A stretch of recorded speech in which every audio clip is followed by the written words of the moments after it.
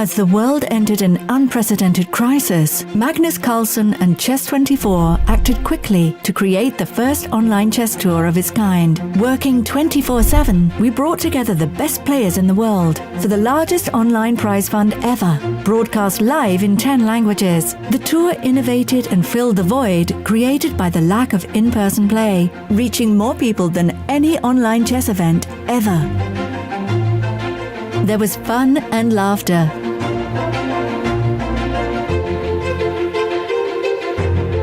Okay, it's time for Russian hackers to attack internet in Norway. Last hope. Come on. There was tension and controversy. Not just make moves. Yeah, and then give up the pawn. This is Okay. hopeless. Anish is fast these days. It's interesting that... Resigned. Okay. Okay, so we will have a fantastic match tomorrow, I'm sure.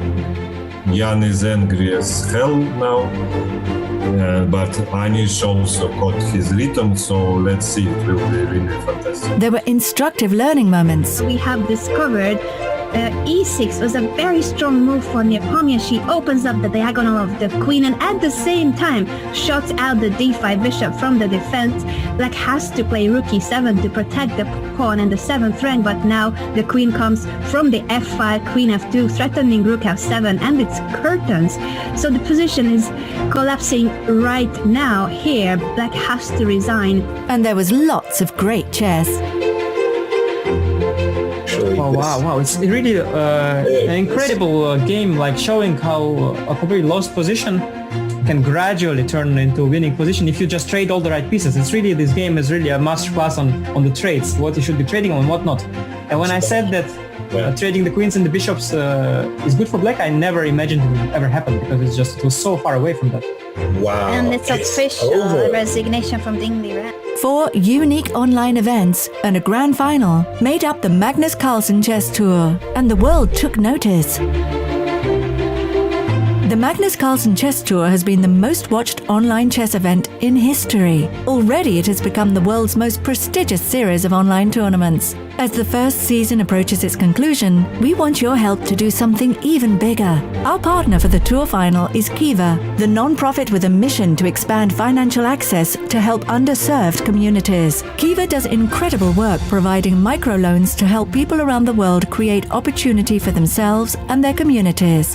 When the pandemic started, Kiva set up a global COVID-19 response fund to help small businesses get back on their feet. Their target? To raise $50 million to support thousands of people around the world. Chess24 wants to help make that happen. During the tour's final, we will be donating 50% of all proceeds from new premium memberships to Kiva. Go premium, and you will not just be supporting us and getting the best chess entertainment out there, you will be supporting people in times of need through Kiva. And if you are premium already, you can buy sponsored premium memberships for schools in cities and countries of your choice in our shop. Let's show how chess can play its part together.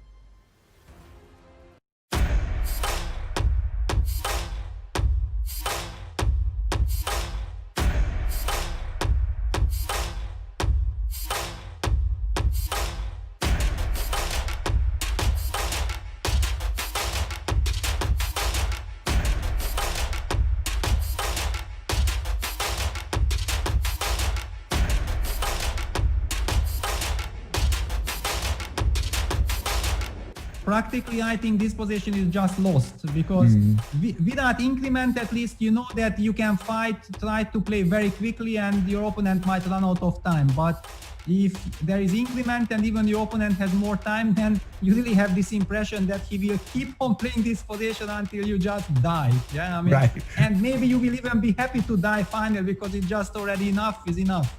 Yeah. Yeah, stop the torture, as you said about your game.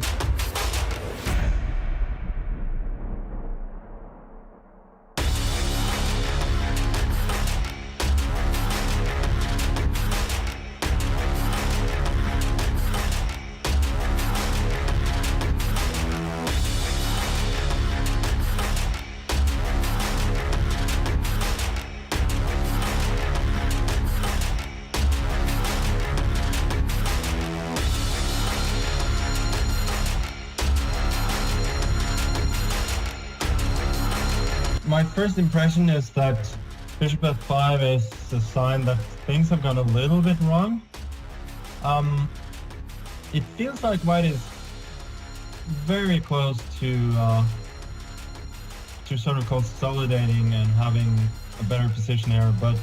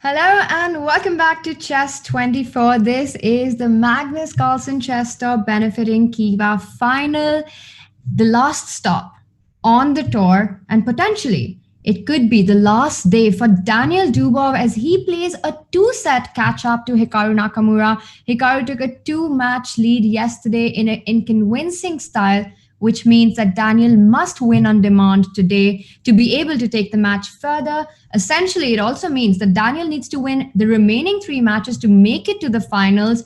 Hikaru looking extremely strong there and looks like he's got 1 foot in the finals already. Magnus Carlson, Ding Liren, that was an exciting match. Magnus wrapped it up in 3 games in pure Magnus style, giving absolutely no chance, as the world champion himself said that Ding it just seemed like he never got it going. And after day 1, the way things had gone for Magnus, we know when he's up against the wall, he strikes back, and that's what he did.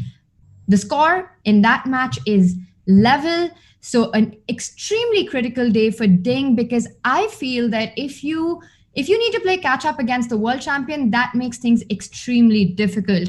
So today, both these matches are very, very crucial. And of course, qualifying to the finals also guarantees the player a very cool payday of $80,000. Take a look at what they are fighting for. So the losers of the semifinals go back home with $40,000, while the runner-up of the tour gets $80,000, and the winner a very, very cool $140,000.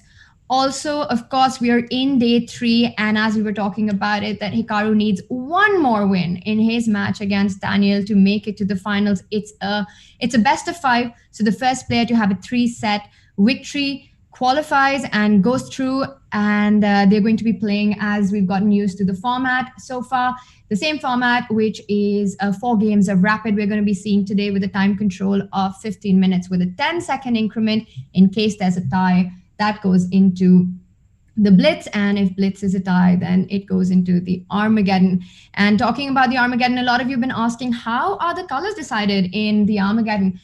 For the semis and for the finals, Magnus Carlson and Daniel Dubov have the right to choose the color for the Armageddon because their qualification was on winning the Invitational, and for Daniel it was the Linderus Abbey Rapid Challenge, while Hikaru and Ding qualified based on their cumulative score because Magnus won the other two events. So Magnus and Daniel have the right to choose the colors in Armageddon. And let's talk about what happened yesterday. We saw a very dramatic shift from the gameplay, from the fireworks that we witnessed on day one. Day two was all about positional, strategic chess, slow chess. And I think in that, Magnus showed that his understanding and the way he played the end games, I think it was just phenomenal to see him in action. That's where he really shines. And one got the feeling that if Ding wants a shot at the finals, he's got to go for more aggressive and attacking and combative play, because it's really hard when Magnus Carlsen goes into these slightly better end games, just the way he plays. And talking about his style of end games, we've got some really cool news for all of you. Chessable has released a free course, a free lesson actually, by the world champion himself. It's a free endgame lesson by Magnus Carlson himself.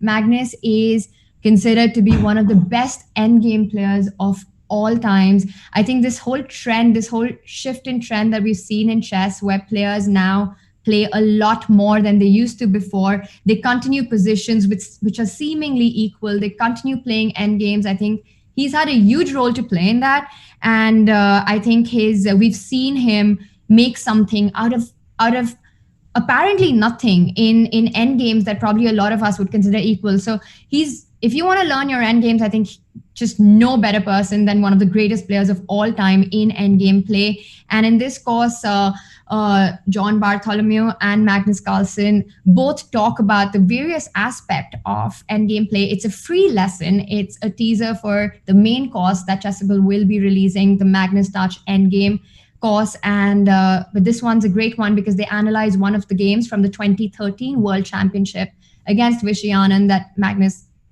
eventually won the World Championship.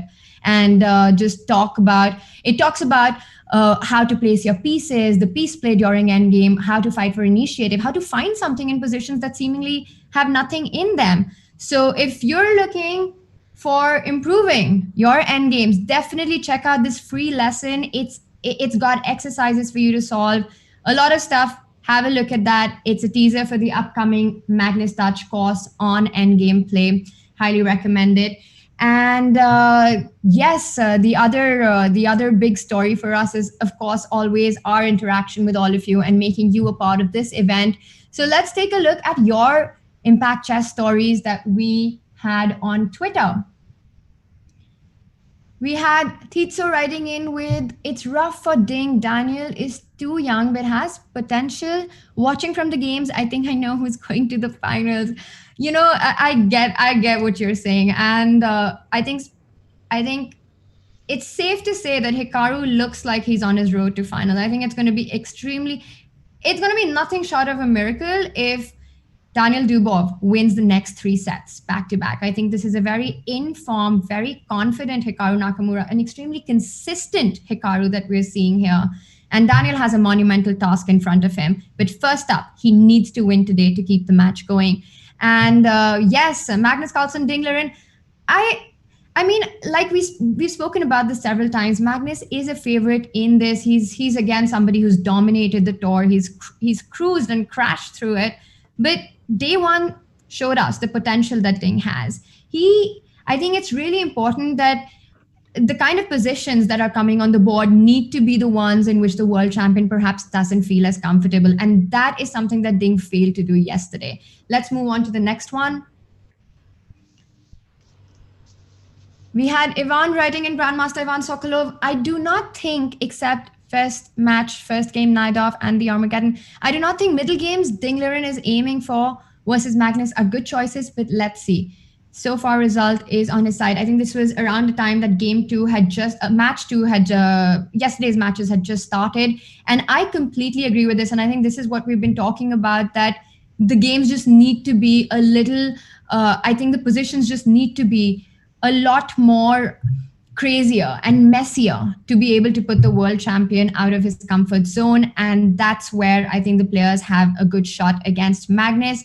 But also, as Magnus himself said, that he had a much more sane approach yesterday, probably good for mental health, as he put it himself, for the players, going for more solid structures and more solid lines. So, of course, he himself chose not to go for the Sicilian, but played e4, e5 in with the black pieces. Also did not give the Armageddon game, saw Ding employ a very interesting and a combative structure against the London system, going g6, fan chattering the bishop. But he never got that chance to do all of that yesterday. Let's see what happens today. Let's move on to the next one. We had Edward writing in with, although exciting for spectators, it seems to me that the rapid time control match format is very demanding and tiring for the players. What is the commentator's personal favorite time control for competitions?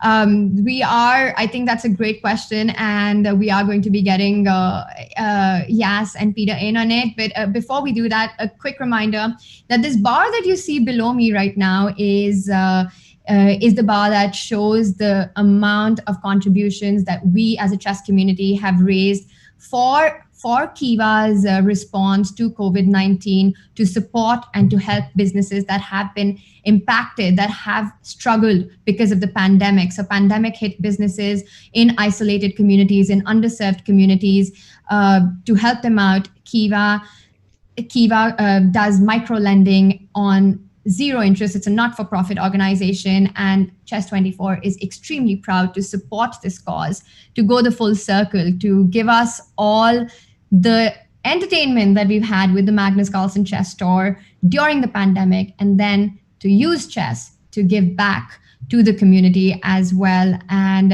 you can contribute to that by going premium, buying the premium membership for yourself, but also you could gift premium memberships, and 50% of all premium memberships during the Magnus Carlson Chess Store final will go to help Kiva borrowers. And as I was saying, that you can go premium yourself, or you could gift. And we've seen Grandmaster Peter Lecker do that. His contribution. We've seen Grandmaster Vasil Ivanchuk do it. Grandmaster David Martinez. We've had amazing contributions from some of the very, very big names. Magnus Carlson has pledged 10% of his winning prize money towards the cause. So join all of us and improve your chess, but also give back to the community by supporting chess. And on that note, I do see that we are joined by Yas and Peter. So let's get this question up by Edward. And I think we had a really interesting and a fascinating conversation with Magnus yesterday about his take on the World Championship format and the different time controls, what role they play. I think for me personally, I do really enjoy the rapid and blitz. But I think my favorite has to be the over-the-board classical format. I think the Fischer, the 90-minute with a 30-second increment is the one that I like the most. I don't find it too long, but I find it enough to not go crazy over the board and let the insanity of the clock take over. And we had an interesting intake in the Legends of Chess, especially regarding the Armageddon. I think Armageddon as a format, as a variant in chess. Variant is probably not the right word, but as a time format, I think it's super exciting to watch. It's super thrilling to watch, but it does take away from the chess. I think we had Vishy say this as well, that it doesn't remain about the game anymore. The clock takes over what is happening on the board.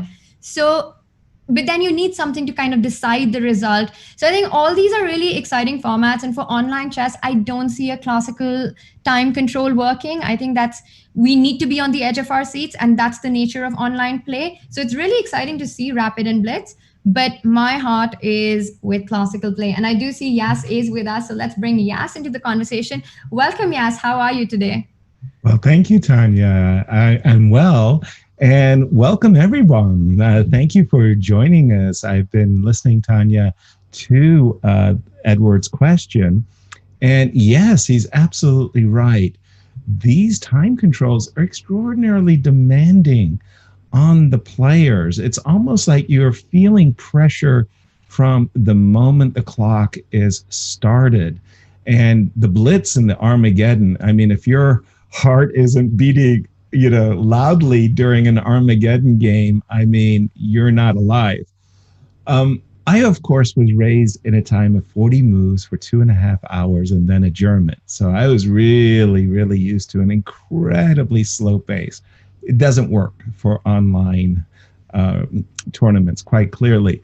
So whether the players like it or not, this is the de facto time control. And I just also want to say on that note, it's not just demanding on the players, it's demanding on the commentators, because, man, we're doing our best to keep up with the players and look at the clock, and we don't feel like we even get a chance to take a break. Peter, your perspective on the most demanding time controls.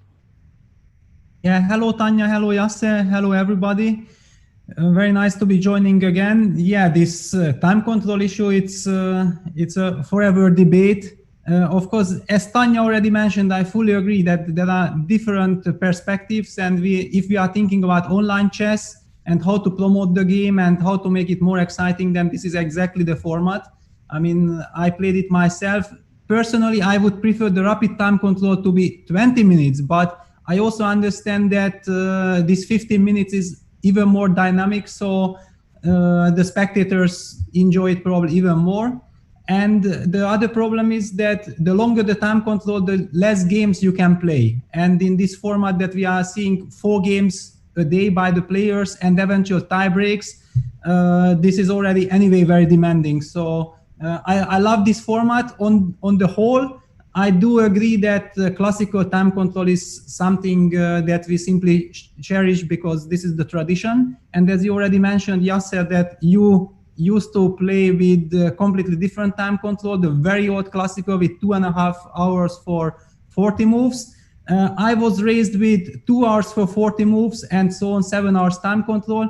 To be honest, I still love that very, very much, simply probably for the fact that I used to be much more active in my younger years and I got used to that time control, and all these increments with 30 seconds, whatever, feels very artificial to me. We already discussed this with Tanya also in the question and answers during the Legends tournament, that my heart is not taking this increment. I mean, this 30 seconds or 10 seconds, I feel like I can't make the most out of it, while I see that my opponents are exactly using that to their benefit.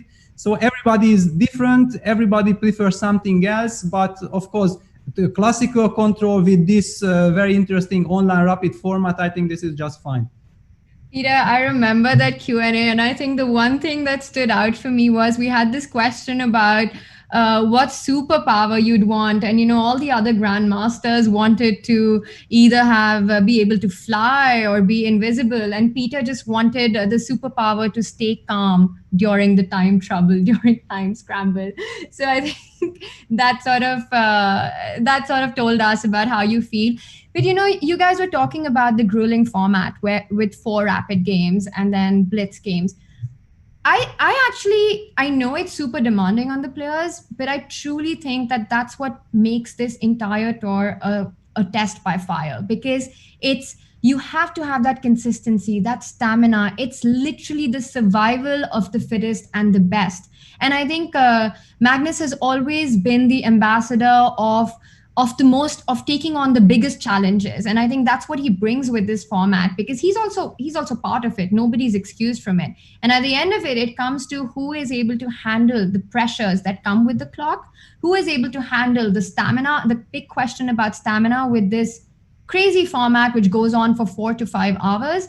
So I really think it's a test of many different skills that makes one a true athlete. And talking about it also being difficult for the commentators, maybe for you, Yas and Peter, it is, and you don't get on a break, but I just get to hang out with all our audience and chat with them on Twitter and bring out all the fun stuff. So I'm loving it.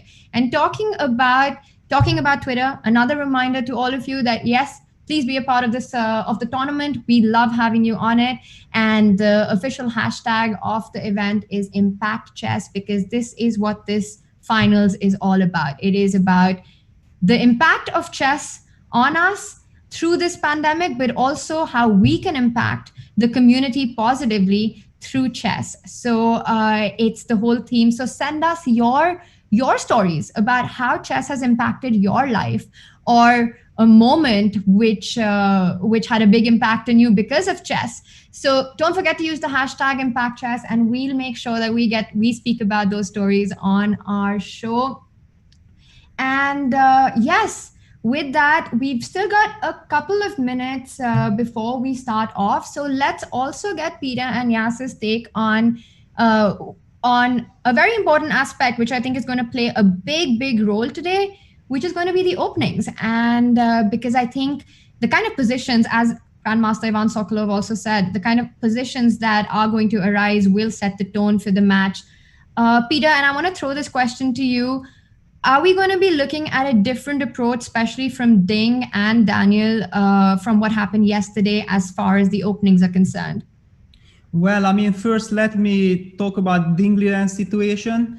You know, it's very funny. Whenever somebody wins, people like to say that, this guy is in form, in shape. When you lose, then suddenly you are not in form and you are not in shape. But this is all much more complex. The point is that I think what Ding Liren really needs is some really stable opening with black, and he has to rely on his main opening. But what we have seen yesterday, that against 1d4, he didn't know. It feels to me like the shock that he encountered during the Legends tournament against Magnus Carlsen, when in the anti-Moscow variation, Magnus hit him with some very big, powerful computer analysis in this ultra-sharp, complex game, took his confidence away. And another thing is that his other weapon is the semi-Tarash with black, where Magnus had been very powerful against Anish Giri in their final in one of the events before in Chessable. So this puts, I think, a lot of pressure on Ding. If he managed to find a way to deal with Magnus's 1d4, then the match is very sharp and anything can happen. But he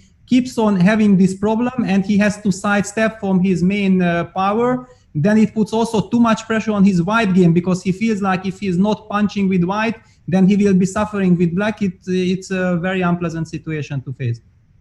And also, before we have liftoff, I want to bring in, I think, one of the very interesting conversations that Yas had with Hikaru, because as we were saying, the entire theme of the Magnus Carlson Chess Tour benefiting Kiva finals has been Impact Chess. Connect with us using that hashtag.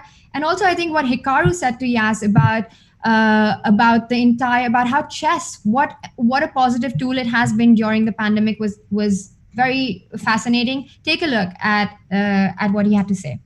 I do very strongly feel that in terms of being a game that is out there and is known, I think chess is by far and away the most popular. People know what chess is. So even if somebody doesn't really know how to play the game of chess, everybody, when they see the kings, the queens, they see the piece, they know what the game is. And I think the fact there's so much exposure out there. There are a lot of people who played the game when they were young. They didn't play it beyond, say, learning from their parents or playing in middle school in the chess club. But they are coming back and they remember it. And because there's that huge reach of chess, I think that's what it is. It's more there are a lot of people who played for whatever period of time when they were younger, and now they're remembering because they're getting on Twitch or they're just watching things on the internet. It's like, oh, chess, that game, yeah, I played it many years ago. And I think at least I know my experience. I think for many people, we do look back very nostalgically on our childhood. And I think that is one of the biggest drivers as well, is that there are all these people who have these very fond memories of playing it as kids, and now they're adults and they're remembering what a great game it is. Yes, indeed. I think one of the most popular games. It makes us nostalgic. All of us have played it at some time, and now better than ever, now more than ever, we all want to get better at chess. So definitely a great time to consider going premium and working on your game, and at the same time supporting our communities. Yes, what did you think about Hikaru's take on it and the whole popularity of chess that's happened during this time? Well, I must say that I completely agree with him, and that it's a great opportunity for people who used to play chess to get back into it. But I tell you, Tanya, we got liftoff. We've got liftoff. So let's talk about chess, and we'll get back to this later. All right. Peter, we have the same English that Daniel and Hikaru have been arguing about in the first 2 days. What's happening? Yeah, one thing I want to mention, somehow I have the feeling or the impression that we always see Daniel Dubov, Hikaru Nakamura game start first. And I wonder, are the players really so eager to get at each other's throats?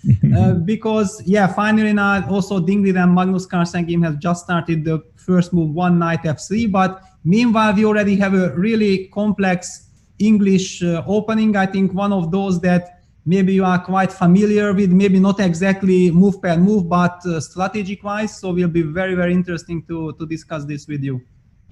Exactly. Well, the take that Daniel had been playing yesterday, or was it the day before? It was like a3, b4, rook b1, right? Remember, Peter, that he was trying to get the queen side going. And it's funny. There's a really, really, really talented Dutch junior player, Hing Ting, who comes over every now and then. And we get to do a little training together. And he likes to play the English, and I recommended to him this exact setup that Daniel has played. And the idea behind White's move order is to delay playing the move d2, d3. In other words, not to use that move. And in an ideal world, Black would allow White to play knight c5 and d2, d4. So White really, really wants to play d2, d4 and not d2, d3. If White could get in d4, then you could see that his two bishops are doing great. And Black's bishops, on the other hand, are more or less defensively minded. So not a great advantage. It's not like, as you said, that I remember that game from the Chessable Masters that you mentioned, Peter, Magnus versus Anish Giri. I think it was one of the greatest brilliancies of the tour. But this is not going to get us enraptured. It's just another approach, as the other approaches that Daniel used weren't really working.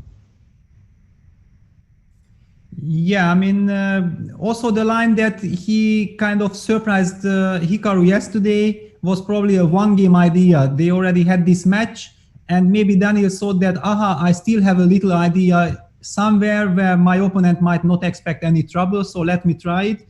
But obviously, both players thought that, Black should be fine there if Black knows what to do. And the way Daniel treats the position now with this much slower b3, bishop b2, rook c1, more strategical, more solid way. But solid doesn't mean that it's not complicated. It's very complicated, just a very solid, stable setup from White side. And it guarantees a complex fight. Exactly. Now, we just saw the move f7, f6, which is kind of like Black is saying, okay, I'll go along with that, whatever program that you've got planned for me. Tell me what you want to do. And after giving this, I think, brilliant understanding about the position where you aspire to play the move d2, d4 and not d2, d3, right on cue. It's the commentator's curse. Peter, welcome to chess commentating. The players do the opposite. d2, d3. So I think for me, a question might have been, well, why didn't White play what I had prescribed, knight c5, followed by d4, and maybe we'll see it another game, because it seems to me the knight on e4 looks pretty, but it's actually doing a lot more on the c5 square. And again, I think that White is aspiring to play d2, d4. He did play d2, d3. Now it just looks to me, again, Peter, you're our chess expert, it's kind of just a reversed Sicilian. Yeah, exactly. I mean, it's this typical dragon position when White, the opposite side, would not play principal way. So it's very logical from the White side that, okay, I managed to avoid all those complicated, crazy dragons. So let me just enjoy the dragon as it is. But the psychological impact of this whole stuff is that now Black is not fighting for advantage. And exactly those moves like this, let's just go back.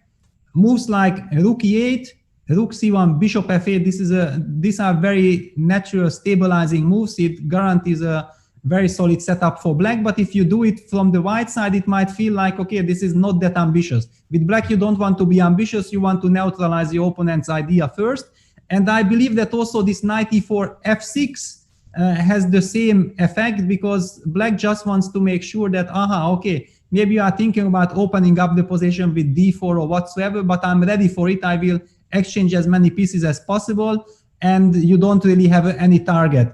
So in this regard, I felt like d3 not changing strategy, since you committed yourself to f6, which is a move you anyway want to do, but okay, there is no hurry now from white side. Please show me what you got next. Black played the move a5, and now white played knight c5. Exactly. And now I think it's very interesting, because a move had been played, a decision by Hikaru, which if he would not know the position, he would never ever do in something like 20-30 seconds. He played the move a5, a4, which is just a pawn sacrifice, a positional pawn sacrifice. But if you don't know where it will lead, then you just cannot make up your mind so quickly. Exactly. And he, as you said, he did in fact play that move very quickly. So that's, let's assume that that at least for Hikaru, he's still in his preparation. And you were complaining, well, you didn't complain, but Peter, you mentioned 15 minutes versus 20 minutes. It always seems whenever I look at the games between Daniel and Hikaru, they're starting with 17 minutes. They blitzed out their opening moves and got to the position. Shall we just take a quick gander at Magnus's game? As you said, I don't think it was intentionally staggered later, but it just seemed that the games do start a little bit later on Ding's board. Yeah, and it was very nice that you mentioned it. Exactly, that's the reason why I feel that I need the 20 minutes, because these guys are just so fast. You know, I feel like only my clock is ticking right from the beginning, and it adds to the pressure. Of course, these players are playing so many times. I mean, Hikaru is like an internet online monster, so it comes much more natural for them. But for me, just to make sure that I have things under control, takes some extra additional time. But yeah, as you said, let's move to the Liren Magnus Carlsen game, and this is a very interesting opening debate between the two players.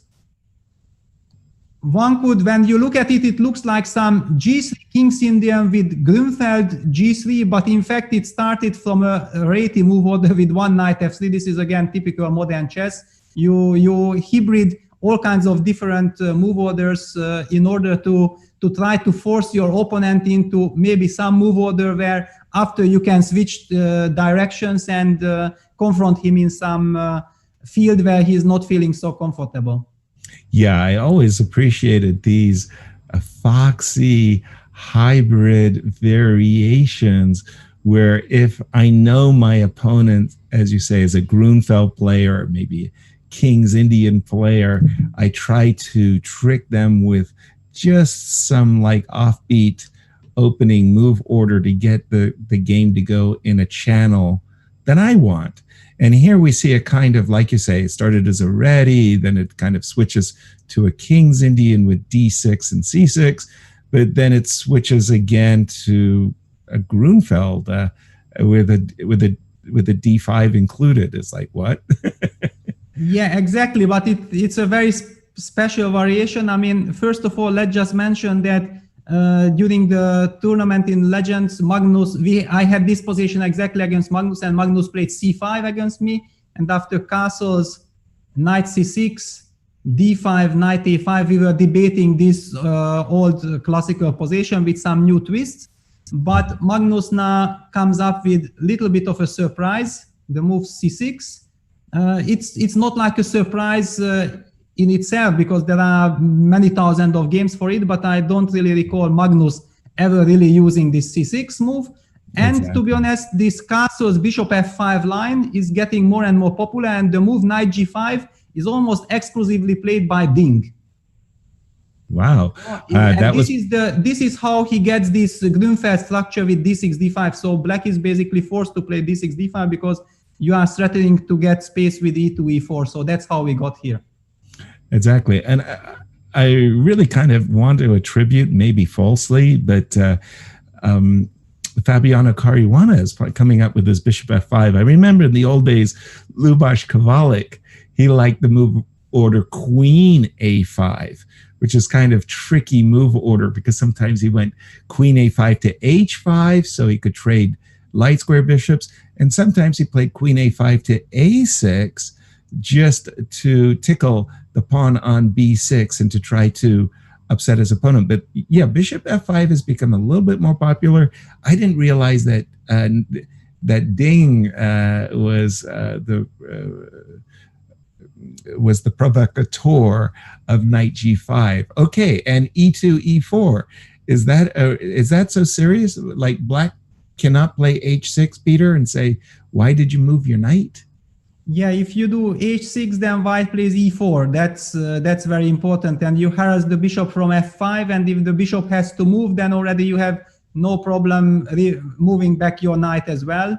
And you say, thank you very much, I achieved what I wanted. And do you really want to have your pawn on h6 and the bishop on g4? Where do you go from there? This is actually the whole point behind it. And I believe there was a game, I recall, Liren versus Fabiano Caruana in one of these rapid blitz or whatever, which maybe continued knight g5, queen c8, e4, and then the bishop moved somewhere. And later, black was trying to get bishop h3 in with thanks to the queen on c8. I see.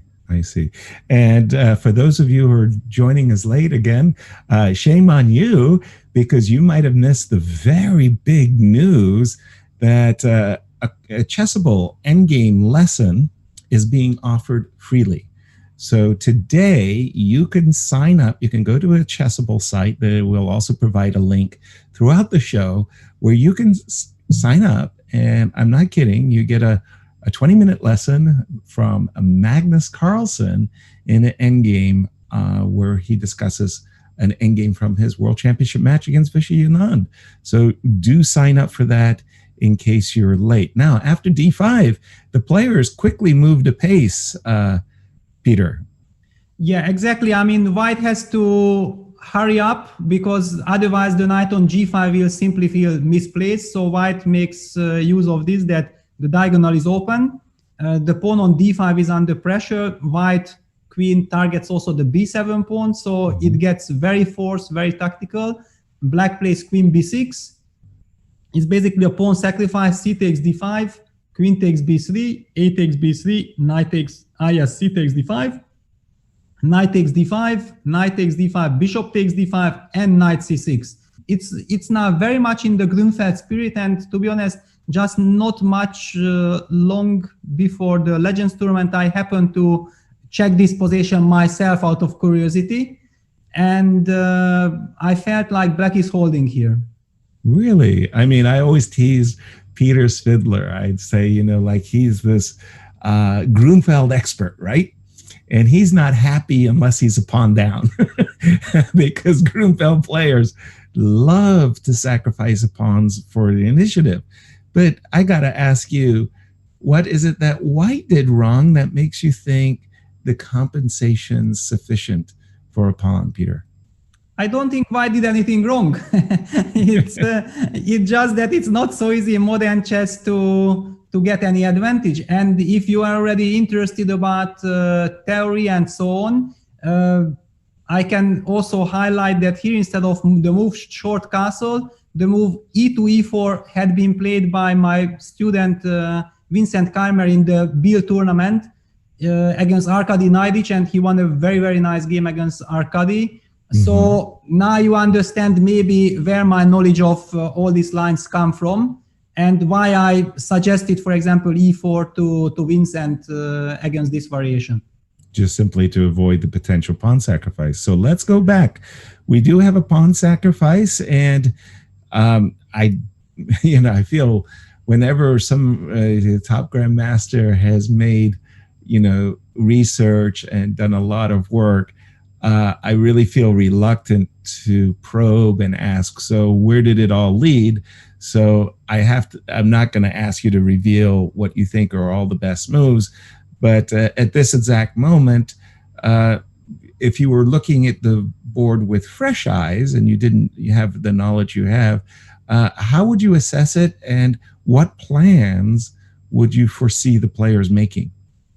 Well, to be honest, I don't have to hide anything here, and I have already given away way too much information. But simply the point is that I felt like I used to be a Grunfeld player myself, and I analyzed the G3 stuff quite a lot with both colors, and my instinct was saying that this somehow will end up in a draw with modern technology. And then I let computer run a little bit in this position, and the only thing I remember about it, that after thinking for quite some time, the engine didn't really came up with any idea which I wanted to remember. I just felt like, yeah, it proved my feeling that it's gonna be too drawish, because what I feel that sooner or later, maybe in order to keep the pawn, white will have to depart from his light squared bishop. But if you are really considering, for example, taking on c6, it's definitely not a move to consider. But then you already immediately feel that with the two bishops, I mean, black will definitely have enough compensation. If you don't mind, just continue the line before we jump back to the Hikaru game. Developing is always good. Bishop e3. I have in my mind's eye the idea of rook a3 or maybe rook a6 to double rooks on the a file. And hey, I'm a pawn up. Yeah, you are pawn up. You are welcome to be pawn up. I don't mind. I mean, I feel that I have always this break like e5, breaking up your stabilizer, the d4 pawn. Okay. And once I open up this diagonal, then the two bishops and this knight on g5 is a little bit out of the game. It will require one extra tempo to come back. Besides, I also have some ideas like rook fb8, and you play rook a3, but I will hit you on b3. And whenever you take, I will also take all your pawns. I see. It's just somehow too drawish. I cannot exactly now explain this move per move, but I have this feeling that the tendency is very much that it's draw. And Ding has played the move e3, which is, I think, much more human, just to keep this bishop. However, this case, the bishop on c1 is an eternal problem, and black still has the idea of breaking the center with something like e5. And it seems to be enough compensation for the sacrificed pawn. Yeah, just to be supportive of your overall assessment, in my match with Anatoly Karpov that we had played in St. Louis, I got a situation where, I had an extra pawn, but his two bishops were sufficient compensation, and he made a comfortable draw. Now, back to Hikaru. And as Tanya mentioned at the opening of the show, Dubov, unfortunately, it's not just a must-win situation today, but it's a must-win situation 3 days in a row, as he trails in the match 2 sets to null. Peter. Yeah, I think I would like to add something about the psychological impact. In my opinion, it would be very, very bad strategy from Hikaru if he would just lean back saying, okay, I'm 2 up and I just have to be solid and sooner or later I will win this match. No, because believe me, exactly a player like Daniel, who is now in this situation that he has to win, he will mobilize all his energy, all his reserves in order to try to fight back. And if he suddenly feels like he gets another chance, then he will be newborn. So Hikaru has to keep his momentum going and try to finish this match really today, because otherwise it can still get very, very dramatic. All right. And if you could return to the position, Peter, when we left it, and then we could catch up with the players. We had just seen a5, a4. We traded knights on a4, and we'll pick up the action. Yes, one thing I would like to mention, because I think it's very important behind the idea a5, a4, is that this knight on c5, as you mentioned, it's a very irritating knight, and black wants to get rid of it. But on the other hand, you also feel that maybe if you take with the bishop and you give up your pair of bishop, then this structure with the 2 knights and this pawn structure and white's very harmonious, flexible setup might guarantee white a slight edge which he exactly needs. and black doesn't want to give this, and another way, there is no other way to get rid of this knight unless black really forces the things. And after a5, a4, white is not really able to capture with b takes a4, I believe, because then you have this double attack with knight takes a4, hitting the rook and the bishop, solving all problems. So in this regard, white was forced to take with knight on a4, so black did sacrifice the pawn, but got rid of this very annoying knight from c5. Exactly. And then after bishop e6, the game continued knight d2. Okay. And just, well, giving back the pawn, that suddenly didn't feel so discomforting. If we had played a2, a3, it's not the most beautiful pawn in the world. Let's be clear, Peter, but it's mine. So if he had kept the pawn and, I don't know, taken control over the b4 square, yay. How would black respond in your mind? Yeah, I think the key thing is that this pawn is not running away, and black with a very solid structure and very nice rook on a8 maybe can just take it easy and play a very solid move like bishop d5. And it's kind of my feeling. That's why Daniel really hurried with the move knight d2. Because now you can't really move the knight. If you move the knight to d2, you can, of course. Why wouldn't you? But then I just exchange his bishops. I give a very nice check on d5. And I feel like, yes, you got the c4 square, but black got way too much activity. The queen from d1 was not able to reach out to b3. And I might just maybe play rook a6, rook e8, hit this pawn on a4, and I don't really see how you're going to protect it. Exactly. And old school Michael Botvinnik after your bishop d5 and e2, e4, and followed by d4 is too slow in your view? I mean, it's interesting, but then your pawn on a3 is going to be falling, vulnerable. I think, at the end of the day. Exactly. Any trades. I was hoping that c7 or b7 might be weak, but it just feels very hard for white to do that much. All right, let's continue with the game, as Donald did give back his a2 pawn. He played knight d2, and then what happened, Peter? Yeah, I mean, it's also very much Dubov style. I mean, he prefers initiative. He wants to be on the attacking side, and he prefers to give back the material. And with knight b3, he makes sure that, yes, my friend, you took this pawn on a2, but you will have to depart from your light square bishop. And if you get rid of this light square bishop, then suddenly, especially after the move f6, all these light squares and the diagonal and another diagonal on the g2, b7, and some queen coming to b3. So this is the idea. But Hikaru must have calculated very, very deeply. Look at also the clock situation. One can already see how much energy and effort the players had put into this game. So we see some, I have to update just a second. So yeah, rook a1, rook a6, knight a5. One would say brilliancy, wow, but believe me, I think Daniel had already foreseen this move and he played the move knight d2. Right. So takes, rook takes a2. And rook b5. I would say that it's a key move. It's a key concept of Hikaru. He has to keep this rook, because if he takes on a2, queen b3 check, king h8, queen takes a2, it will be much more difficult for black to keep the queen side going. And now we are again talking about compensation for the pawn, but here white can even probably try to play for an advantage.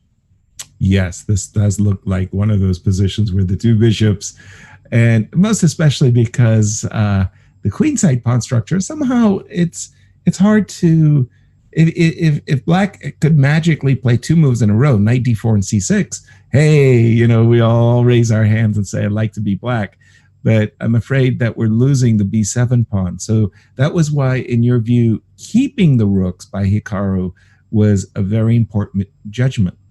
Yeah, I think it was the key move of his concept with rook b5. And we see exactly he gets the moves you wanted to get thanks to this rook b5 tempo. So rook b5, bishop c3, white had to lose one little half tempo, which gave Hikaru the chance to jump in with the knight to d4. Now rook b2 had been played, rook takes b2, bishop b2, and okay, you want a tempo, but still you have to be careful because the move c6, which looks very natural, can run into bishop takes d4, probably e takes d4, queen b3 check, king h8, queen takes b7, and believe me, despite the fact that it looks like opposite colored bishops and not so much material, this can be really ugly and very dangerous practically. Exactly. And one of the reasons for that is the pawn on d4 really kills the dark square bishop, whereas white's light square bishop, and thanks to the pawn being on f6, white gets to play on the light squares much easier. He can put his bishop, after he takes a pawn on c6, he can try to make a battery against g8. He can put his bishop on e4 and try to target h7. I don't like being prodded and probed here. This is a nice advantage for white. No guarantee of winning, of course, but two-result game. Certainly Hikaru doesn't want anything to do with this position.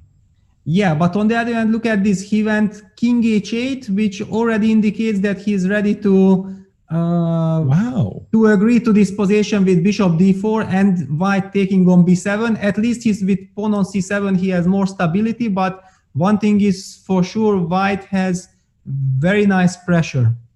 Could you, I know that's actually a very, very difficult question to answer. Why didn't Hikaru play b6? We understood that c6, b6, sorry. We understood that c6 still allowed the queen b3 check, which explains king h8. But b6, Peter? Yeah, I guess that maybe there should be some concrete reason with e3 coming. Right. And if we go back to e6, we might run into bishop c6. Yeah. Okay. This is starting to get a little bit uncomfortable, right? Yeah, exactly. I mean, because all these bishop a3s, maybe I could have even started with bishop a3. I mean, here, I don't know. I have so many options. I mean, looks too good for white already. Agreed. Yeah, so Hikaru didn't like it, and this was my feeling as well, that this knight d2, bishop a2, knight b3 one side, so Daniel do it. I immediately started appreciating it, and I felt like, wow, it's a great idea, and it shows how much Daniel is eager to fight back in this match. Exactly.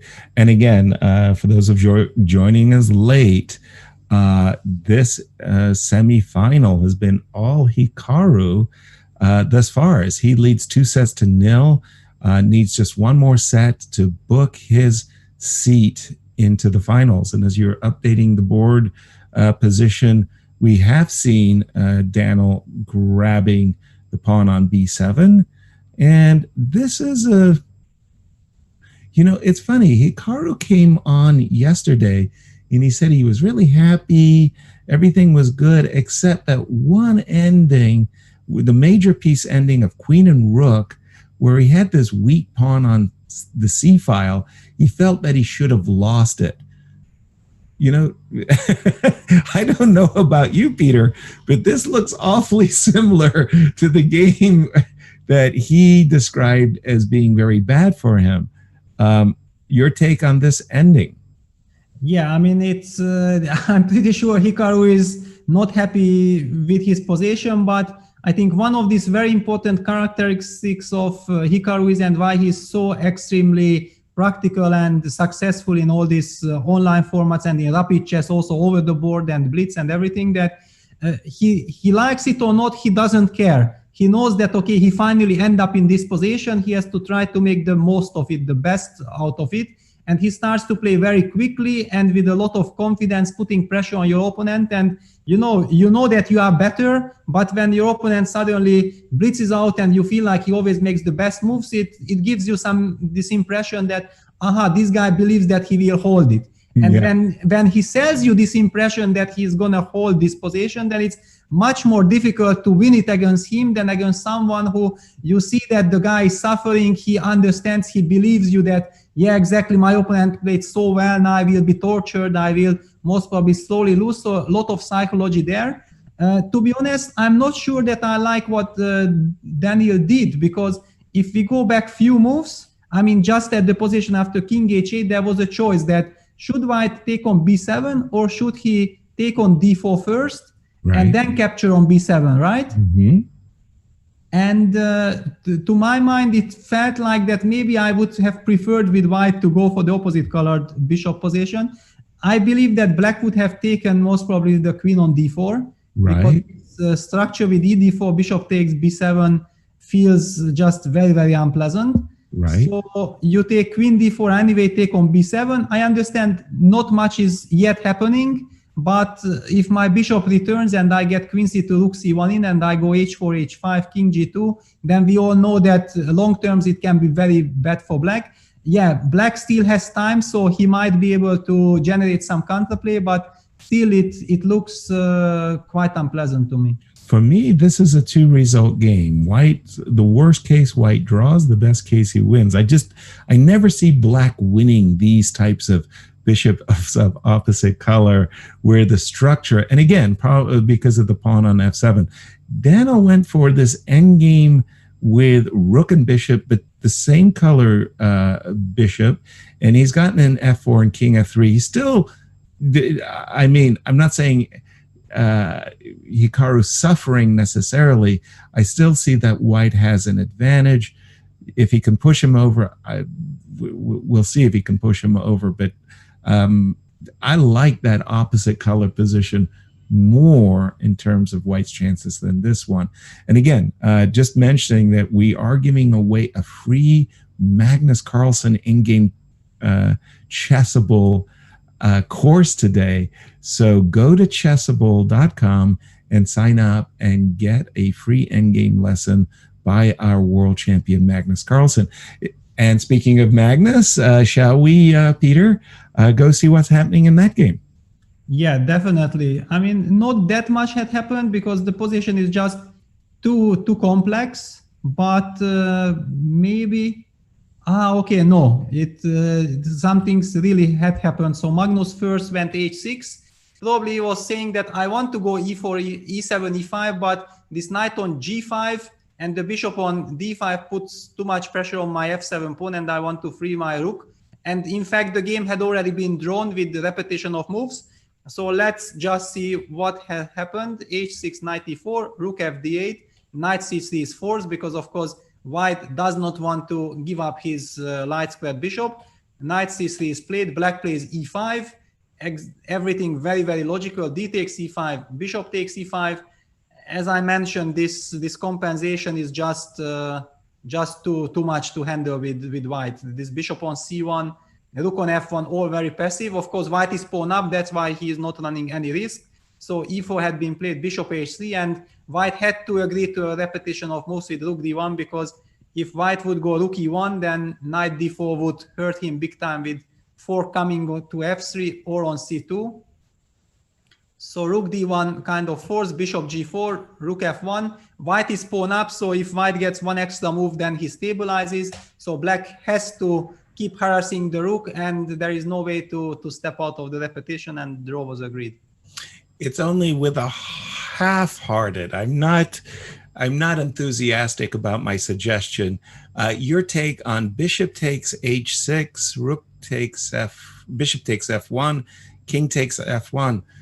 2 pawns and a bishop as compensation for an exchange, Peter? Yeah, absolutely. I mean, this is the only question. To be honest, I'm a little bit surprised, but I believe the players. I believe the players, and I believe that actually if white gets a chance to make 2 more moves, then he will be probably just better. Mm-hmm. The critical move might be some direct knight b4. Hitting this bishop on d5, even sacrificing the b7 pawn, but I just want activity. And let's imagine you take on b7, I go rook a b8. Suddenly, I feel that I will be just way too active. Exactly. So bishop d5, bishop c3. There's a lot of forcing sequences, and I can imagine that once I lose the 2 bishops as my counter compensation, I mean to say. I'm not satisfied. Okay, I don't see it as white's taking a lot of risks either, but I'm with you on this one. I'm going to believe the players. A draw in the first game, as that semifinal match is one set apiece. We'll go back to the game in progress, Peter. Yeah, absolutely. So, yeah, I fully agree that this is a result both players can live with. After all, yeah, Dink had a very tough day yesterday, and the real question is how he will deal with his black game, and he needs to survive the black game to gain confidence. And if he survives that, then I think he will be more and more ambitious with white. But right now, his mind is probably how I will deal with my black game. And Hikaru is, when we left after f4, king f7, I mean, f4, king g8, king f3, king f7, I was exactly thinking that if white wants to get something out of this position, then he has to play the move f4, f5, because you just cannot let the black king reach to e6 comfortably. Right. That's my take exactly. I mean, you're grabbing space, and maybe on a very, very good day, you get to play king e4 and king d5, and then you might be in business. Yeah, exactly. And also fixing the pawns on the dark squares. One issue I want to mention, because it's very, very important. It's always a big question and a big debate, and probably a real mastery to understand when such bishop like the bishop on d6 is a terrible piece, and when it looks like a terrible piece, but that actually does great job, because without this bishop, black's position would fall apart, and the pawn on c7 would be just too weak. The white rook would have immediately entry points, not just to the c7 pawn, but just imagine there is no bishop on d6. White goes like rook c6, and not only puts pressure on the c7 pawn, but it would put pressure on the f6 pawn, cutting black king further down. So it's the soul of black's position. Even if it looks bad, this bishop on d6 keep things together. One big question is how to evaluate in this position the exchange of rooks, and the way we see the reaction of the players. White prefers to change the rook, but Hikaru says, no, I understand that suddenly then, after changing the rooks, my bishop would be really dead, because then all this protecting of c7 pawn would not really make any difference. White's king would just march in, as Yasser already indicated. So black has to be alert not to exchange the rooks. Yeah, I remember what you're saying there, Grandmaster, Romanian Grandmaster. Oh boy, his name will come to me in a moment. He said, bad bishops protect good pawns. And I thought that was a very insightful move, insightful understanding. If you could go back to that position where the rooks were offered for a moment, because one of the things I think that a lot of players should understand about bishop endings, it's always about whose pawn is more important. And after the trade on f5 for just a second, if you don't mind, Peter, and play the move e4 check. So that after, I don't know, king takes e4, bishop takes h2, it's a very reduced pawn structure, right? But whose pawn is more important structure? Yeah, one of the questions is maybe also what happens in the pawn endgame with bishop f4, right? Precisely. I mean, you have to take, I take, and my take is that you have to try to run with the king to d6, e5 before I run to h6. Right. But yeah, it's very difficult to judge with little time control. One has the feeling that it's very dangerous, and the players have 2-3 minutes and they have to rely on their instinct. And here you don't have any instinct. Yeah, you need very precise calculation. And that's exactly what I wanted to say about the time control. Sometimes you come to a position where instinct, you just say, oh, I shouldn't go there because it's dangerous. And in maybe a classical game, or maybe in an adjourned game where you have all the time in the world to calculate, you would say, no. This king and pawn endgame is a very simple draw. Let me show you how. But when you get into a king and pawn endgame, you've already burned all your bridges. Like now you're in it. Either it's a draw by force or a win by force. And that was an interesting moment. How has it evolved since, Peter? Yeah, not much has changed because Hikaru keeps the rook and disturbs white, implementing his plan. Now clearly with the rook's on, it's not easy to march in with the king, and it's also not really clear where you are really planning to march. So Hikaru just sticks to waiting strategy, always attacking something. Being as disturbing as possible, yep. Yeah, and now he played this idea king e7, king d7. I mean, basically indicating that, okay, if I can get my king to d7, how you want to break, and there is no other way than to exchange on g6 and try to rely on the h passer. So h4 had been played, rook a8. Typical Hikaru, I think he had foreseen all this, that he's in time with rook h8, because this rook h8 is a vital move. Not to take on h5, but to play rook h8, force white to take on g6, and now you go rook g8, and you are out of the woods. Beautiful defensive play indeed. What an ending. Really, really nice play. That rook h8 followed by rook g8.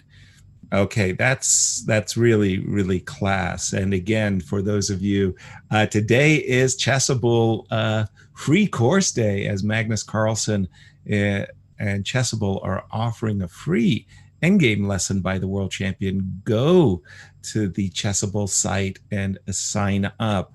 Well, as this game looks to me like it's heading to a draw, let me just again set the table and boldly state the obvious. Daniel has lost day one and day two sets. He trails in the match so badly that he not only needs to win today, but to get to the finals, he's going to need to win 3 sets in a row. It's 3 days of play. From Hikaru's point of view, nothing could be sweeter than clinching the match with a victory today, as that would book his seat at the table, where $140,000 of the $300,000 in prize money is waiting for the winner. The runner-up earning $80,000. This, of course, is the Magnus Carlsen Finals, a competition that benefits Kiva. And as you've been seeing, we've got this wonderful donation bar just below, well, in this case, I can see myself just below me. We have the donation bar, as we're seeking to raise $50,000 to support Kiva in its efforts of micro loan lending. What that means is, in developing countries, you have entrepreneurs that really, really want to start businesses and small businesses. And we feel that by supporting Kiva's efforts and helping these entrepreneurs, we can create a positive feedback loop. The COVID-19 pandemic has really impacted everybody throughout the entire world, and many people economically are really hurting. Chess24, strangely enough, has really benefited by people who are staying at home, such as yourselves, who are watching this broadcast.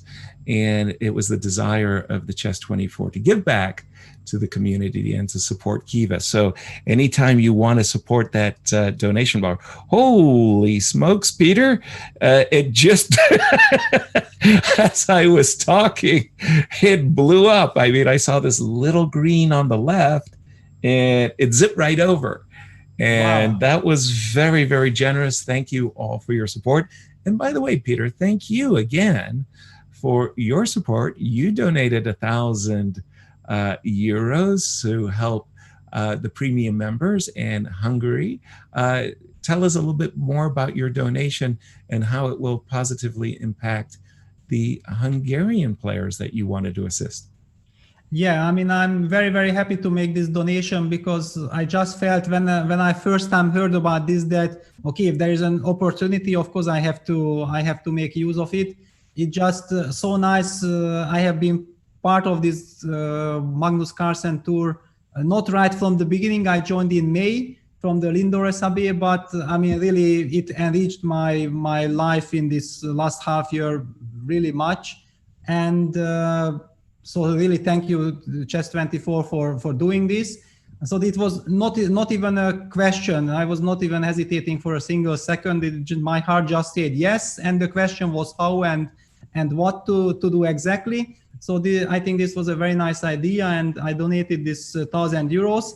I donated it partly to the Géza Maróczy Chess Club in Szeged, in my local town, and part of it will go to really talented young players in Hungary who will, I think, benefit a lot. I still have to make my research because I feel that this premium membership with all its content and so on, it's really something special. So I want to be sure that it lands in the best hands who can make the most out of it.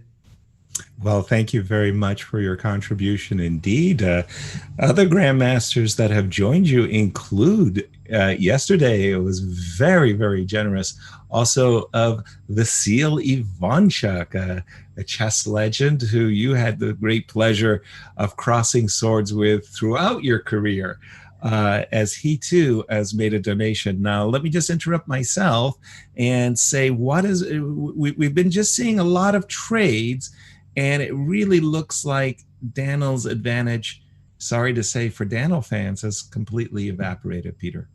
Yeah, absolutely. I mean, I was keeping an eye on the game, but I did not want to intercept you because it was obvious that it's running towards draw, and we see two bare kings at the end of the day. Yeah, so a great defense by Hikaru one more time, but I have to say that when Daniel missed this opportunity to go for the opposite colored bishop middle game, I felt like there is no way you're gonna win this against Hikaru because he's just way too good in defending such unpleasantly seemingly positions, but he's just way too confident and too fast.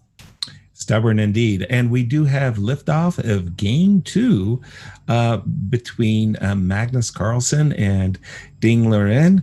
That semifinal is much tighter as both players have won one set and they are in this pivotal third set. Looks like Open Sicilians have become popular in this semifinal, Peter.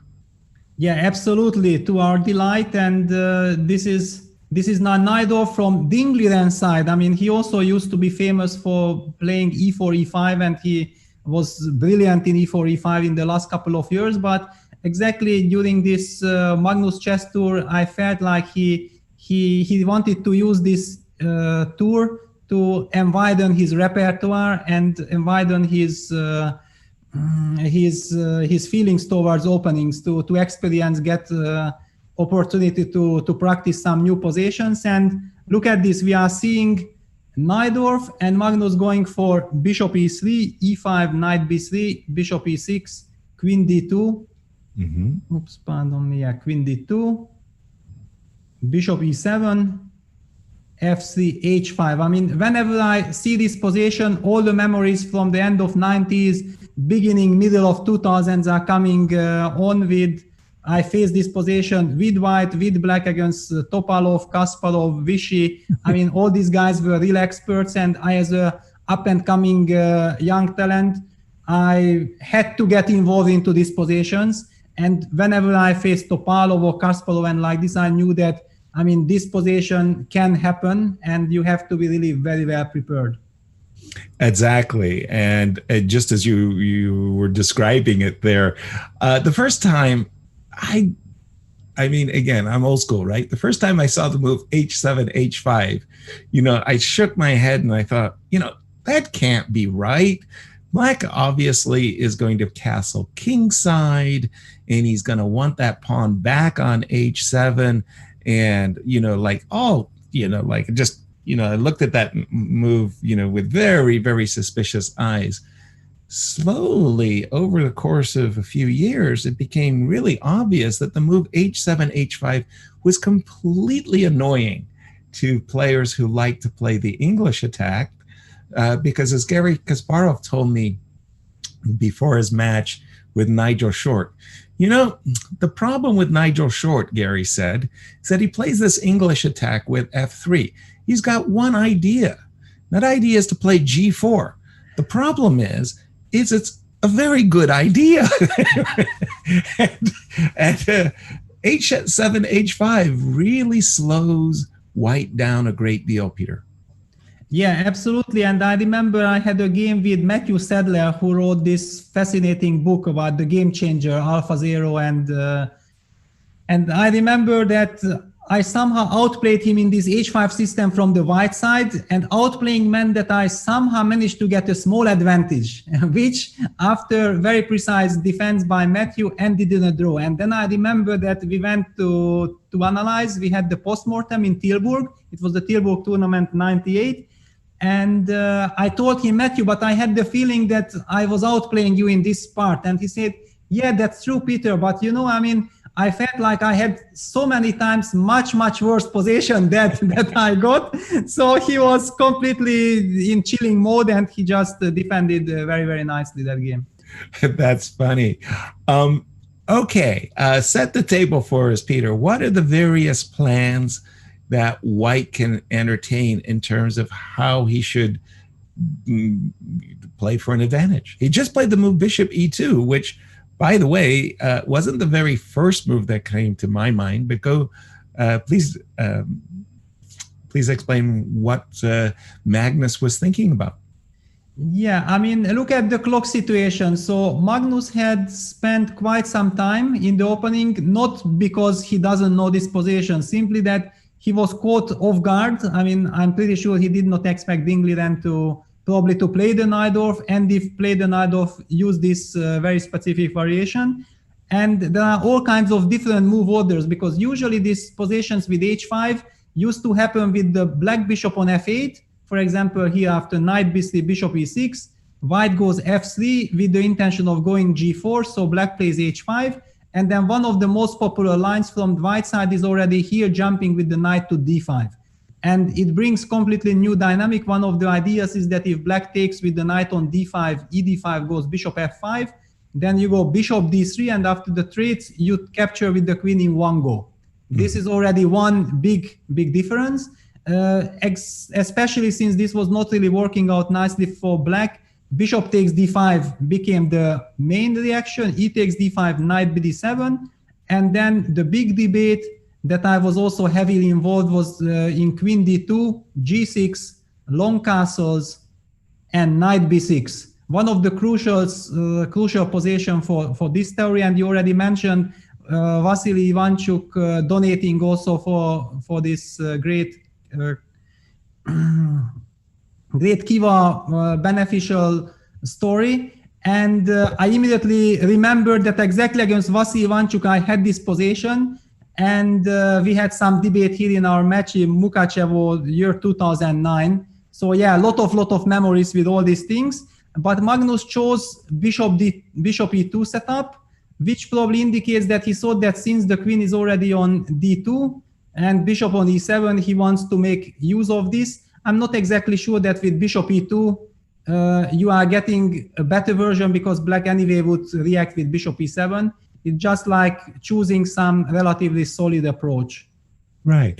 And also, when I see this move bishop e2 and knight bd7 has been played, I always, like, okay, these, somehow you get infected. You get infected with some kinds of messages. And one of the messages I was infected with is that when white plays a3 against the Najdorf, something went wrong. And you told me that you were always aspiring to play a3.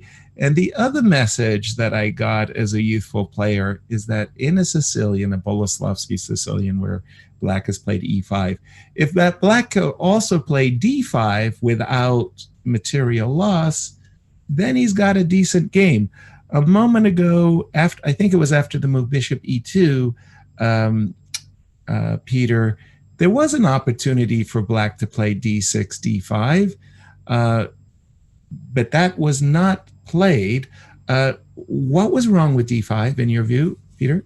Yeah, d5, I think it plays in white's hand because now after e d5, knight d5, let's say I just take everything, you capture with the queen, and I even just exchange. I play primitive, takes, go long castle. I get, oops, I have to get used to this. Yeah, very unnatural to move the king all the way to a1. But Right. yes, long castle, I hit you on d5 with tempo, and if you move the bishop back to e6, I have another tempo coming with knight c5. Very and I nice. harass you immediately, and I don't think that you will enjoy the outcome of it. No, the timing here, it really looks like white's pieces are jumping into play, and the knight on b8 isn't playing a role. So that explains why Liren played knight b8 to d7. Yeah, and look at this. I mean, Magnus managed to fool us as well with his little move bishop e2, because it looked like, aha, so white is maybe planning to castle short. But no, Magnus just wanted to somehow make sure that black clarifies his plan. And after knight b7, he jumped right into the position with knight d5. Now, the move bishop takes d5 had been played, e takes d5, and the somewhat surprising looking b6. It looks surprising, but actually it's quite a standard move, because black wants to make sure that the white knight does not land on a5, because let's just imagine black castles, which looks more natural. Then white goes knight a5, and you can never really kick the knight out, because then the knight jumps to c6. And then white gets c4, b4 in, and we're gonna most probably castle short and enjoy his position. Absolutely. I remember during the London match, well, in fact, it was Fabiano playing the white side of these Sveshnikov-like structures. And I remember, you know, there was a number of times that the players were at various times playing a4 to play a5 and, you know, b6. And especially this move b7, b6, I want to give a shout out to my grandmaster friend, Nick DeFermian. Nick, you know, his whole life essentially played the Najdorf. And when he got these structures on the black side, he was very good at setting up b6, a5, and then just planting a knight on c5 and saying, I'm fine. Nick was a really outstanding theoretician and wrote, in fact, the Modern Chess Openings series. But to be honest, I have to say that my feeling is, and my experience tells me in these positions, that if white gets the chance to go knight d5 and this bishop d5, e d5 structure appears, then the white king on b1 is much, much better placed than on g1. Really? And this is maybe a little bit surprising, but the point is that when the white king gets to g1, then black goes, for example, short castle, rook f2 e8, bishop f8, g6, and prepares some counterplay with e5, e4. And actually, black is the one who has the initiative on the king side. But when the white king is on the queen side with king b1, then whenever black thinks about castling, he has to face the move g2, g4, which can hurt him big time. So, to be honest, I'm not liking Liren's position at all. Really, because this move, now bishop e2 begins to really tell, as white is doing his best to discourage short castles because of g4. Interesting. I mean, the old school is that you always wanted to go c4 and b4 and a4 and a5 and bust open the queen side. And you're suggesting, Peter, that it's actually a pretty nice area for your king just to hang out. The white king is actually perfectly happy staying on b1. And have we seen the move b6, b5, by the way? Yes, we see the move b6, b5 because it is absolutely justified now. Black needs counterplay with knight b6, and the move like knight a5 now can be answered by knight b6 hitting the d5 pawn. And then we can again get some very similar positions that can arise from different move orders in this position. I mean, in this line, when white takes on b6, black takes queen b6, white goes knight c6. You go rook c8 because you want to make sure that you kick the knight from c6 with the idea knight takes d5, and then the knight on c6 is loose. And then often the question, is white in time to play c4? And if white is in time to play c4, with the idea that after b takes c4, you get bishop takes c4 in, then white keeps the control. And look at black's king on e8. The bishop on e7 is really misplaced, because if that bishop would be on g7 with the pawn on g6, then any kind of castles and counterplay with e5, e4 along the long diagonal could happen. But with bishop on e7, this is not really doable. So this is exactly my feeling, that somehow move per move it should not really work out that well for black. But maybe after knight a5 he wants to play rook c8 first. You know, Peter, as you're speaking, it was really going through my mind that in day one, Ding Liren won a fantastic game as white in this structure where, just like you were showing, he played c2, c4, and then later a4 and bishop takes b5, and he won a great game as white. And Magnus is saying, that was such an impressive lesson that you gave me. I would like to return the favor. And it's kind of surprising that the players are in opposite roles here. Yeah, but you know, one thing that fascinates me with Magnus, that, you know, people are always saying that how did he become so good?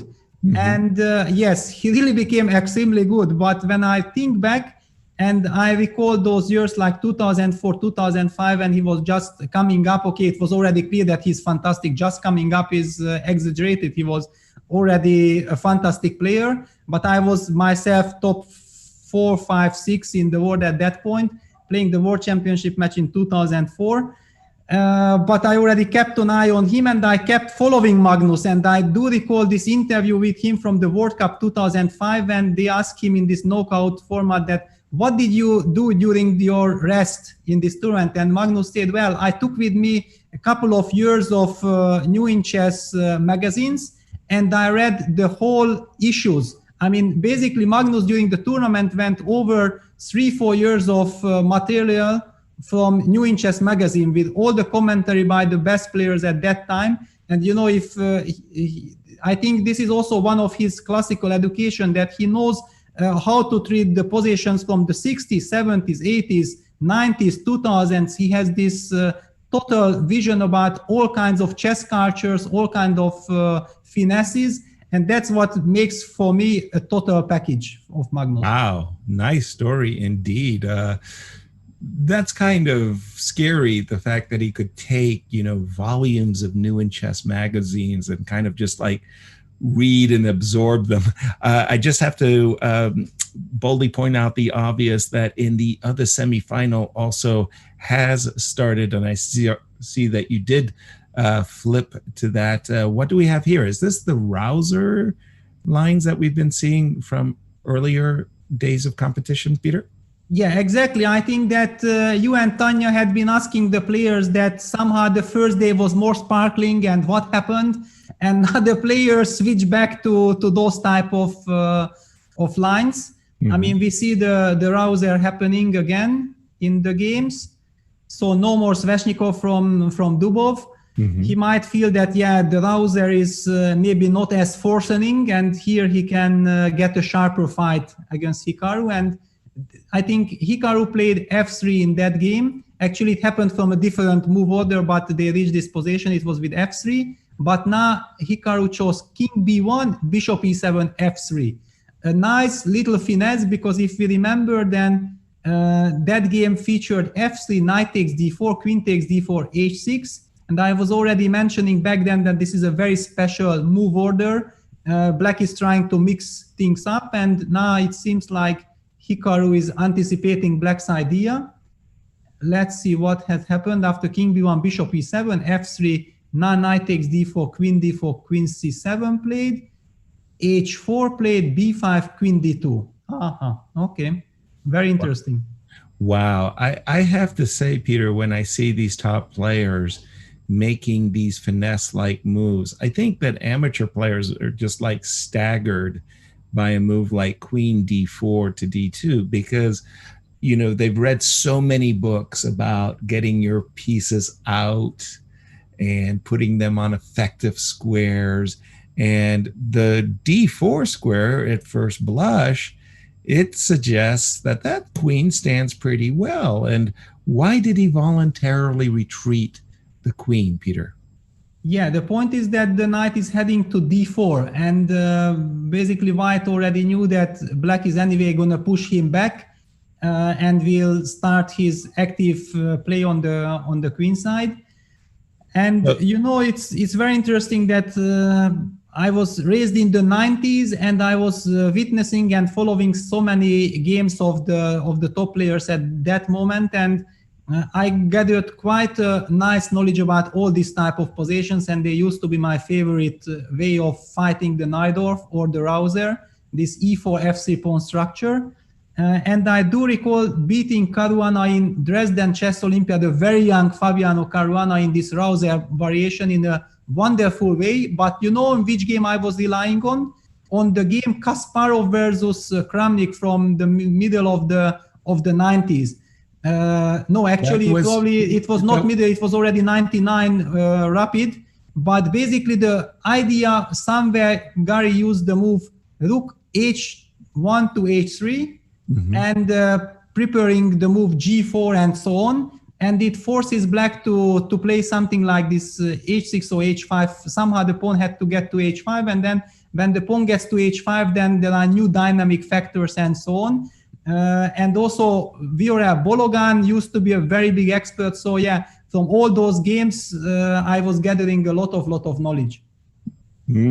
That story, what you were just saying about the Rouser, it reminded me, there was a tournament here in Amsterdam, and was it the VSB Masters, and Kasparov has won as white against Vladimir on the white side of a Rouser. And the next morning at breakfast, I was kind of commiserating with Vladimir over his loss and so on. And, the fact that he was worse in the game. And he said, well, no, I was better. And you know what it is like, Peter, to get into those arguments with those guys, when they think they are better, you just don't want to go there. So I said, like pass the yogurt. It's opening up a can of worms. Speaking of a can of worms, this was a type of position that I remember after a5. I'm just going to play a move for white. Let's say g4. And I remember there's this really nice trap that black has to avoid. Black has to avoid playing the move d6, d5, because e5, and there's a queen trap, queen takes, and bishop f4. And that I knew from, teenagehood, that's just one of the things that black now has to avoid. But go ahead, take it away. How would you assess the current situation, and what would you like Hikaru to play, if not g4, by the way? Yeah, exactly. I mean, those kind of ideas with d5, e5, I knew like I was like 10 years old. And I was always relying on this concept from the white side. And then I faced Viktor Korchnoi in Dortmund, 94, I believe. And Viktor played against me the Rouser. And we had some line, I'm not sure I can reconstruct, but something like, because it was the usual stuff. I mean, something like this happened in our game. You could do it. This. Somehow, okay, I'm not helping. It's definitely a little bit different. Okay. But the whole point was that I played this g4 also very proudly with the fact, the queen has to be on c7 somehow. Okay, just I want to illustrate the motive. G4, d5, I played e5, thank you very much, it's great. And Viktor hit me with knight take g4, f take g4, d4, and I was strategically busted immediately, It's not entirely move per move, because here it's something, but very similar. And then I understood that, I mean, it's not enough to know one idea. You have to be very, very careful. Yeah. Nice. Knight takes g4. I mean, that's a snap. That'll get your attention. Oh boy. Oh boy. Okay. So, sorry, current position, Peter. And I see that we've got, yeah, maybe let's move to the Magnus game. Exactly. Some incredible development. Sure. Very, very nice development. I think the right punishment Black is facing and getting, because this position, as we already mentioned, it's not the way to play with Black. So knight a5, knight b6 takes, knight c6 happened. Yeah, already White is clearly better. And in this type of positions, if White gets a clear better position, it's almost strategically winning.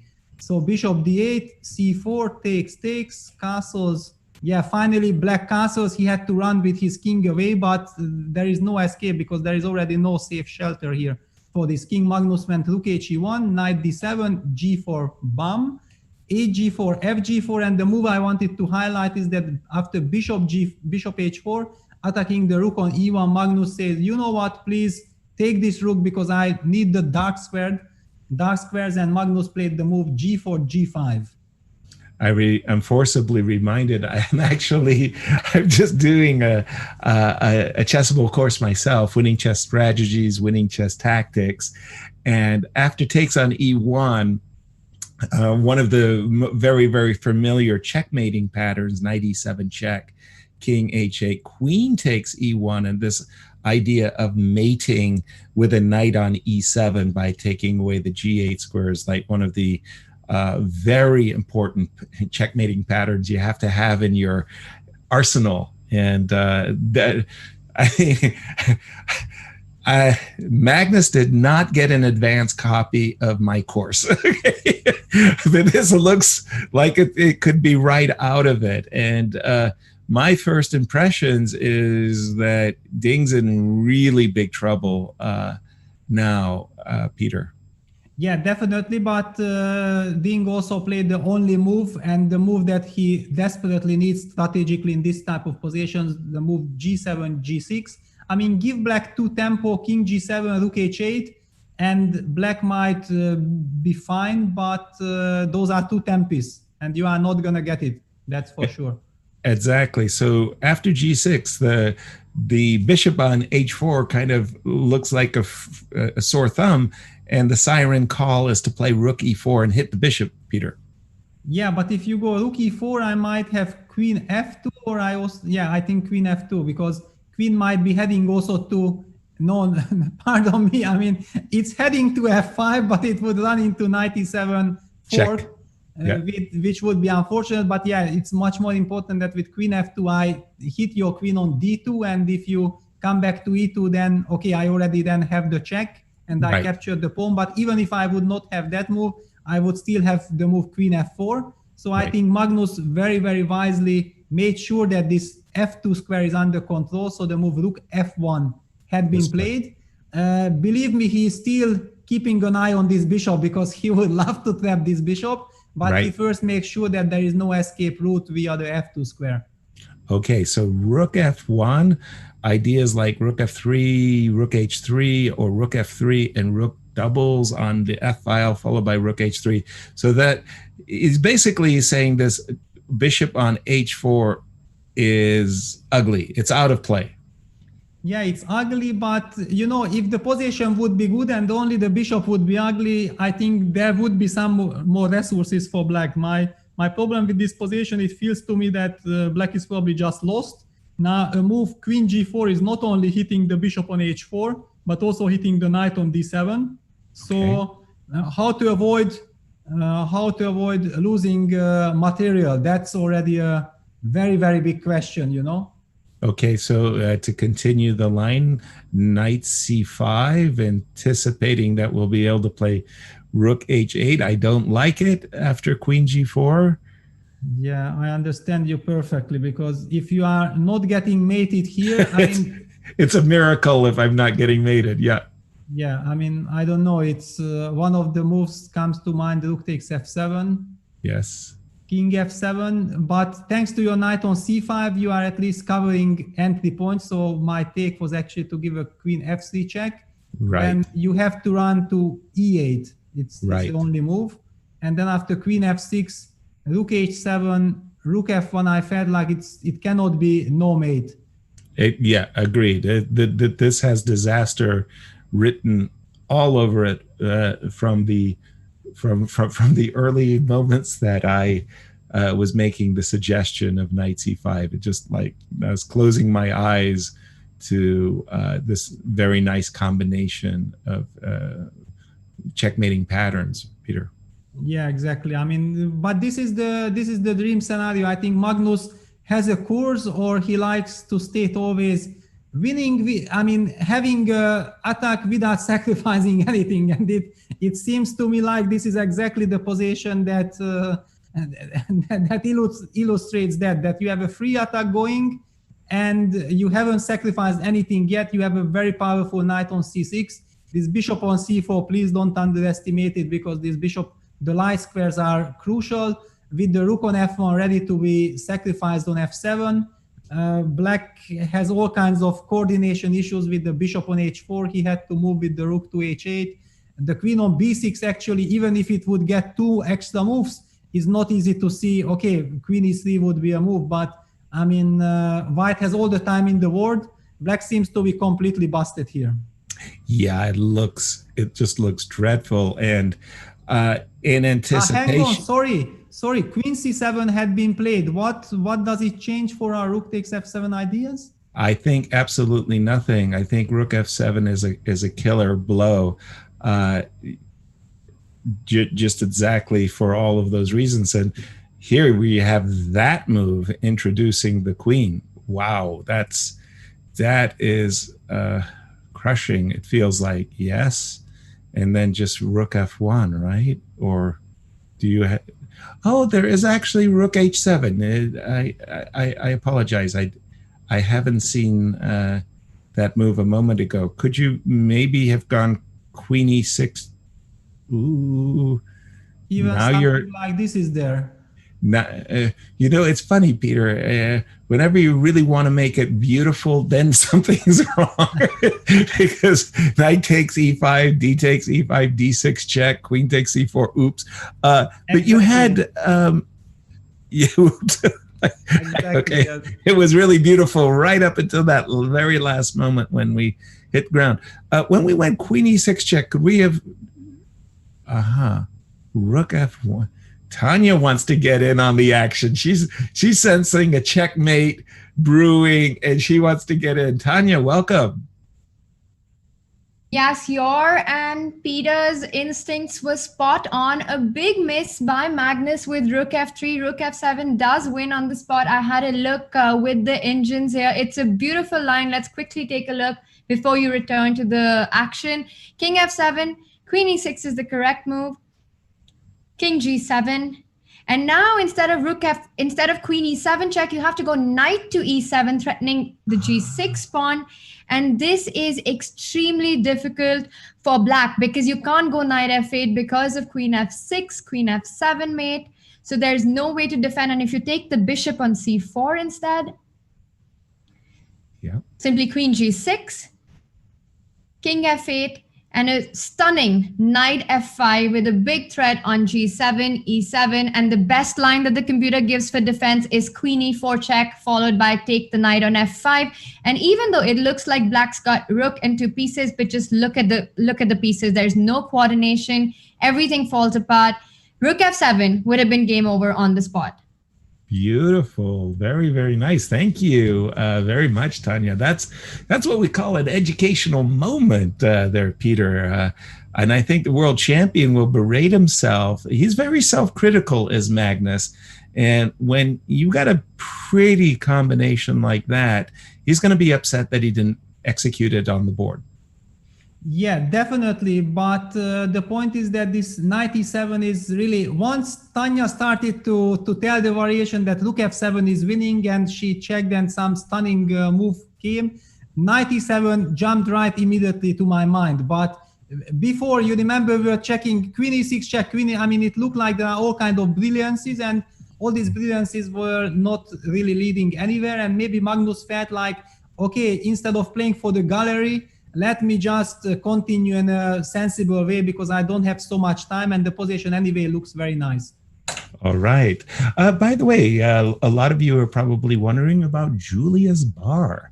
Well, they're a partner with Chess24. Julius Baer is a Swiss bank that is supporting rising stars as well as educational initiatives. So they've teamed up with Magnus Carlson as a kind of a sponsor for Kiva. And every day that Magnus Carlson wins a set, Julius Baer is donating 1,000 euros to Kiva, benefiting Kiva. So we just wanted to make sure that we get a big shout out to Julius Baer for supporting the tour, supporting the community, and supporting Kiva. So a big thank you to Julius, and thank you to Tanya for showing us that educational moment. I'm sure Julius Baer is going to love that one. What has happened instead, Peter? Yeah, what happens is that Magnus plays in a very classical, natural way, the way usually you love to treat these positions, only that simply he missed the much bigger chance. So all his moves make perfect sense. So he played rook f3. On the other hand, he let Liren back to the game because look at this. Black used his chance immediately with f5, g takes f6, knight f6. And now the black knight is heading towards the f4 square, queen g2, queen d7 first, rook g1, rook h6, protecting. Now white played this very nice little move a3, typical idea. You want to get your king to a2, move away from all kind of checks. This is a typical idea in this position that black gets control of many squares on the king side, but actually white doesn't really mind this because he moves towards the queen side. So rook b3 had been played, knight f4, queen c2, and Magnus probably wants to invade somewhere with rook b7. Yes, sorry to interrupt you there, Peter. If you just go take those moves back, that rook f3 right here, this exact moment, man, oh man, I think a lot of amateur players, enjoying your commentary, looks at the moves that Magnus came up with and said, I would never have played those moves. I mean, I would want to kill black on the king side so that after knight h5, a lot of amateurs would be thinking, I want to play bishop to d3 and I'll sacrifice an exchange of my rook if the knight came to f4. And because my pieces are set up on the king side, I want to kill black there. And this concept of just moving the pieces over to the queen side, I think a lot of players would have just said, nope, didn't see that one coming. How about for you?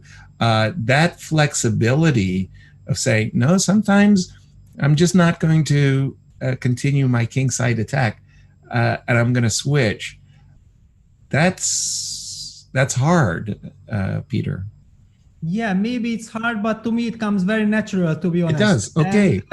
And the point is that throughout my career, maybe I have used those moves too often, even at the moment when it was not necessary. When brutal force would have maybe won the game, but I preferred, I know that I need a3, king a2, let me be first safe. And by thinking about safety first, I missed that golden opportunity of hitting my opponent with a terrible punch. So that's why I'm not the best address for your question, because for me, those things come first. And once I know that I have done everything nicely, then I will look for the killer punch. Very, very good. Okay, so we did see after knight h5 a complete change of direction by Magnus Carlsen, as suddenly he put his pieces from the king side to the queen side, rook b3, and he keeps following it up too. As you say, safety first. Yeah, well, it's not just safety first, but simply he also believed, because it's sensible, that black had too many pieces on the king side, so there is already no way to really do something. He might have felt that he had a chance before, but now let's be sensible. And he liked this plan, but I believe that this move king h8 was maybe missed by Magnus, because he felt like, okay, I have a nice position, let me play quickly, I have my plan king a2, rook b6, queen b3, rook b7, and I'm gonna win. But with king h8, black makes sure that he activates his queen to f5, kicking away this queen from c2, and all of a sudden black is very much alive. And those are the things why the Najdorf players like the Najdorf, that whenever you get a counter chance, then you really get a counter chance. And look at this, Magnus is down to 45 seconds. Ooh. Anything can happen now. As much as I wanted to get back to the Hikaru Nakamura game, we've got to stay with this because, boy, is it heated up. And we just see this move. Whoa, knight f4, e6, discovered attack against the queen, Peter. Yeah, I mean, to be honest, I also need some time to orientate. I don't know what is going on. I'm also not sure the players know what is going on. It's such moment when you really have to rely on your instinct. Time is ticking down. You are not a computer. You cannot understand. You cannot calculate everything till the end. So very complex fight. It seems like Ding is trying to be safe, and he opted for this endgame. But if he gives Magnus the confidence that everything is under control, then maybe Magnus will make use of it. Well, I was about to say, if there's one thing that every chess player hates is not only when their king is under attack, but when they're short on the clock. And when your opponent is short on the clock, I don't know about this decision by Ding Liren to rush into an endgame. I think that makes it a lot easier for Magnus to find his moves. Now, having said that, there is a passed pawn, the passed d4 pawn in the position, Peter. Is it a serious threat? I don't know. Somehow my feeling is that this position should be lost for black. And Magnus played the move a4, basically showing that, yeah, I have no respect for this d3 pawn. Okay, actually he has the respect, but the point is that d3 was not a threat because of rook c3. Right. And the black pawn cannot go to d2 because rook takes h3 comes with a check. That's the reason why king g7 had been played. And after king g7, Magnus played the move rook f2. Just preparing in case it's necessary. Both rook f1 and bishop a6 to e2, getting out of the way of the path of the a pawn.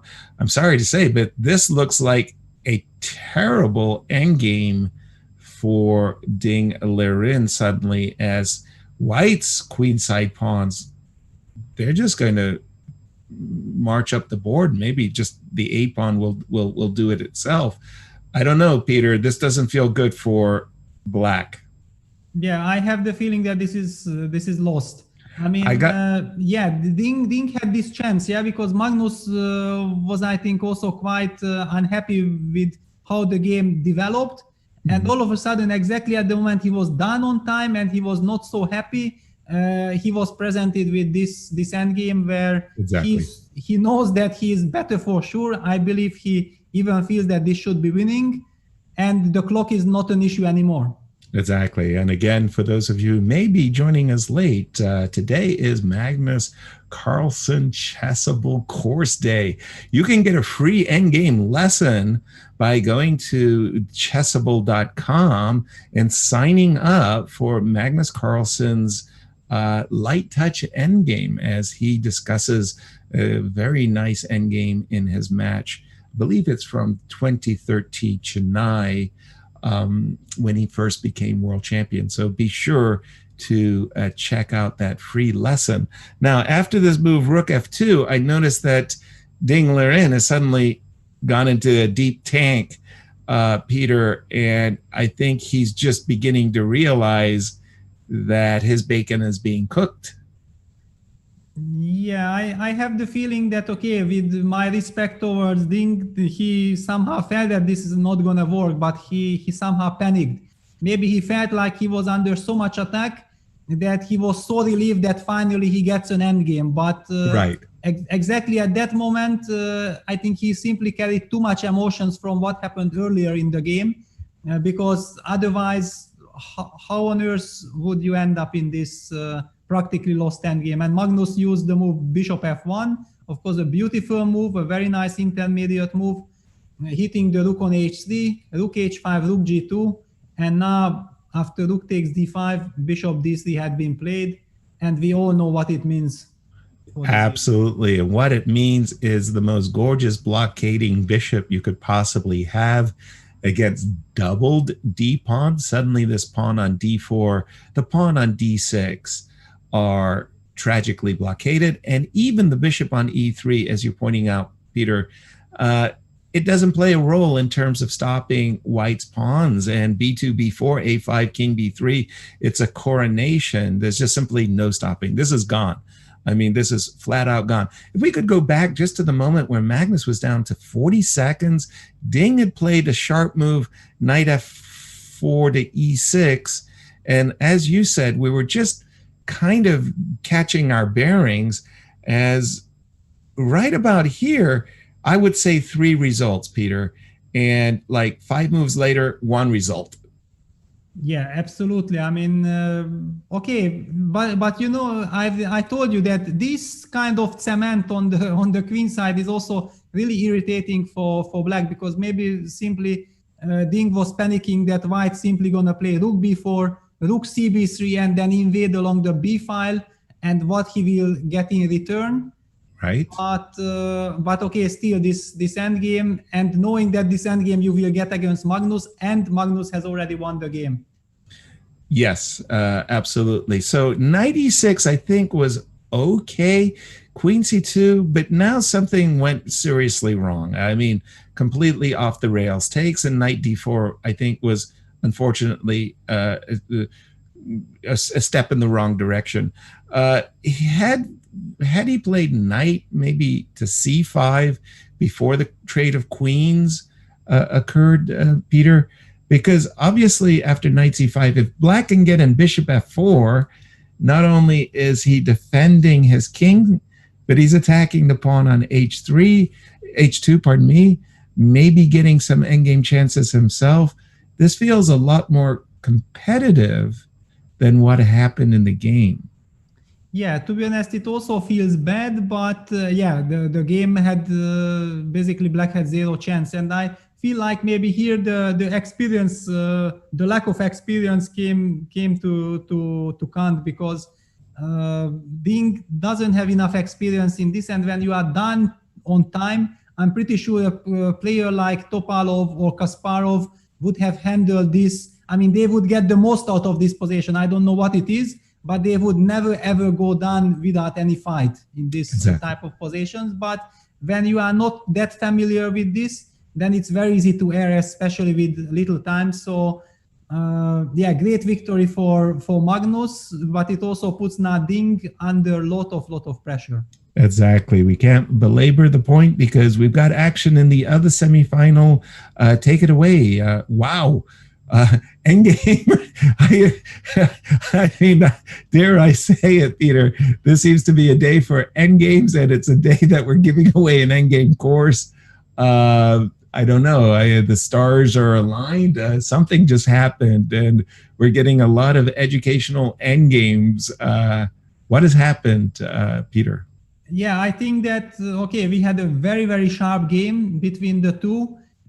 Exchanging blows, but we had missed the action in between. I don't think that we have the time to go back and analyze deeply. Maybe we can just run over the game, but let's not talk a little bit about this endgame, because it looks very instructive. Exactly. Instructive in the way that, you know, it looks like white is a clean, extra healthy pawn up.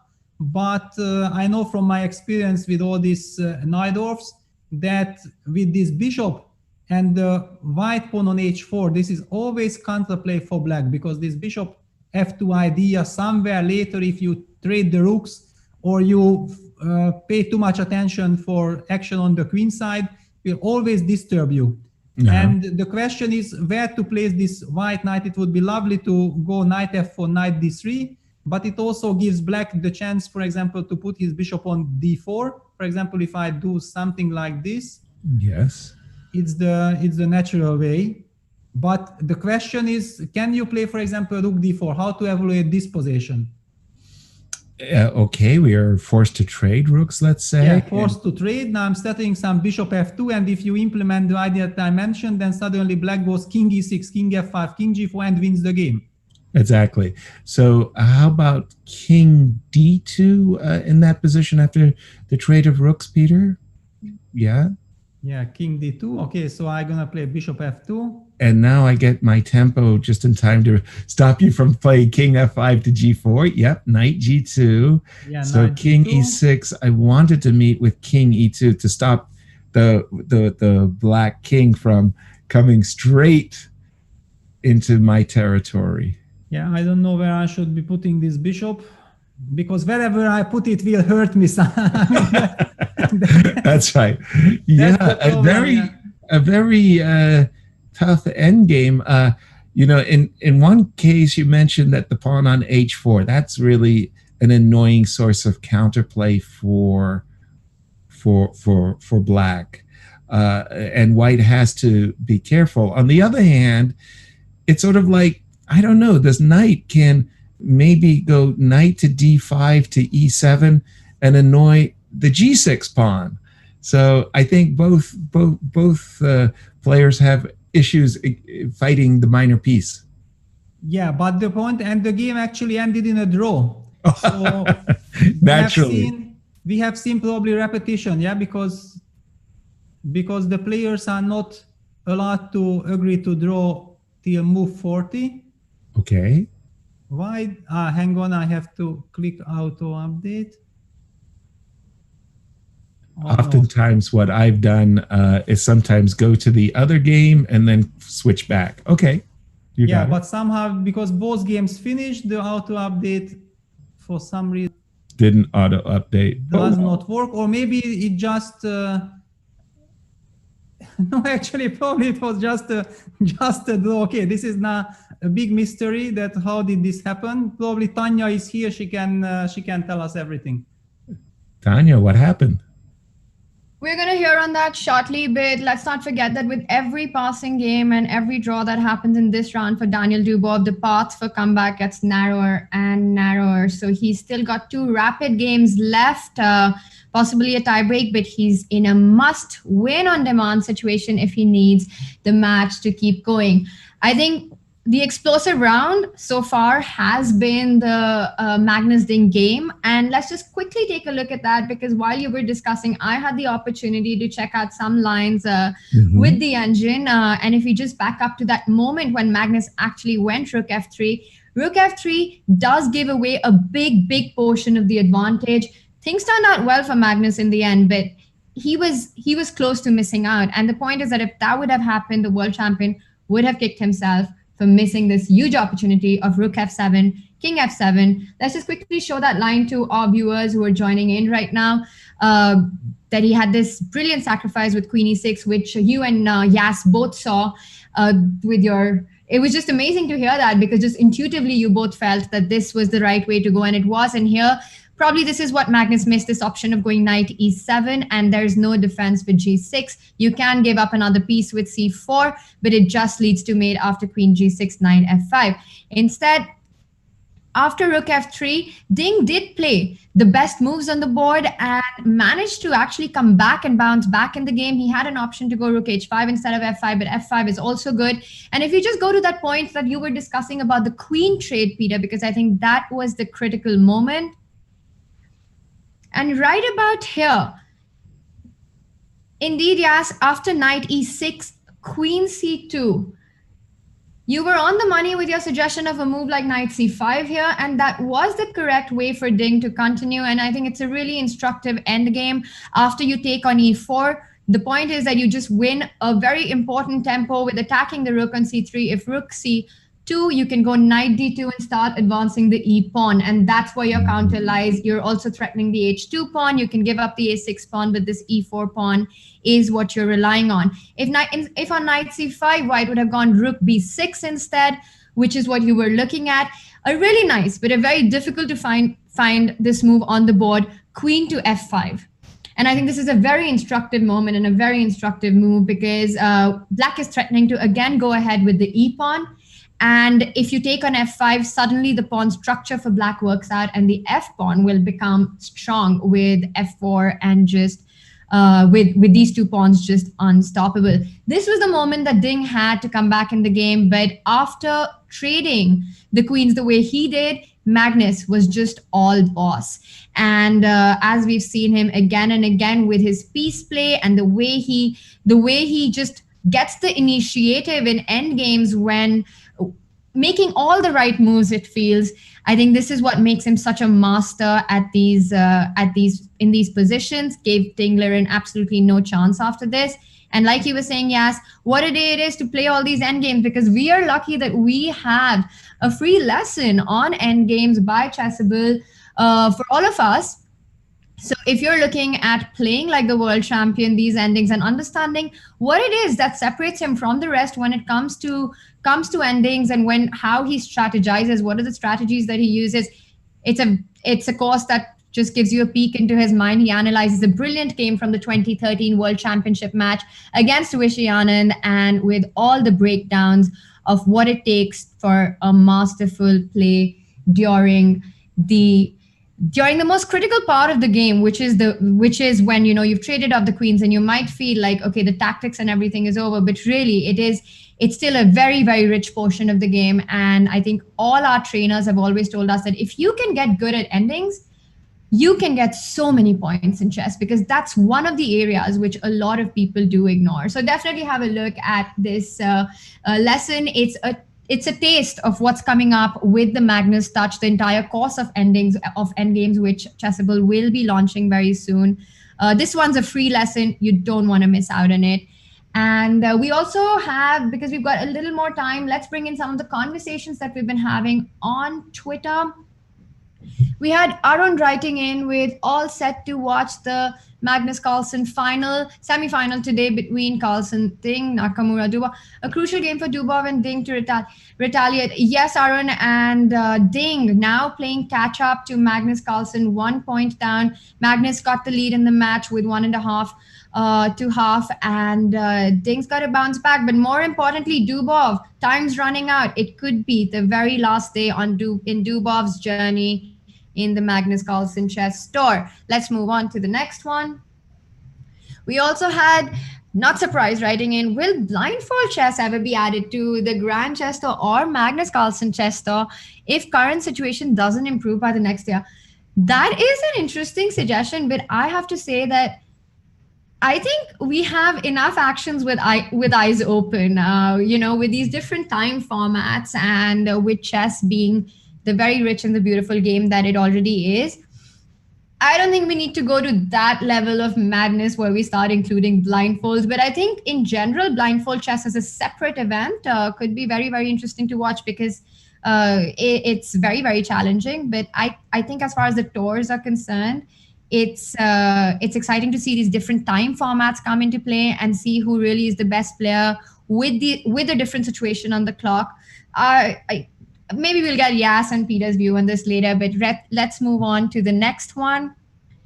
We heard from Leon writing in, Peter, the bona fide chess legend, just made a $1,000 donation to Chess24's Kiva campaign, and said being a part of the Magnus Store has enriched his life over the last few months, and his wonderful commentary has enriched our lives too. Leon, I could not agree more with that. I think this entire Magnus Carlson Chess Store has been such a boon to all of us in a very difficult and challenging time. It's really been a blessing, and brought the community together through a stunning game that so many of us have gotten involved with at different levels and wanting to improve and wanting to get better at. And a big shout out to Peter for his very generous contribution to Kiva, as well as to finding a way to help youngsters in Hungary. This is something that he spoke about, and it's just a no-brainer that when you've got this opportunity to go premium and to be able to do something for the community through a sport that has given us so much, I don't know what's stopping anybody from doing that. And we've had some brilliant contributions from legends across chess, because it really is the right time to do something about communities that have suffered and have had a big impact through chess. And Kiva's cause is all about that, about helping businesses, entrepreneurs, small underserved communities survive in this very difficult time. So if you've been contemplating about going premium, do not wait any longer, because you can work on your chess, get so much benefit, about all the benefits with going premium, but also give back to the society. What else we got on Twitter? Let's take a look. We have a question for Yas and for Peter from Lars writing in. Hikaru used to be known as mostly a great attacker, but seems to have become one of the most resourceful defenders in later years. Some players changed their styles. Did a conscious change of style ever tempt you? I think that's a really interesting question, Lars, also because this is something that Peter spoke about. So let me get him into the conversation. Peter, what's your take on this? Well, to be honest, I had quite a lot of good positions against Hikaru, and I knew right from all my experience that he's a brilliant defender. So it does not come as a big surprise to me that he's saving all these great positions. But clearly, I mean, what made him so famous were all these brilliant attacking games, and people are often fooled by this. Yeah, I mean, in order to be one of the world's best players, it means that you have to be really universal. Of course, everybody has his own characteristics, and definitely Hikaru loves to attack more than to defend. But if you want to be one of the best in the world, then if you have to defend, you have to do it right. And Hikaru proves it game after game that he is completely up to the task if he's asked to do so. Well, let me just jump in and first of all say, Tanya, while you were talking about Kiva and the donations, I saw that donation bar jump once again. I think we're going to cinch the goal that we've created for ourselves of 50,000. Thank you for your comments. We're just going to let you comment for a couple of hours, and I think we'll reach the goal today in about 90 minutes. So you're doing it just perfectly. I was going to say that for me, I watched Hikaru grow as a youngster, and like all young prodigies, Hikaru was a great tactician. And I think all prodigies are great tacticians, and then later in life, they develop their own style. And at a certain moment, Hikaru said, I wanted to be a great endgame player. And in an interview that he had with Jennifer Shahadi, he said, no, don't compliment me for being a great tactician, a great attacker. I actually really like endgames.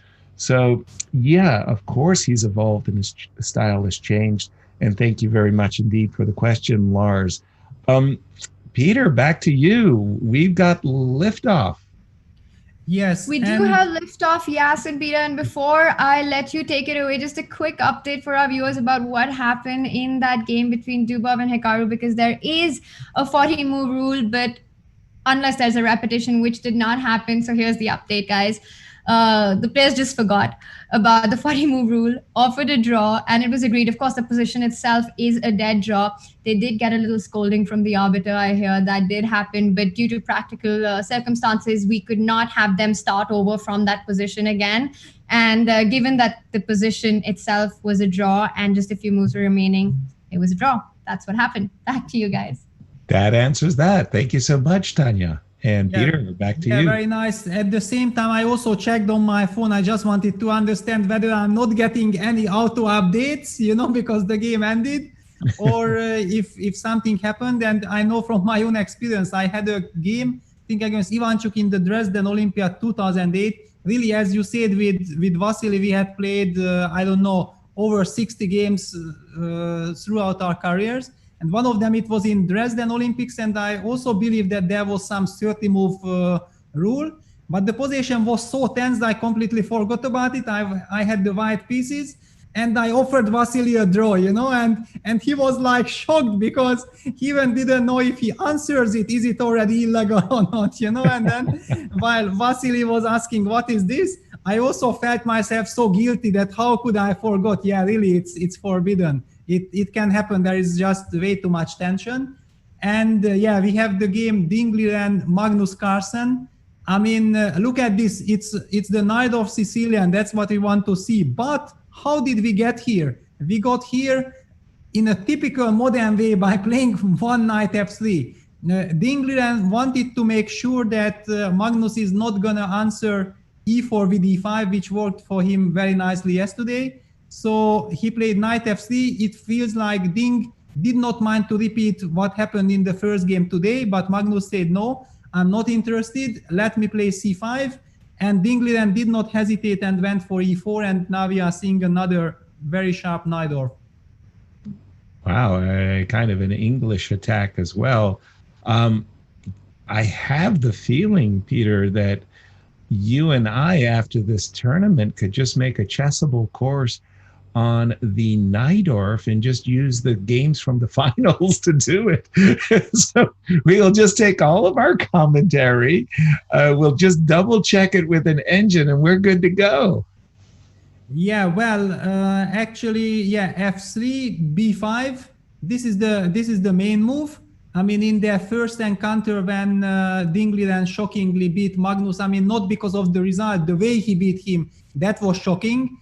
Featured the move h5, which Topalov played against me. I mean, pardon me if you think like, wow, why am I mentioning all this, that again, I have some game, but really in this English attack, I mean, in the middle of 2000s, all this Vichy, Topalov, Kasparov, and myself were so heavily involved in all kinds of discussion that there was almost no single position which we did not play. But this h5 move was a big surprise when Topalov played it against me, so that's why I mention it. Sure.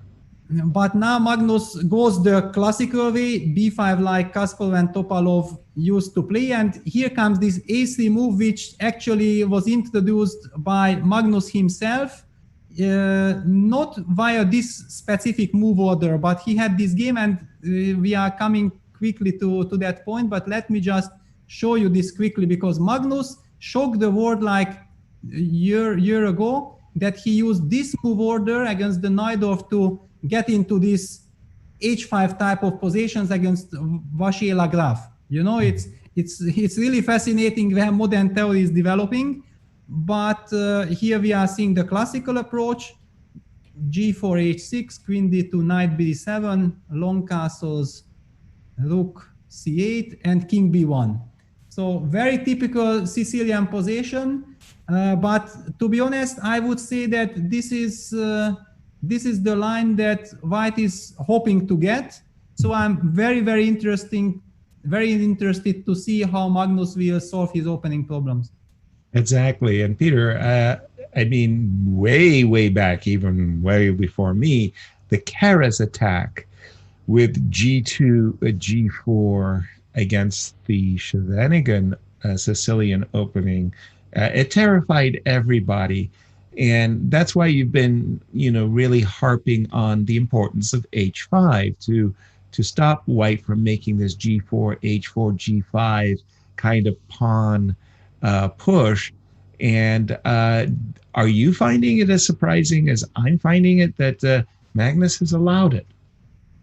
Yeah, well, I mean, it used to be standard to allow it. So all this hybrid stuff with this a3, why it was shocking for me, if we already talk about this, that usually I always felt like after b5, a3, in this moment, the move h5 is absolutely justified because White committed himself to the little move a3. Yeah. Right. And that's why I felt quite surprising when Black started playing h5 without White doing any concession yet. Yeah. But once you play the move b5, a3, then already all these h5 things are absolutely possible. But Magnus probably wants to keep a completely different dynamic.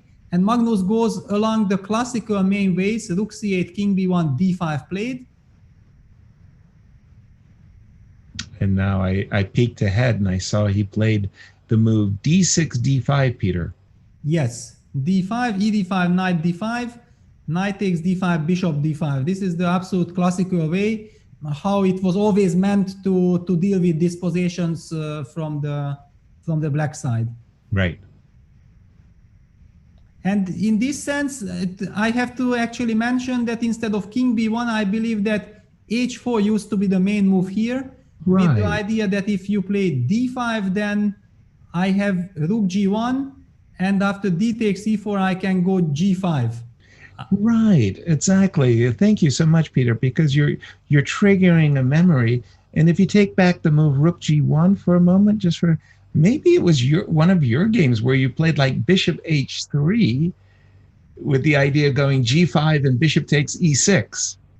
Yeah, I think that was the Vichy against Halifman or something like this, where Vichy hit somebody with bishop takes e6. Right. And but I believe that those positions were without a3, because here you lost the tempo for a3, and that was with a3. I mean, without a3, with black playing some b5, b4. Because even there was some moment when bishop h3 was answered by g5. You know, it was, I think, 99 Linares, when all these kind of things were absolutely normal, and it featured in the game between Anand and Kasparov. I believe that those positions were without a3. Okay, thank you for that clarification. Yes, if already we mentioned it, then let me just show you, because I think I can somehow reconstruct that something like this used to be the move order back then, what we have been debating, and h4, b4, knight a4, and instead of knight a4, knight b1 used to be the old move in 1990, and after d5, bishop h3, g5, I think this was the game Anand Kasparov, which was like a very big sensation back then. H takes g, bishop takes g5, and somewhere Gary played the big new concept, some queen b6, and he was very proud of it, and it solved all the issue for black in this line. Exactly. I remember him in New in Chess talking about the power of the pawn on b4 in restraining white's queenside majority. The current position, Peter, is this heavy theoretical territory, or are we pioneers? No, not really, because I believe that this position was somehow considered to be fine for black, and the line with a3 never got that popular in the middle of 2000, because simply still some extra ideas were not yet known, which new computer brought a new impulse for white, and that's why it turned out that it is even more richer than we thought back then. And it comes to my mind as if I might had a game in Dubai Grand Prix, FIDE Grand Prix Rapid, in the Blitz tiebreak against Topalov in something like this, and even against Gerfand in Monaco, and against some of this type, maybe something was different, but some move like knight e5 hit me very unpleasantly. Maybe Boris played it against me, and all of a sudden he hit the pawn on f3. He was coming with knight c4, and but I'm not exact. Everything looks so similar, but I'm not sure. It was like 15 years ago. Right. Peter, by the way, you are amazing our audience with your recall, your memory of the games that you've played in your career. You've mentioned Dresden, Boris Gelfand just now, and all of these names, Topalov, Kasparov, and so forth and so on. Do you consider yourself to have an extraordinary memory? And if so, why? Or did you try to train yourself? How do you remember so well your games? Because everybody who's watching this, who's any kind of a chess player, is sitting there saying to themselves, wow, I'm jealous of Peter's memory. Well, it's a good question. To be honest, I always felt that I have very good memory, but I would say that I never trained it. But the way I train chess automatically forces me to go in this direction. Yeah, because I always work very seriously on my openings, and it's not just my games. In fact, I often remember much better other people's games. everything what is related to my own repertoire and so on comes very natural for me. Basically, I also feel that if I close my eyes, I can just tell you every single development from the middle of 90s, what has happened and which engine at which point influenced which decision and how the theory developed in all these lines with Fritz 3, Fritz 5, later Fritz 7, 8, and then when Ripka appeared, Deep Junior and all these things. And I'm pretty sure if you ask Vishy, he will answer you exactly the same way, because we also used to be training a lot with Vishy together already from 96 till like 99. And I learned so much from Vishy in this sense. You're terrifying me. Tanya, welcome back. What's going on? Hey, yes. Hey, Peter. So you guys were talking all about styles and play, and I just had to jump in with something interesting that came up on our Chess24 chat. And it was, shout out to Dogukun Aslan. I'm sorry if I'm not pronouncing the name correctly, but he says that I love it when a character of a person matches their chess style. And he gives Peter's example as well as Gary. And I think this is really interesting because you can think of so many players like that, whether it was Karpov, his personality and the chess he got to the board, even Vishy, even, with his, in general, he's known to be this, his universal style just matches how he is as well. And, being positional, but also being able to play attacking chess really well. And he has this wide interest in everything. Maybe not the best example, but you get what I'm saying. And with Magnus, we've seen that as well. With Liren being Hikaru Nakamura, Dubov, all their personalities seem to be exactly what they're bringing onto the board. And it gets that whole, does chess imitate life, life imitate chess conversation. So I think it was a really interesting point in chat. What do you guys think? Absolutely. I think that chess players, their personalities do shine through mostly. Sometimes, however, you get fooled. And Tanya, the one player that fooled me the most was David Bronstein. David was this quiet, bespectacled man who looked like his greatest love in life was accounting.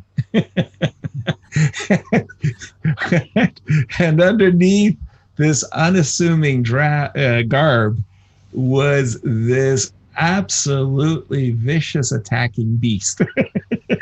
It was like David, this beautiful, innocent accountant. Like I'm telling you, he just loved to attack. So that was one where, boy, did I get it wrong. I don't know, Peter, who for you, after you met him and spoke with him, did you get this feeling like, okay, at the chessboard, his character is completely different from his personality? Well, I mean, usually I would say that Vishy when he gets the attack, because yeah, he's such a friendly person, and it's such a nice to be next to him and talk to him, chat with him. And if he's not attacking, he seems to be also very polite over the board. He plays very nice, accurate chess and so on. But when he gets a chance to attack, he just jumps on you with such brutal force, and he comes up with such brilliant ideas almost instantly. Yeah, he is not even hesitating. It just comes with the flow from him that you already feel at that moment that there is no mercy and there is no escape. Nice story. Let's get back to the action. Liren, Magnus Carlson, we have developments. You saw the move F4, Peter. Take us through it. What's happening? Yeah, I think that even before we jump to the positions, we forgot to mention that basically, I mean, Liren is fighting today for his life because it's his last white game. So if he really wants to equalize the score, and this we see on his approach to the game, he's going for the sharpest position possible. He needs to win because there is no guarantee and probably also no chance to beating Magnus on demand with the black pieces. So what he is doing is absolutely right. And as already we heard this tweet from Ivan Sokolov, also one of the true masters of attack and someone who knows how to use the initiative perfectly. I mean, Ding needs to sharpen things up, and this is exactly the type of position he needs now. Exactly. Okay, he's got this very sharp position, Bishop D3 on the board. It's very clear that he wants Magnus to castle kingside so that he could play g4, g5 and blast open the kingside. Magnus is not castling kingside anytime soon. He delayed it with the move queen c7, makes a lot of sense. But from Ding's point of view, I mean, like you say, he's got to win with white. Does he press the action with g5 now, or does he still have to make a safety move or two on the queen side, Peter? Yeah, I mean, this last move from Magnus queen c7 was a very, very smart move, because it looks like a little move which does almost nothing to the position. But first of all, it gets out of some pin. But secondly, not only doing some business on the c file, it also eyes the h2 pawn. And this pawn is very, very important when we talk about the crucial advance of g4, g5. Because thanks to not castling after h take g5, f take g5, which would be very unpleasant for black to deal with, black might have the counter strike with rook takes h2, hitting the queen with a tempo. I just had to stop there. Sorry, Peter. Because you want to take on it. Exactly. I just wanted to make sure there's no genius queen sacrifice. But yes, Exactly. your point is well taken on how the queen on c7 surprisingly x-rays all the way to h2. Yeah, I mean, of course, it's such a sharp position. We cannot really evaluate it immediately, but this was one of my first thoughts. And white does not really want to go g5, ag, rook g5, because it feels like the black knight on f6 is just a very, very powerful piece, controlling the center, having access to the e4 square and so on, and also damaging the pawn structure. Unless you are mating immediately, rook g5 is not what you want. One of the questions that come to mind, does white have time just to play a simple move like h4? Yeah, because after h4, g4, g5 is a very, very powerful threat. Absolutely. I like that move a lot. Also, what I was questioning is, just because the queen side and wherever your king is, you can never get enough safety. I was thinking, does c3 also make some sense so that after knight e4, I could potentially go queen c2, Peter? Yeah, c3 was also one of my first thoughts if I was thinking about how to stabilize the position, but I felt like maybe the audience is already fed up that I always want to stabilize. So why is Peter not attacking? Why is he not even thinking about attacking? Yeah. So that was the reason why I decided not to mention the move c2, c3. Well, I will play the guilty role in this case. I'm happy to say that I too was thinking safety first with c3, so that queen c2. But your move h2, h4 is definitely a very sharp but the question. move like h4 somehow invites the move knight e4, and after queen e1 there might be some strike like bishop takes a3. If you capture b takes a3, some knight c3 check is coming, and I don't know, it looks a bit scary.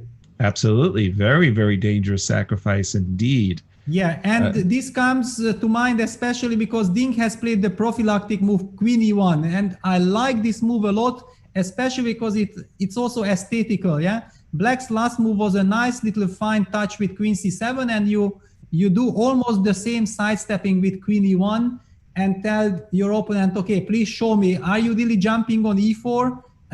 How are you gonna deal with g4, g5, and where is your counterplay?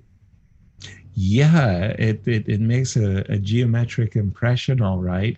And it also introduces the knight f5 concept.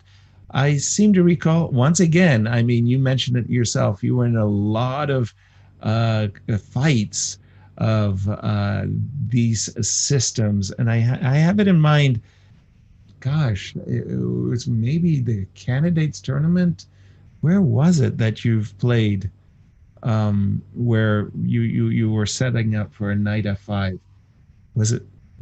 Gosh, I think I was setting up for knight f5 in many of my games, but I never really got there. You saw the games of Michael Tal, you wanted to imitate him, but you never somehow got the knights to d5 and f5.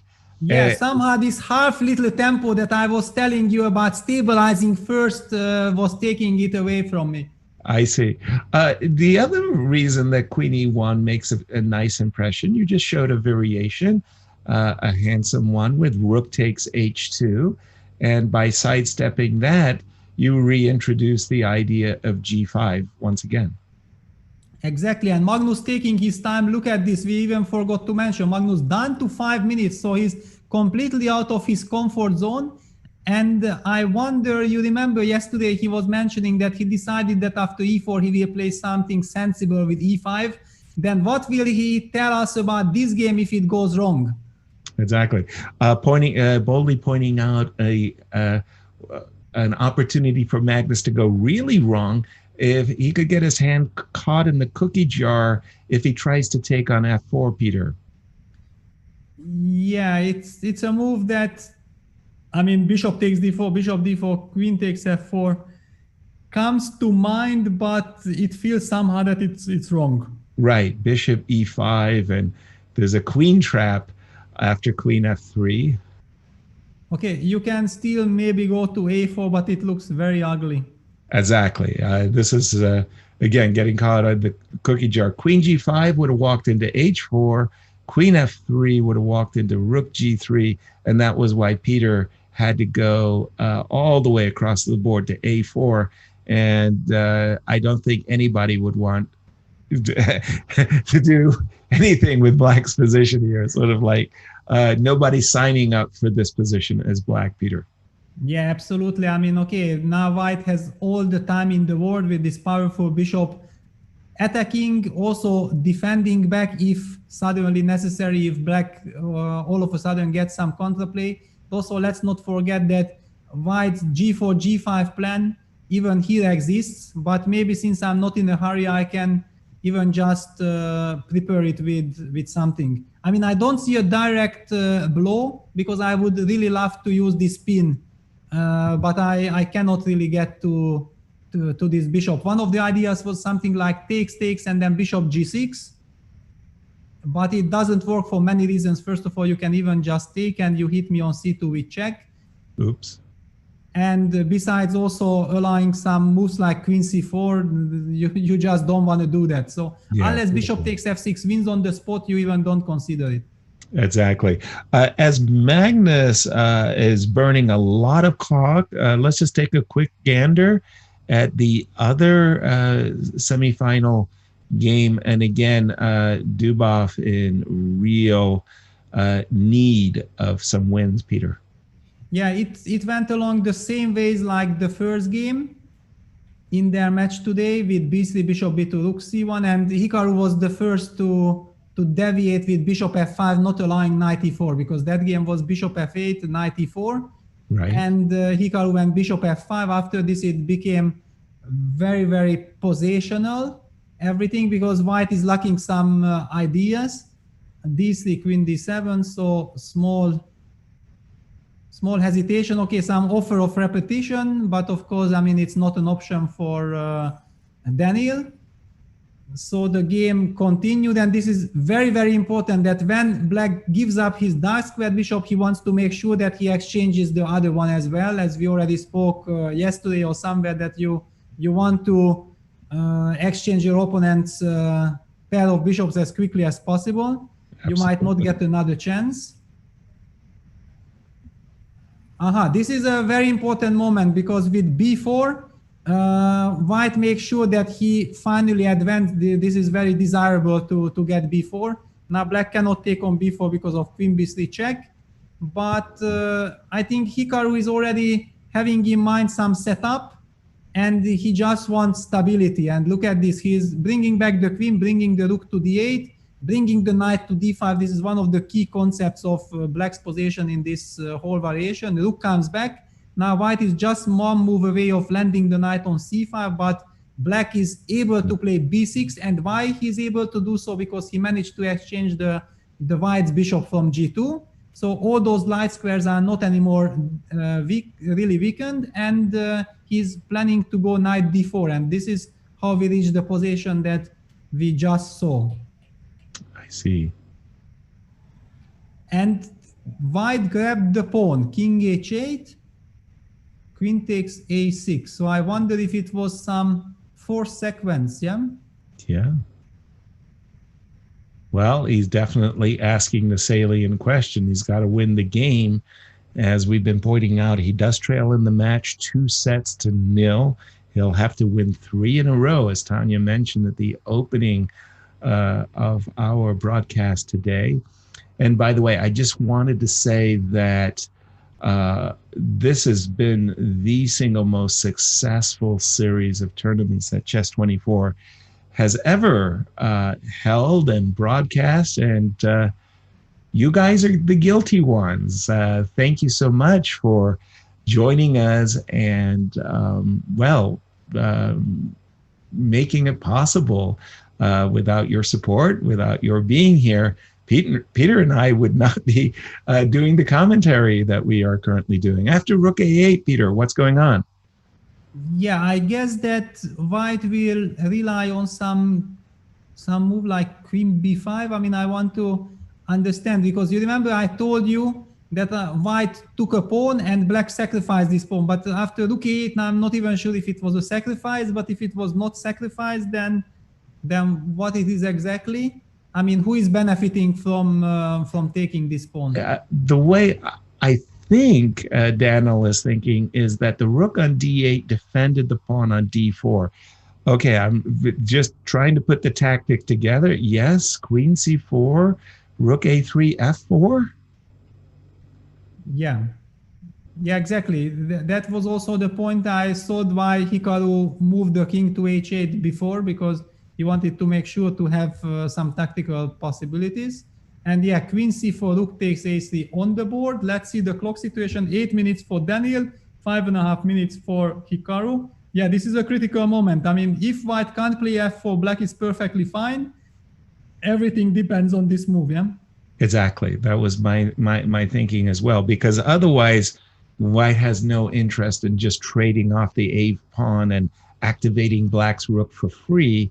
He's trying to punish Black's rook for no longer defending the pawn on d4, and that was why f4 came to my mind, because you don't play queen takes a6 otherwise you don't have an answer for rook a8. Yeah, exactly. And I'm trying, yeah, and f4 played, very interesting, because then at least we will get an answer to this question. Exactly. And as Hikaru has to find an answer, let's just check back in on that Liren game, because I got to tell you, I mean, Peter, after all of the efforts we made to try to understand the position, I'm fascinated. Yeah, and look at the clocks. I mean, Magnus is down to 2.5 minutes, but Liren is now catching him back, and just a little bit over 3 minutes. I mean, this is a completely crazy position, and with almost no time on the clock, this is now like a blitz fight. Exactly. Now, one of the reasons we played f4 is not only to play g5, but in some cases we wanted to play the move f5 and potentially undermine the support of the bishop on d5. So, Peter, is f4, f5 on White's agenda?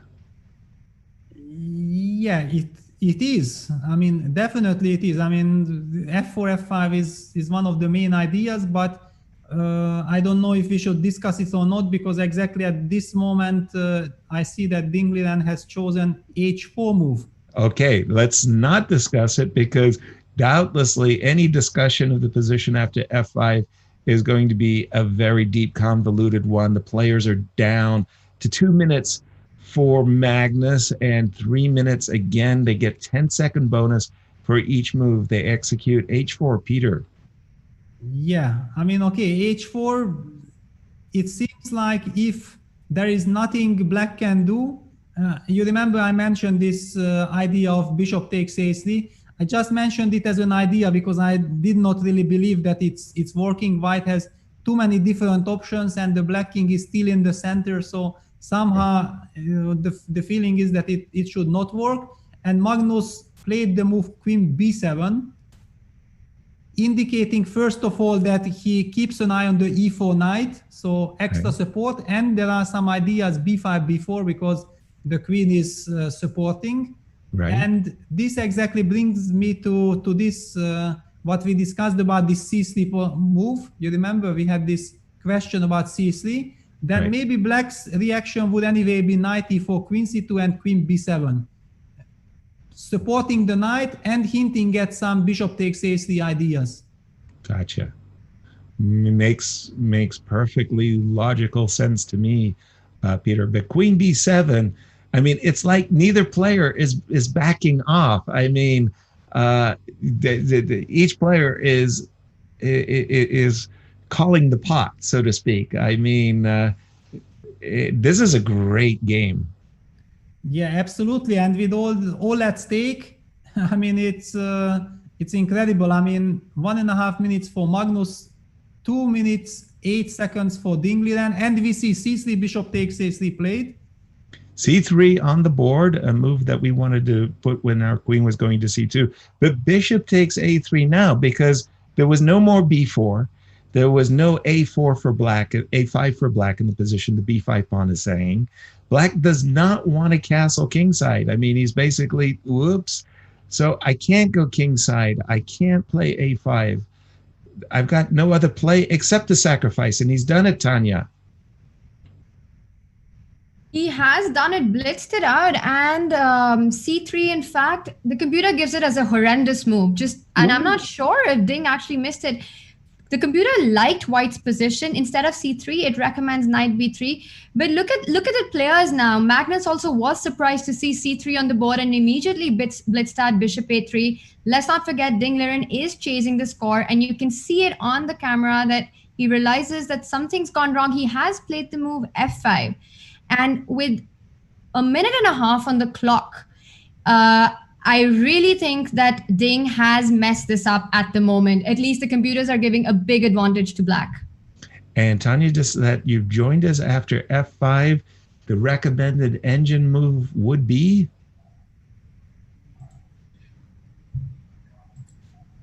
b4. Wow. b4 played by Magnus. I'm not sure if Tanya agrees with that. Wow. Now that is really doubling down on the action. I mean, okay, this is impressive stuff. Peter, take it away. Do your best. We won't hold you to it because I think the players are really feeling nervous at this moment. Yeah, Peter, yes, f5 had to be played. It was the only way, but still black's doing really well off the bishop a3 and Magnus blitzing out. I don't know how these guys do it in seconds. Again, the best move according to the engine, b4. And get this now, if Ding wants to stay in the game, he has to go c4. cb4, bishop b4 is game over because of the pin along the b file. You don't want to open that with threats of knight c3 and the queen attack. This would be disaster. I am expecting Ding to go c4. The advantage has shifted to Magnus, and I'm looking at him on the screen. He looks extremely confident right now. Exactly. Thank you, Tanya. That move c4, indication indeed that Ding has let things slip. You talk, Peter, yourself about Vichy. What a polite, hospitable, generous, kind person he is. And then suddenly he goes into beast mode. I've got a feeling that right now, after that day one result, most especially, Magnus is all business. Yeah, I mean, this c4 had been played, knight c3 check, followed king a1. This looks very, very bad for white. And, you know, I had these thoughts in my mind that when the time trouble phase is approaching and we have this very, very sharp, typical but sharp position in the Knight of Sicilian where Ding Liren doesn't have enough experience, I felt that something might go wrong for him because I know exactly that intuition plays such a big role. And as a d4, c4, knight f3 player, I mean, if he has time, because he's such a great player and so strong, he can navigate. But the instincts are not there. They simply cannot be there because you haven't played enough. You haven't played enough games. You haven't analyzed enough of such positions. And Magnus, on the other hand, from white and from the black side, has more experience in this type of positions. Well, you've touched on something that I mean, has kept me in a great deal of astonishment. And that is that the players today's top players are ambidextrous. They can play E4 and D4. And in my day, the players really specialized. I mean, Bobby Fischer was an E4 player, for example, and players just kept their repertoires. But today's players seem to be capable of playing everything. And I mean, from E4, E5 to Open Sicilians to you name it, they're ready to contest. And yet, just as you're saying, because they don't have the great feel, experience, knowledge, their instincts sometimes lead them astray. Ding Liren is not what you call a die-in-the-wool 1E4 player.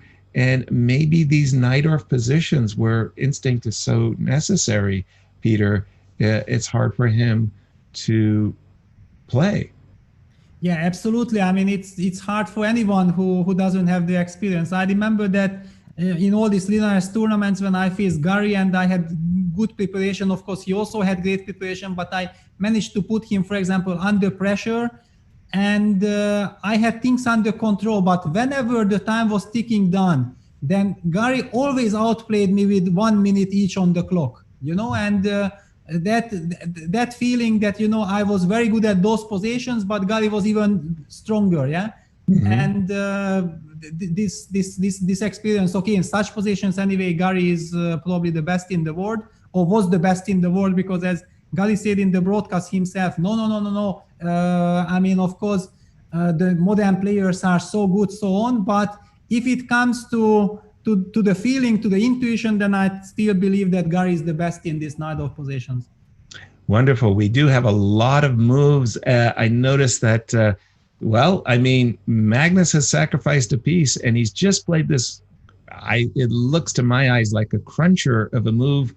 Rook b4, Peter. Queen takes b3 is on tap. Ding Liren, should he lose this game, will lose the set. Yeah, he actually resigned already, so it's over. Oof. Yeah, I mean, that you felt like... it. Yeah, rook b4 just clinches it, and that's it. But to be honest, once this bishop takes a3, b4 happened, and Tanya confirmed that the computer also thinks that this is just winning for black, then it was clear that it's game over, because Magnus will never let this slip. Wow, our congratulations there as Magnus smashes through on the queen side. We have one game going on, Daniel and Hikaru. For those of you watching, get your questions ready. Send them onwards to Tanya as we anticipate the world champion Magnus Carlson joining us in a short while. What do you have for us? Ooh, I just saw this move knight b2. I thought it was forking rook. Sorry.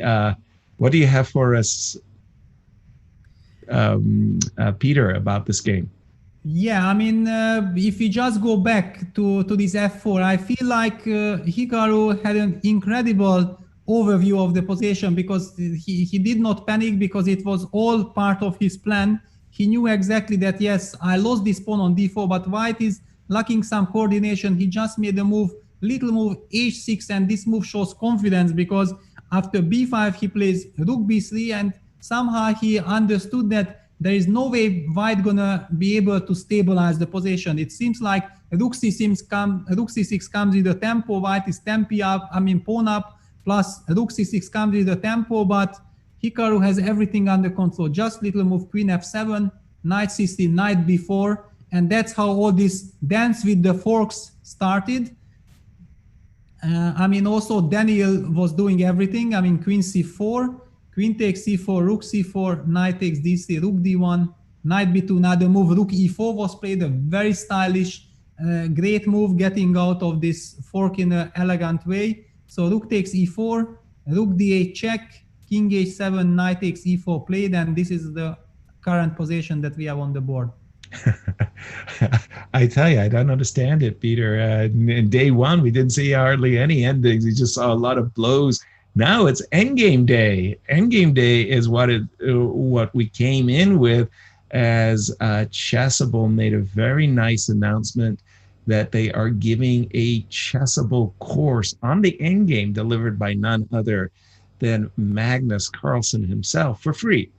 So you can go to their site and download the Endgame. Tanya, what do you have for us? We've got Magnus Carlson and Tanya.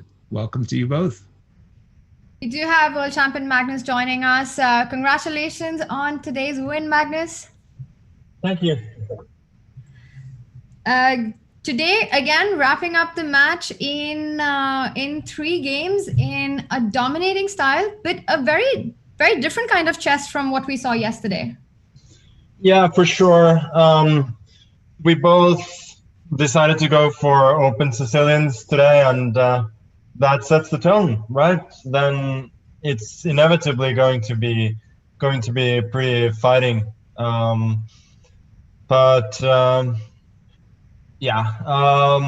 I guess both games could have gone either way, but I'm happy to prevail. And seeing as I was better most of the first game, I think it's fair enough. Magnus, we are going to get into details about your match, but because there is this very exciting game going on and Daniel is in a must-win situation in his match, let's get your thoughts on that first, if that's okay with you.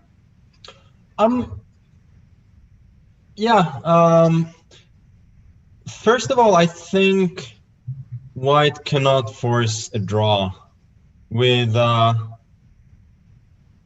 f5, king g8, rook d8, and so on. You escape with the king, and if White cannot force a draw, I guess he's probably in serious trouble. So yeah, I think he's in serious trouble. Do you think it is Hikaru who's going to be in the finals? That would not really be a brave guess, would it? That is true. Not at this point. All right, but what do you think? Have you been keeping an eye out on this semi-final bracket as well while your games have been on between Daniel and Hikaru? And what do you think went wrong for Daniel in this match? I think the first match he had every chance to win. Yesterday he had serious chances to win in the second game, but overall I think Hikaru was a bit better yesterday. So I guess after he got a good start in the first day, then Hikaru's just been better. I mean, there's not all that much else to say, but let's see if he can find a way to fight and perhaps draw this game. Yeah, it did look like Hikaru was dominating this entire semi-final match, and to me it felt like on day one, that game 2, I don't know if you saw that when he went king e7 and lost on queen g7, lost after queen g7.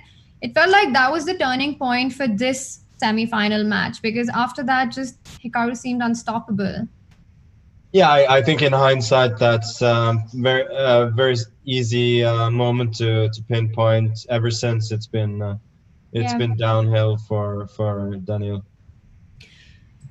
All right, so I think actually this particular choice by Hikaru, I'm not 100% convinced about, because I'm not that sure about the rook ending. In the rook ending, there could be some chances for White. So I'm not really sure about this whole knight.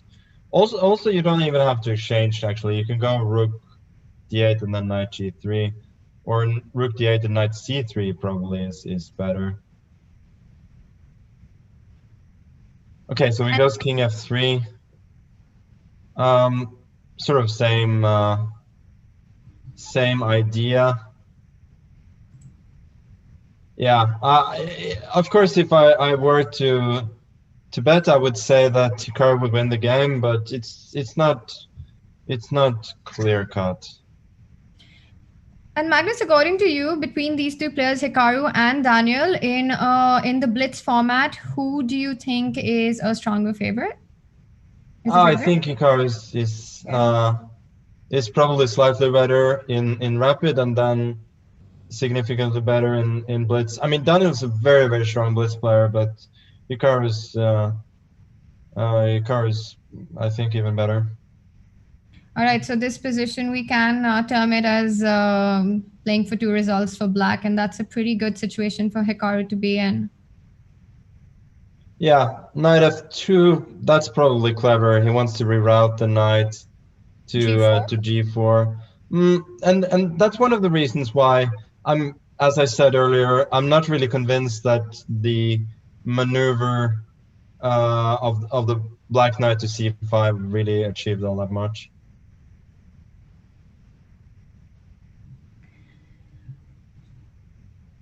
Okay, and while we wait for this game to go on, I want to talk about game 2 from your match, because I think that was a real blow up of a game. Firstly, were you expecting Ding to go for the knight off today?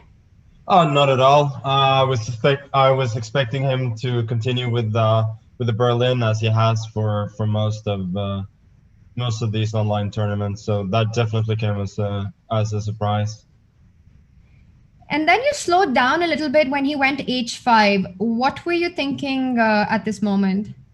I don't know. I was thinking of different move orders and exactly how I was going to play. That's Why are you about smiling it. right now?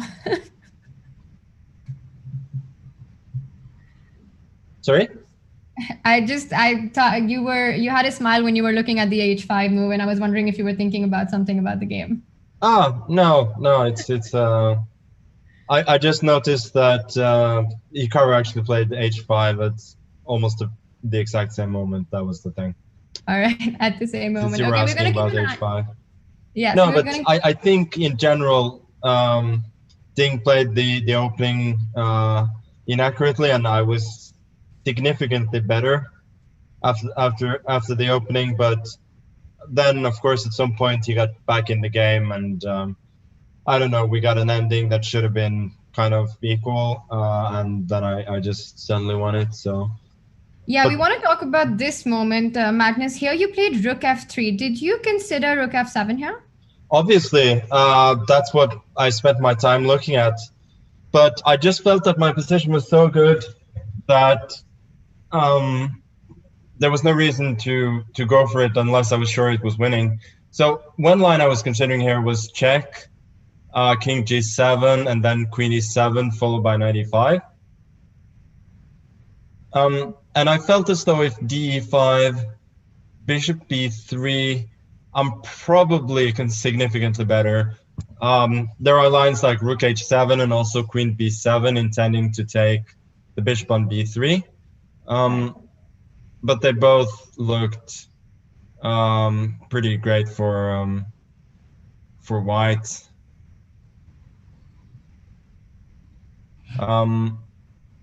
But I was not so sure what happened if he's gone rook. If he goes rook h7 instead of knight instead of d5.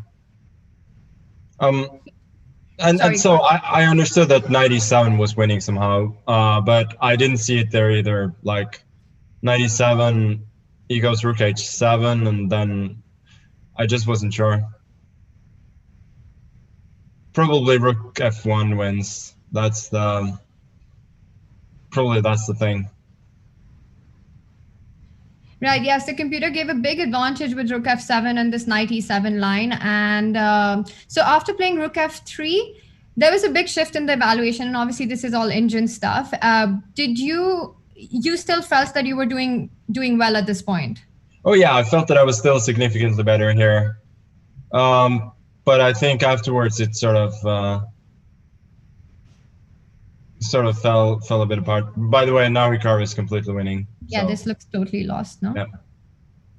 Yeah, wow. So that would mean Daniel Dubov in big trouble. All right, let's get back to your game, because we do have the live board on, and it looks like black is doing very, very well here. So in your second game, just if we can have that position up. Right about here, you suddenly shifted your entire play to the queen side, and from being very aggressive, playing towards the other side of the board. And then black somehow stabilized. Did you have the feeling that something's gone wrong, or were you still feeling good about your position around here? No, I was feeling good all the way until he played bishop g5, which I'd missed. Okay. And then I thought it was just a mess. Yeah, he did have this chance to go knight e6 and knight c5, but I think he just made a really big mistake when he traded, and this ending is just really bad for black. For black. Yeah, that is probably correct. Yeah, I guess here he would have been fine, but I think what I did there on move 45, rook f2, and then bishop f1, that was really, really important. And that sort of kills it, because otherwise he would have had serious counterplay with d3. But here I'm just in time to consolidate, and then my pawns just run. Right, and then the next game, both of you were taking a lot of time in the opening, Magnus, and suddenly c3 on the board. Tell us what happened before c3. Were you completely out of prep? Because a lot of time had been burnt by now. Yeah, he didn't really play what I expected there in the opening, and it's I feel like it's a position where black must be fine, but he clearly had looked at it at least somewhat, and I mean, I'm not the knight of specialist at all, so that kind of makes it more difficult. Yeah. Right. And so I mean, I spent a lot of time, but I couldn't really figure it all out. But I felt that I made one really big mistake here. Yeah, queen c7 I think was okay. Queen e1, knight e4. Knight e4, then of course he can take on e6 and then take on e4, but I felt that this sort of ending was defensible. Right.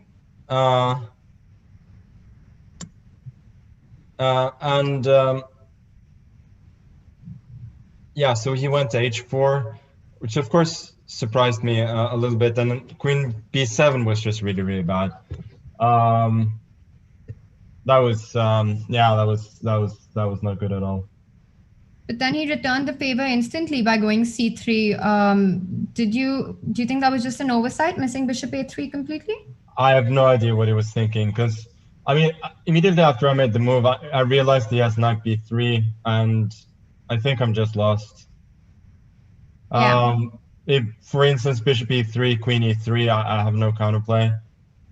And also, if I move the bishop, he has bishop d4, and he probably just wins. So that was really bad, and that's where the game just turned on one move, I think. Right, and with that, you've taken a 2-1 lead in the match, starting the match, playing catch-up, then you won 2 sets in a row. What's your take on this entire best-of-5 longer match format? And just a quick update for our viewers that we do have a result. Hikaru Nakamura did win that endgame, and which means Daniel Dubov, to have any hope of continuing the tournament, he has to win the next game on demand and take it to the tiebreak, because Daniel is playing catch up for 2 sets. If Hikaru Nakamura wins today, he goes into the finals. Magnus, what's your take on this set of 5 format, which is longer than what we've seen on the tour previously? I think for the final, it's fitting that we have more matches and more chess. So I think it's great. It's great, but you would have been in, was it best of 3? Well, we'll see. Maybe I'll be in with the best of 5 as well. All right, we're going to wish you all the best for that. And I'm going to hand it over to Yas and Peter if they've got any questions for you. Thank you and congratulations. Thank you. Absolutely. Thank you, Tanya. Been chomping at the bit there a bit, Magnus. We have been extolling the fact that you have an endgame, a chessable endgame, that we're going to be giving away for free to everybody who signs up for it. And I'd like to say about myself that no matter how badly I teach, I always learn something. What did you learn about the chessable endgame that people can get for free? I learned for once that I used to be extremely stubborn. And now you became flexible, or what? No, I think it was a good thing. Extreme stubbornness in trying to win games, right? And I think that's what the main takeaway. That even in very simplified positions, there are so many resources. But the thing is, you have to concentrate, you have to calculate, right? Right. Once you start relaxing, that's when your opponent pounces, either by making a draw they shouldn't have, or winning a game they should have drawn. So I think there's a lot to learn there, and I think it's also very useful for people to remember that endings they're very diverse. There's a lot of calculation. There's a lot of positional understanding, and there's a lot of theoretical knowledge you need as well. So it's really it's a diverse skill set you need to play endings well. Thank you, Magnus. I'd like to turn it over to Peter, who doubtlessly has questions as well. Peter. Yeah, congratulations, Magnus. It was great to see all these Nidorfs, and actually I have one question regarding the opening, not specifically, more like psychologically, that you were the one who last year introduced this setup with against Maxim with Bishop G5 Sicilian, and then playing after E6 the move F3, which was like a total shock. And then you were the one who invented all these A3s once again on the very highest level. How does it feel that now suddenly Ding is using your weapon against you?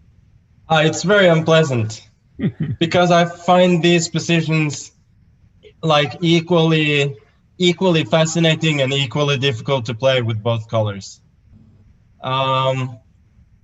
So I mean that's the thing, right? Like I find them so fascinating, but I also know that when I play them, I'm gonna make a bunch of mistakes because they're so difficult to play. So it's really an ambivalent feeling. And well, fortunately for me, my opponent is probably gonna make mistakes as well. Yeah, of course, it's such a complex opening. I played also myself so much with Kasparov and exactly that's what I mentioned during the broadcast, that when both of you started to have very little time, like 2 minutes each or even less, and I was telling Yasser, I'm not liking this for Ding because I know from my experience facing Gary that whenever we reach this terrible big time trouble in the Nidorf structures, then he was outplaying me. So did you get confidence out of this that you might have better instincts in these positions? Yeah, I was definitely hoping so, and I certainly was thinking that when he dropped to like 2 minutes as well, that was probably going to be great for me. Yeah. And it's always very good to know that even though my king, I mean, technically has no hiding place, like I always have the trick of bringing one more piece into play if I need by castling later on. So but basically it's just extremely difficult, and against somebody like Maxim, I probably would have been in even more trouble. So Yasser and Tanya, back to you. All right. Magnus, before we let you go, we do have a question for you from our chat, and it's about Gary's contribution to your game. You have worked with Gary Kasparov in the past, and I think it was in 2009, 2010. What do you think has been the biggest contribution from that session that you had with him in your career? I think those sessions helped me understand dynamics of chess a lot better. And it's been, I mean, sometimes I've been able to use that knowledge and sometimes not. But I would say that's the main takeaway. That's what he could do a lot better than me, even back then, and it's still like one of the most difficult things in chess. Did you guys work more on openings or just the entire aspect, the whole, or was it a more universal training, all aspects of the game?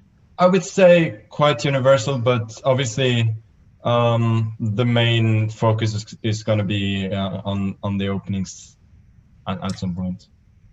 All right. Thank you for your time and your insights, Magnus, and good luck for your match tomorrow. Thank you. Thank you, Magnus. And that was world champion Magnus Carlson yet again wrapping up his match in 3 games, 2.5 half. And as he mentioned, in this game, it surprised him. In the third game, C3 surprised him. And it was true that after knight b3, Ding had a real chance and a much better position, actually, according to computer evaluations. A big miss by Ding, which means that Magnus Carlson leads their semi-final bracket with 2-1 going into day 4 of the semis. But we still have one more game coming up shortly. Hikaru Nakamura leading the third set with 2-1, which means Daniel Dubov must win this game on demand to take it into the blitz portion of today. A really monumental task for Daniel, because it's also psychologically really difficult. You're down on 2 sets. You're down in the match. Peter, Yas, what do you think? What are the chances of Daniel being able to strike and take this match into the blitz? Take it, Peter. What's your percentage breakdown? Yeah, my percentage is that it doesn't look good. It doesn't look good at all. I mean, it's not just that, yeah, he has to win. He has to win on demand to stay alive, but he just lost with the white pieces, and now he has to do it with black. On the other hand, if we look back at the match so far in the first day, he also had to win on demand. He managed to win with the black pieces. And then yesterday with the white pieces, he didn't got any chance. He even lost that game to Hikaru. And I think the problem is that the more you get into this situation, also your opponent gets more used to how to handle the situation when my opponent is in a must-win situation. And by now, Hikaru must have gathered lot of confidence because he understands that he plays well. He plays probably better than Daniel, and all these things make it, I think, very hard for Daniel to come back. I simply couldn't agree more, Peter. I think that's the problem, Tanya. I mean, Daniel's in a very difficult situation. I am predicting Hikaru going into final before getting any tie breaks today. It's not a hot take. I know a lot of us are, and that's not breaking news. But yes, very difficult situation for Daniel Dubov. How much? I think we still have a couple of minutes before the start of the next game. Let's take a look at what our friends over in Twitter had to say. Let's see if we can get some of our tweets up. And we heard from DSL. Thank you, Tanya, Yasser, Peter, for the wonderful coverage. Enjoying every second. Going to be a big void in my life after this tournament is over. Worry not, DSL, because the void shall not last long. Chess24 has big plans for all of us and will be bringing us more chess action. And if you want to see all of this continue and you've enjoyed the tour and you want to support the broadcast, do consider going premium and supporting all the work that Chess24 does. But like I said, lots more exciting stuff coming up after the Magnus Carlson chess tour. So stay tuned on Chess24. All right. And Peter, yes, Let's bring you in on the Ding and Magnus match. Now, Ding is down to 1, and which means that Magnus needs only 1 match win to advance to the finals. What do you think went wrong for Ding today? I mean, yesterday we saw him go the positional, strategic, solid approach. It didn't work out. Today we saw positions blow up. He played the knight off. He played aggressively. It didn't work out. What's he got to do? Well, I'll take a quick stab, and then Peter, you join in as well. For me, just this educational moment that Magnus himself pointed out. Magnus chided his move queen b7, and Ding did not find the move knight b3. And I think at this highest level, it's about the opportunities that you get, right, Peter? I mean, your opportunities are so small, just one or two, twice a game. And in this case, when he played instead c3, he collapsed. Missing opportunities is what I meant to say. Yeah, what I feel is that it's connected that he was not familiar with the position. So imagine Ding having such a chance in type of positions in d4, c4, knight f3. He would have used that chance for sure, in my opinion. But I mean, not being an e4 player and then getting one of the sharpest possible positions with no time on the clock, it was just too much for him to handle. And such moves like knight b3, if you are not familiar with all these structures, it's not an easy and not an obvious move at all. Okay, and sorry to interrupt you, Tanya. I just wanted to say that we're off for game 4, the semifinal between Hikaru Nakamura. Hikaru leads 2-0, and he has a lead in this match as well. Daniel has to win, and Peter, it's a rouser. Yeah, exactly. I mean, it's the same rouser they played today already. So will be very interesting to see who deviates first. So far, yeah, I think this is all the same. And queen d2, the move which you mentioned that this mysterious move is blitzed out again. Yeah, b4, knight e2, a5. So far, no surprises yet. Actually, because at that point, Magnus's game had really got very, very sharp. We missed all this middle game action in that game, so will be very interesting. And Hikaru comes up with the move c2, c4. I would say, wow, if I would have not known from myself that I love to play c4 in all these structures. Wow, I'll say it for both of us then. c2, c4. You mentioned that you are supporting the Giza Maroksi chess club. And whenever I see the pawns on c4 and e4, I think of the Maroksi bind. What is it that draws you to this move, c2, c4, Peter? Well, I mean, I think also it has a shock effect. And another thing that, let's not forget, Black has not castled yet. So it feels a little premature from Black side that he went so quickly b5, a5, b5, b4, a5 before castling. And in this regard, I feel that punishing it with a timely c2, c4, because the whole point is usually in this type of position, you never get the chance of playing c4 because Black captures on c3, knight takes c3, and you have opened up the files against yourself. But here, the point is that White gets access to the b5 square.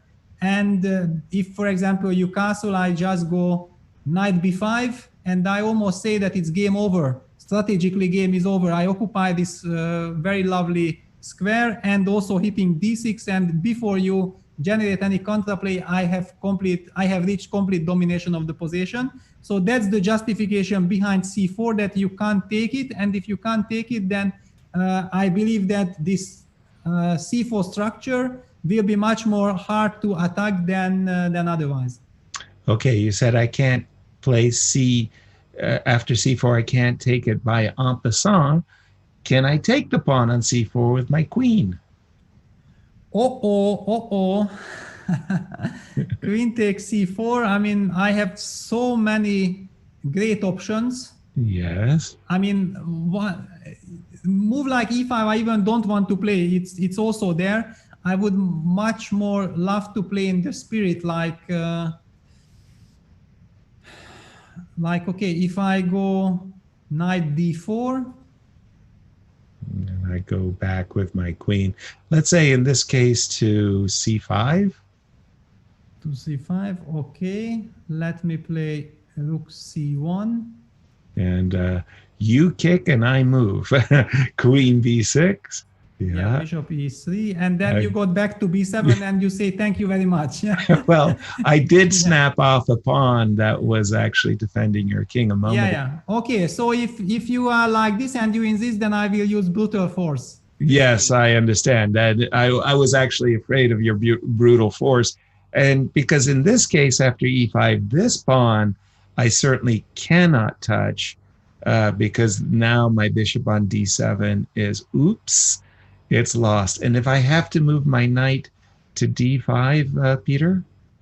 Yeah, you have to move. You don't want to move, but you have to. And I understand your feelings because, I mean, something gonna happen to you, that's for sure. I'm afraid that is so true. I'm really, really worried about knight f4. I think it might just be lights out after that move, but I wouldn't surprise me if there are other really, really strong moves. And queen takes c4 was a kind of asking for it, if you know what I mean. Yeah, exactly. I mean, to be honest, if you play c4 and the opponent takes queen takes c4, then you think like, wow, I mean, what is it?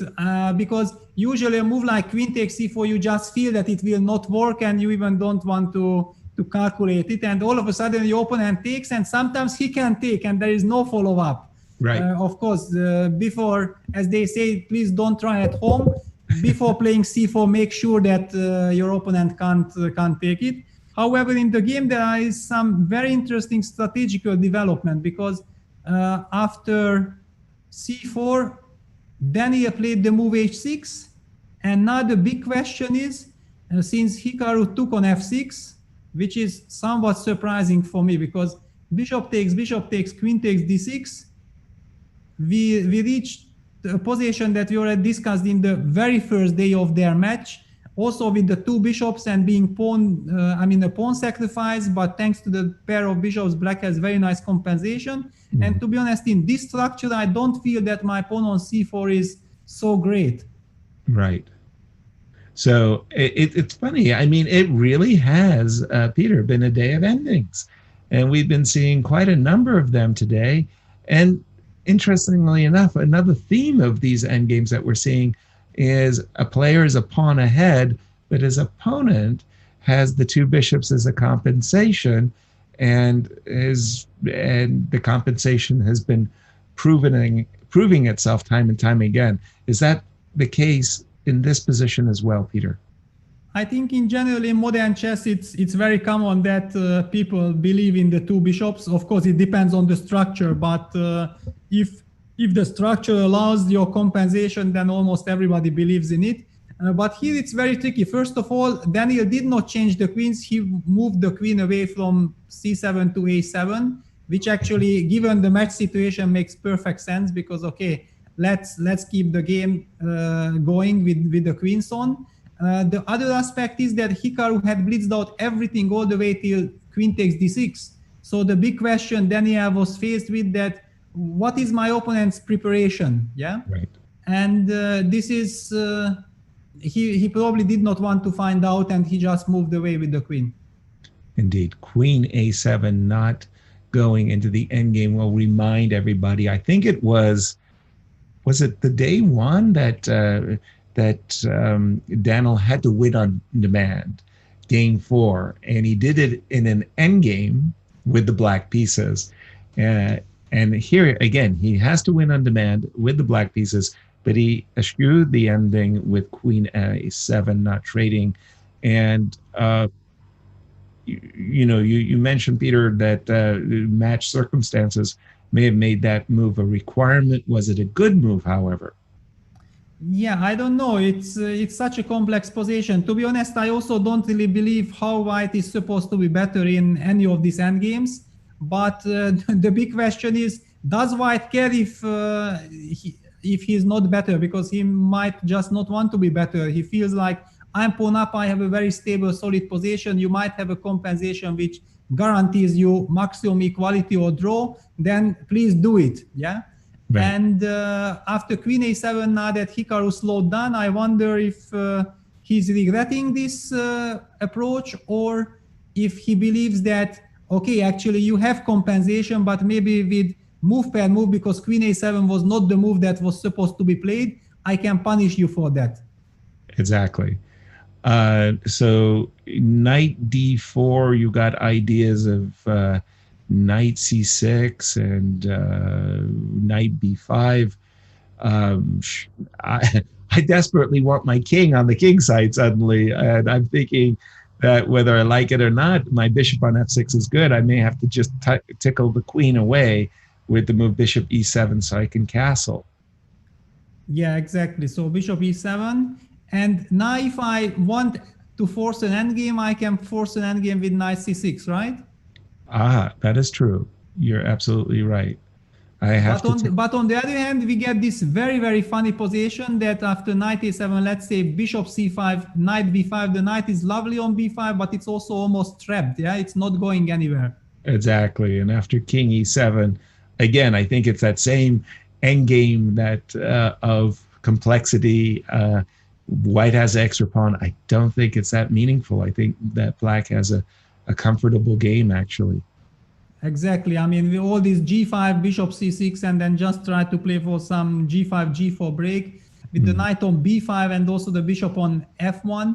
To be honest, in the other position, when I just, without really calculating, just intuitively, I thought that one of White's idea in this setup after taking on d6 is maybe to bring the rook back and get the knight via c1 to d3.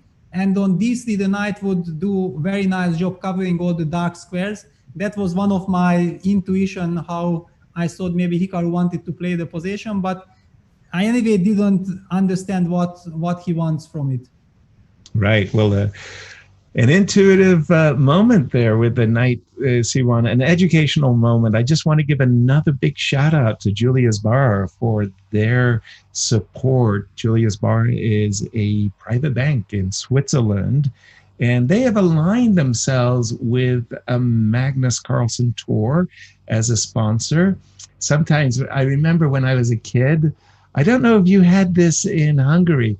When we were kids, we had the March of Dimes. And what we did is we went to our neighbors and we said, would you sponsor me to take a walk? And we would walk a mile and we would make dimes and then donate the dimes to the March of Dimes Charity Foundation. In this case, Julius Baer is aligning itself with Magnus for each victory of a set. They are donating $1,000 towards our Kiva goal of $50,000. So essentially, yesterday's victory by Magnus and today's victory by Magnus has cost Julius Baer, and I'm sure they're grateful for the opportunity to support Kiva nonetheless. So as Magnus said, he's aligned himself with Kiva, as he's also going to donate 10% of his prize winnings of this finals to Kiva. So you can join with Magnus, with Peter Leko and Vasil Ivanchuk and other great stars. Well, you can do that in a multitude of ways. You can donate, you can become a subscriber sponsor to Kiva directly, and you could also buy a Chess24 Premium, 50% of which is going to go to Kiva. So I'm very happy to get that in. What's happening now, Peter? We've kind of going back and forth a little in this game. Yeah, but I think we have some very important developments strategically. Okay. Because I like the way how Hikaru reacted. I mean, this that we discussed with knight d4 and going for that endgame, I felt like it's the wrong approach. Just I had to illustrate that option because it was very straightforward. Mm-hmm. The move e4, e5, fighting for the dark squares is much more in the spirit and also much more in Hikaru style. So after bishop e7, which was forced, queen d4 was played. Now again, this is like some kind of a mind game, yeah, that Hikaru probably expects Daniel not to change the queens anyway because he insisted on keeping the queens on the board. So queen c7 had been played and White played the move queen f4. And why I like this pawn on e5, because certainly suddenly completely new aspects appeared. I mean, White has this option of rerouting the knight via g3 to e4, also from g3 to h5, get the bishop to d3 and generate dangerous attack against the black king if it stays in the center or if it castles short. And if black, for example, shows too much respect for this plan, then he might have to make some concession which otherwise he would not like to do. Exactly. And Peter, as you were just mentioning these, how can I say it, but very tempting options, bringing the knight to e4, that's just like a beautiful outpost for white's knight, and it's ready to jump to d6 to begin with, and even possibly to f6 if black's king is kingside castled. Put the knight on e4 and sign me up for white's position, Peter.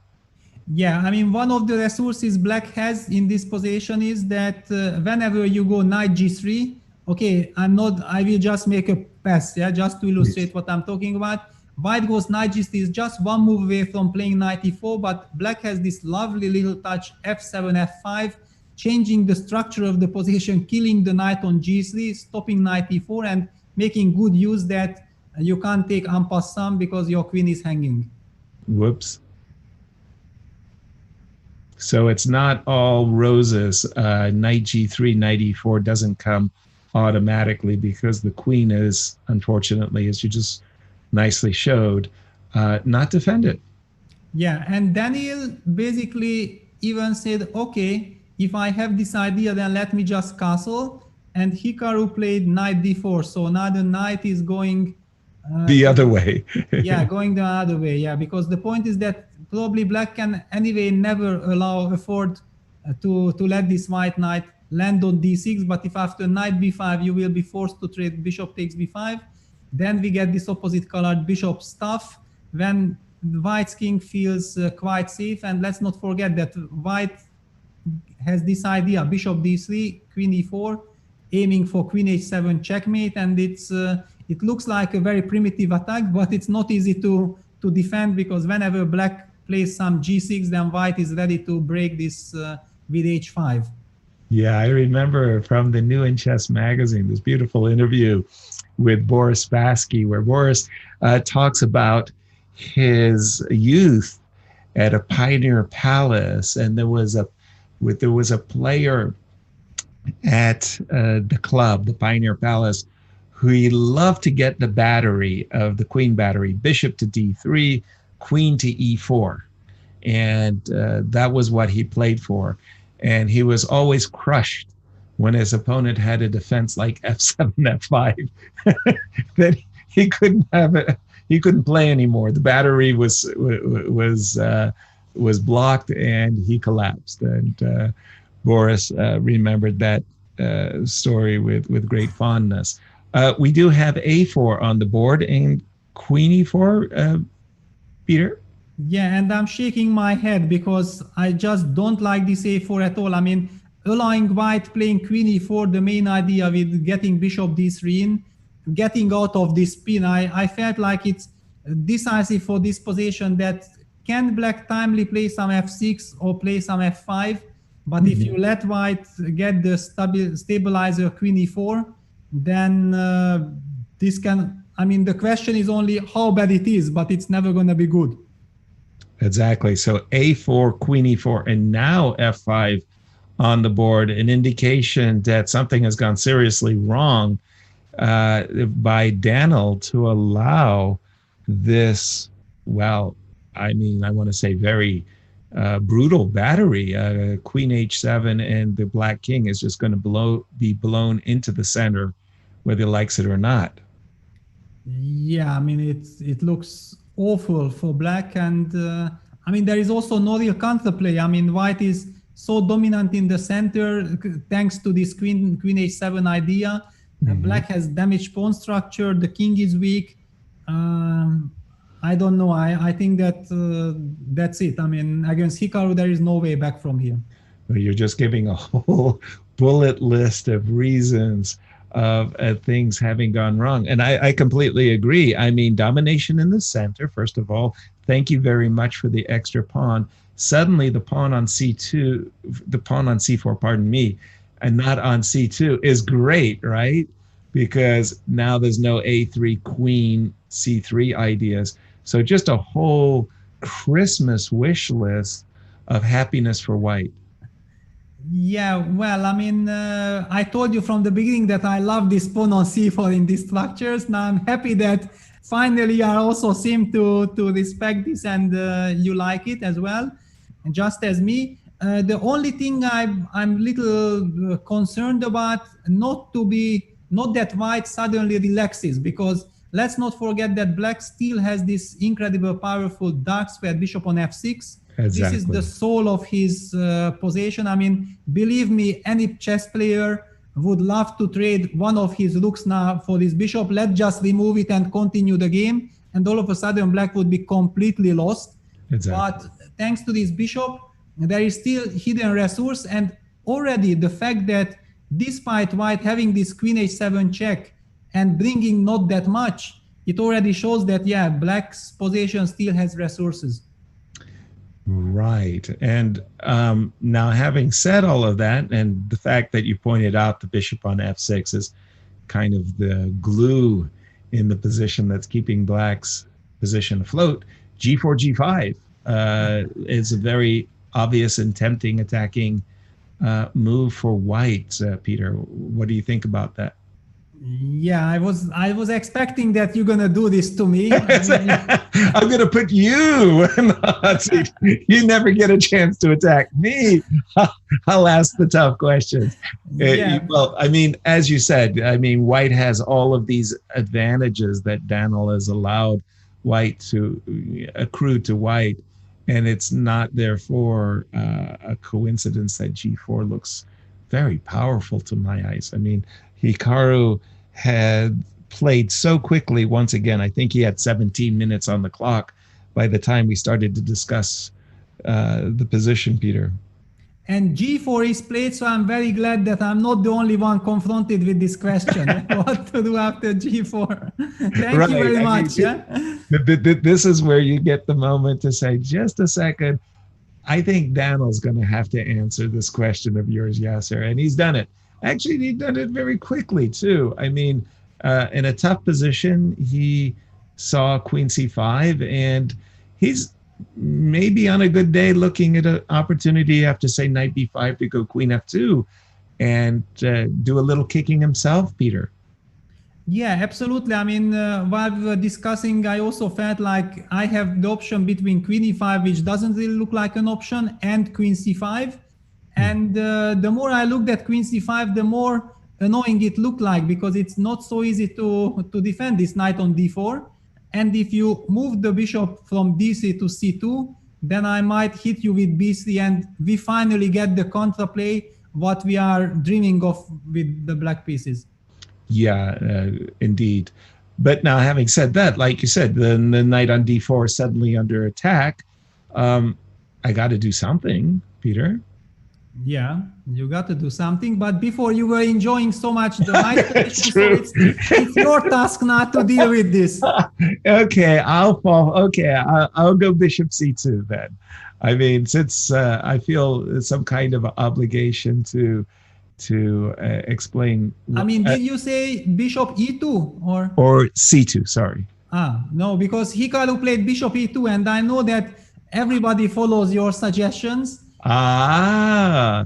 Okay. In this case, I'm quite sure that Hikaru thought that b4, b3 would hit.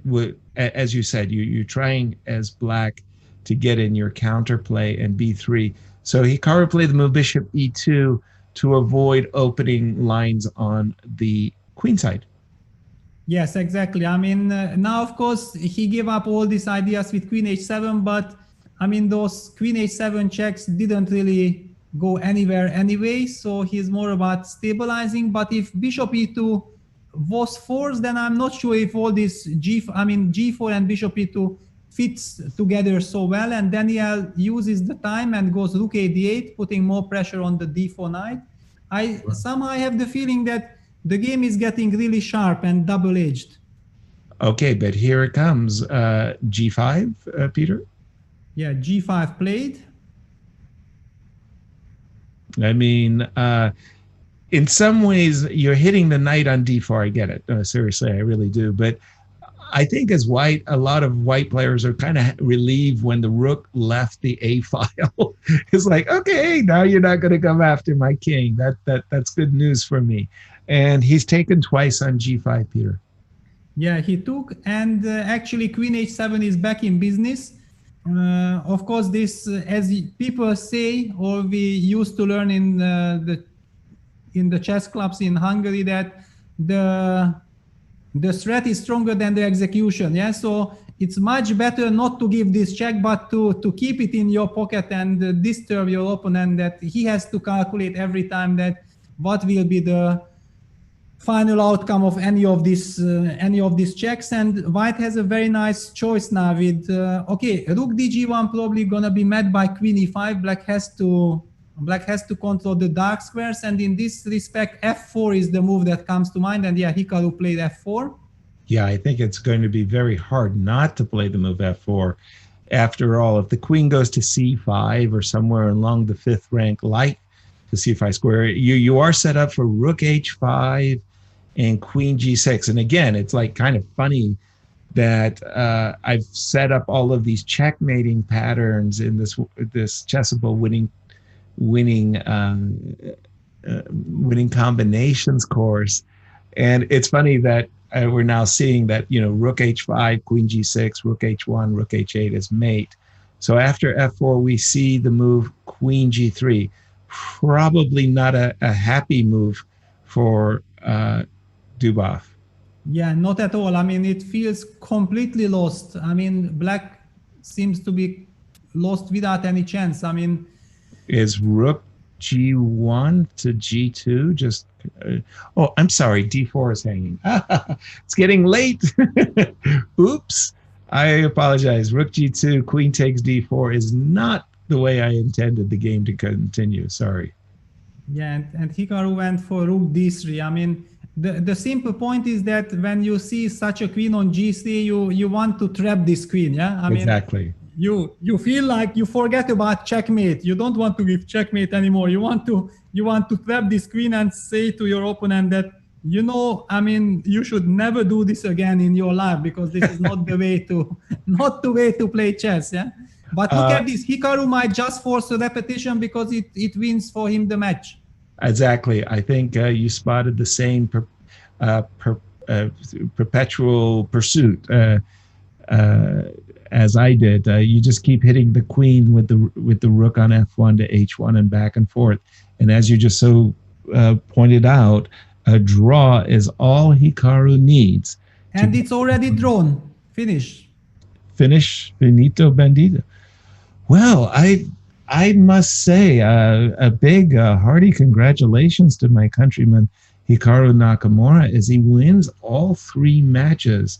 Really, going into this match, I thought it was going to be a very competitive match. It wouldn't have surprised me if it went to 5 sets. I did predict Hikaru, but I didn't see him in this kind of beast mode. I think it was day one, that game one of day one was Daniel's moment, and he never got into this match, Peter. Absolutely. I mean, finally a very smooth victory for Hikaru. But I mean, those matches are always very, very tense and very tricky, because the final result, final score never really shows how big fight it was. And I'm pretty sure now we will have the chance of asking Hikaru the question how he felt. But it was a tense fight. It was a really tense fight. Absolutely. Tanya, you're here with Hikaru. Yes, we are joined by our first finalist, Hikaru Nakamura. Hikaru, congratulations on the win, as well as booking your spot in the finals.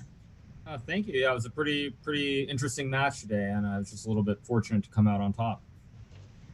That's interesting that you say that, because to us it felt like you were in control pretty much throughout today. Take us through the critical moments in the games. Let's start with game one. Yeah, I mean, I didn't think game one was particularly exciting for the most part. I mean, I thought the position was just very dry.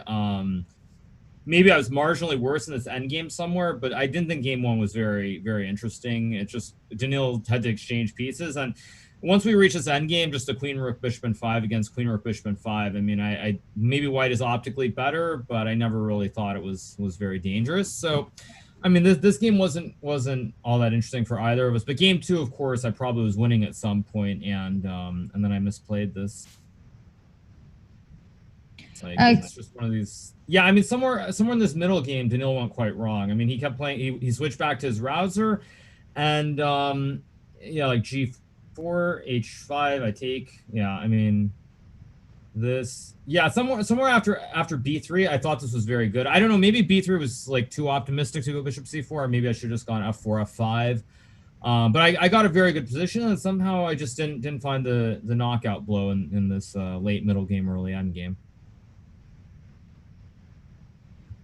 Right, and then it felt like Daniil managed to hold it together in this one, and then game 3, it finally you struck. And where do you think it went all wrong for white in this game? Yeah, I mean, this game, much like the match, it hinged on sort of one of Daniil's white games where he probably was a little bit better, and he couldn't find the right continuation. I thought somewhere in this middle game, if you go ahead to around the point that he played, yeah, just keep going. I want to say somewhere around the point that. Yeah, right around here after queen c4, queen e5, I had a feeling that white should be much better, but trying to prove it, of course, is very difficult in a rapid game. And I was very happy with the way I defended this because already here I was down the clock. I thought I was in real trouble, and I was just very pleased with the moves I came up with because I optically, when you look at it on first glance, I think it's quite dangerous. Like, yeah, well, I played rook a8 and I completely missed. I should have gone h6 because I completely missed. You could go queen c4 and f4 here. I only saw queen b5 and f4, and then after f4, like I'm very lucky here that somehow it's not just lost after queen e6. Yeah, b5 was a big mistake by Daniil, to be fair, because I think here when white's up the pawn, it's probably still very unclear, but I think white has to be better with the extra pawn. And Daniil missed this b5 rook b3 trick. Where basically after rook c6, queen f7, the pawn on b5 can't be protected because when you go queen c4, there's rook b4. And he used a lot of time. And this is really where it all went wrong because he played knight c3. And then, I mean, maybe it's still holdable, but I thought that knight b4 was also very good with knight d3. And just the rest, I think, was very, very messy. Daniil defended quite well, but then he slipped. Like, he played this rook c8 move. We just keep going way ahead. Yeah, he played like at this point I got lower on time than him, and I g4, and I got lower on time than him, and I was just gonna make the draw here after rook g8, rook d8 because I only had like 30 seconds, but then Daniil got too creative. I think he just forgot when he went rook c8. He forgot that I could just take and go knight d7, and after rook d8, just king e7, and I don't know if he saw this or he just missed the whole thing, but after rook d7, king d7, the king is in. If you go back. Yeah, just go back to after king e7. Was if he forgot that on rook d7, king d7, if knight e5, king d6 takes, and f6, I'm in the box. Like on f6, I take, h4, king d7, h5, king e7, doesn't really matter, and the king gets back to stop the pawn. So I'm not sure if he missed this or what happened, but once he went rook c8, I was able to trade on g4 and go knight d7. I don't think the result was in doubt, and I thought from here I played pretty smoothly to convert. And then, in fact, in game 4, at the very end, you're the one who's pressing, and in fact, very close to winning. A very professional approach by just finding a repetition and finishing the match there. Yeah, I mean, I didn't really know what was going on here, but the thing is, the problem with the whole game is that when I went queen e4, like on move 22, I thought that already was just over. I thought bishop d3 next move, and I must have a checkmate. But after f5 takes bishop f6, it's not as clear as it looks. And in retrospect, I think I should have just gone g4 here, just to go g4, g5 immediately rather than wasting a tempo. Because after bishop d3 in the game, somehow I couldn't find the checkmate here. Like I really wanted to go back inside g4. I really wanted to go queen h7. King f8, bishop g6. And the point is that, let's just say black plays like queen takes c4, for example. I have the very nice move knight to f5 here. And now I'm threatening the checkmate on h8. And if takes on f5, then I go rook d7, and just the whole house collapses. Right. So this is kind of what I was hoping for. But then at the board, after thinking forever there, I saw this move b3, and for some reason I couldn't find the continuation. I'm sure the computer says knight f5 is still winning, but like knight f5 and I don't know, b takes a2, king a1, bishop b2, and I mean I suspect it's just winning after king b2, rook b8, king b2, queen e5 or something. No, sorry, rook b8, not queen e5, rook b8. And I mean maybe here it's winning with king a1, but again it's like, I mean you feel like you've done something wrong, and if you miscalculate here, you're just going to get checkmated as well, which really doesn't help matters. So I suspect there was some line in here like this that was winning, but I couldn't figure it out, and I just thought, I mean I thought it would be more practical. But I blundered queen c5, and so I was a little bit lucky that I still had enough play, because I only looked at queen b6. I forgot that he has queen c5 with the idea that, like here, if I go bishop, not bishop e2, sorry, if I go like queen h7, king f8, knight e2 here, then he has queen e5. Whereas with the queen on b6, there's no way to create the battery with the checkmate. So I kind of overlooked this, but luckily it didn't matter. And then you know at the end, as we go forward, kind of I just play all the natural moves, and I mean maybe there's some way to win, but why bother? Like there's just no need at this point. So why do that when a draw is good enough? Yeah, absolutely. And then you just you're the first finalist. Even you could not have expected this semifinal to go as smooth as it did. Yeah, I mean, I think a lot of what happened in the semifinal hinge on the first day. But since the match is over, I will say a couple of other things, which is I very strongly felt that in the match we played in the final of, I think it was the Lindor's Abbey event, that I sort of beat myself. I felt that there were many positions where I was a little bit better in pressing, and then when the advantage slipped away from me, I would keep trying to win, and in turn, I would turn it into a loss. So I felt in many ways that was the reason that the match got away from me in the final. I felt like in this match, it was quite the opposite, where when Daniil had his slight advantages, he did the same thing. He would take the slight advantages, and when it was gone, he would try still to keep the game going instead of making the draw. And so throughout this match, my main approach would just be solid and don't beat myself. Basically, if the advantage isn't there, you know, just play solid, make the draws. He's going to have to beat me at some point. And so, you know, when I had that thought process throughout this match, I think it served me very well, because in the previous match, I did very much feel that when I got the advantages and I let them slip, I turned the winning positions are much better into not only draws, but then into losses. And in a match format, that's pretty deadly. Hikaru, that's actually quite fascinating, because I was thinking that, you know, throughout the tour, both of you have played. You played in the Lindor's Abbey final, as well as then in Chessable Masters, you beat Dubov. So you sort of traded blows throughout the tour. And then this big one here, you won it in dominating style. And you mentioned that you figured what went wrong with you in the earlier matches that you had with Daniel. Did you also pick up something about perhaps Daniel's style of play, or a weakness in his handling that you might have used in this final? Yeah, I mean, so first of all, when we talk about the previous match, the reason that I lost that match is because I lost games with white. In the second mini match, I lost the first game in the Alpine Sicilian, and then in the third and final match, I lost the second game in I think it was an accelerated dragon. So I lost 2 games with white in the second and third matches, which were very critical in terms of me not winning that match. And then overall, as far as this match goes, one thing that I noticed, especially yesterday, and I really picked up on it, is that Daniil really likes to play, he likes to play sort of dynamic positions that are creative. And so starting with this first Sveshnikov game yesterday, I decided to try and make it as boring as possible and try to make the positions as dry, where it's very technical and you kind of just have to play normal looking moves, but there's very little room for creativity. So that was one thing that I very much strived for, was to play things that were very solid and very dry, where you can't be super creative.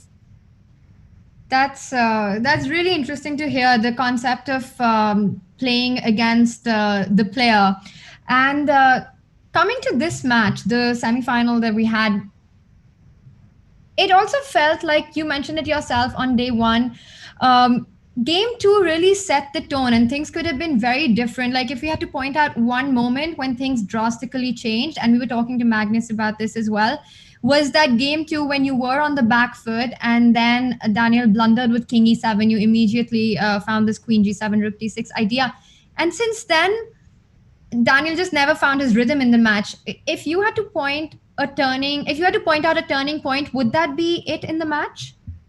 Yeah, I think the fact that I was able to steal that first match, which I should have lost by, I mean, any normal standard, I should have lost that first match, especially after the way the first game went. I think when I stole that second game, or not stole the second game, but I mean, kind of when he blundered and I won that second game, that really turned the tide. And I very, very much felt that once I won that match, when I was not playing very good chess, I mean, that first game was just like, I could have resigned on move 10 or whatever it was. I felt that when I won that, I felt much better yesterday, and it was still quite tense. But the other thing I would say is that because I had the previous match in the final, I also felt that I took my foot off the gas. Like when I was up 1-0, I won the first mini match.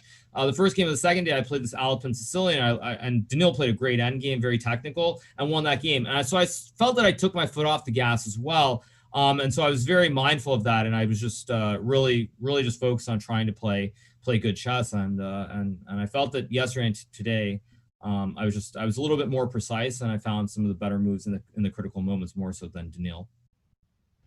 Hikaru, you've also been, I would say, the most consistent player throughout the tour. This is your third final in the Magnus Carlson Chess Tour. You haven't played one event out of 4 events that you've played. This is your third final. And if you had to point out that one overreaching skill, and you can't say time management because we all know that you're a beast at that, an over the board skill or an approach that you have that has sort of worked for you and responsible for your successful play in this very, very difficult format, what would that be? Yeah, I think in general, it's just that I tend to be very solid. I play a much different style than I used to when I was younger, but for the most part, I've felt that if I don't lose games, the opportunities will come to me. So in general terms, when I don't lose games, I figure sooner or later I'll be more accurate or more precise than my opponents, and I'll get opportunities.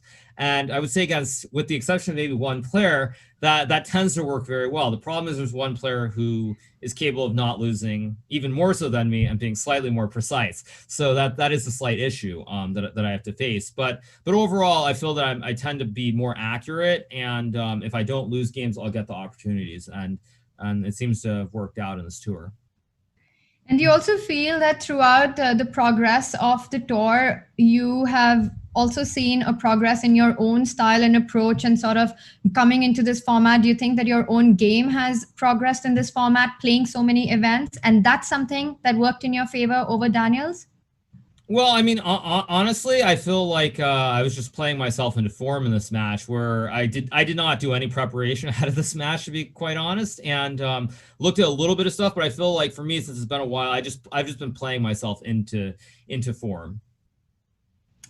And you mentioned that there's this one player against whom there is a little difficulty with that approach. You've got two days now before the finals. Are you already assuming that you're going to be up against Magnus, or going to wait for the final result, or will prep begin soon? Yeah, I mean, to get back to that point I was making earlier, and this I think is again a stylistic thing, is what I was saying is that I feel for the most part I'm more accurate than most players, and I defend extremely well.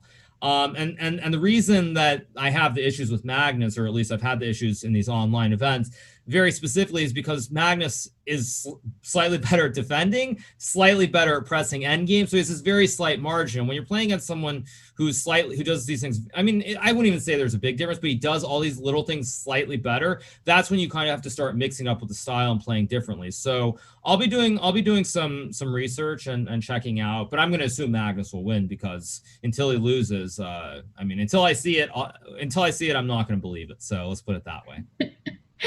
Fair enough. And from your perspective, so far in the tour, you've been a part of four events.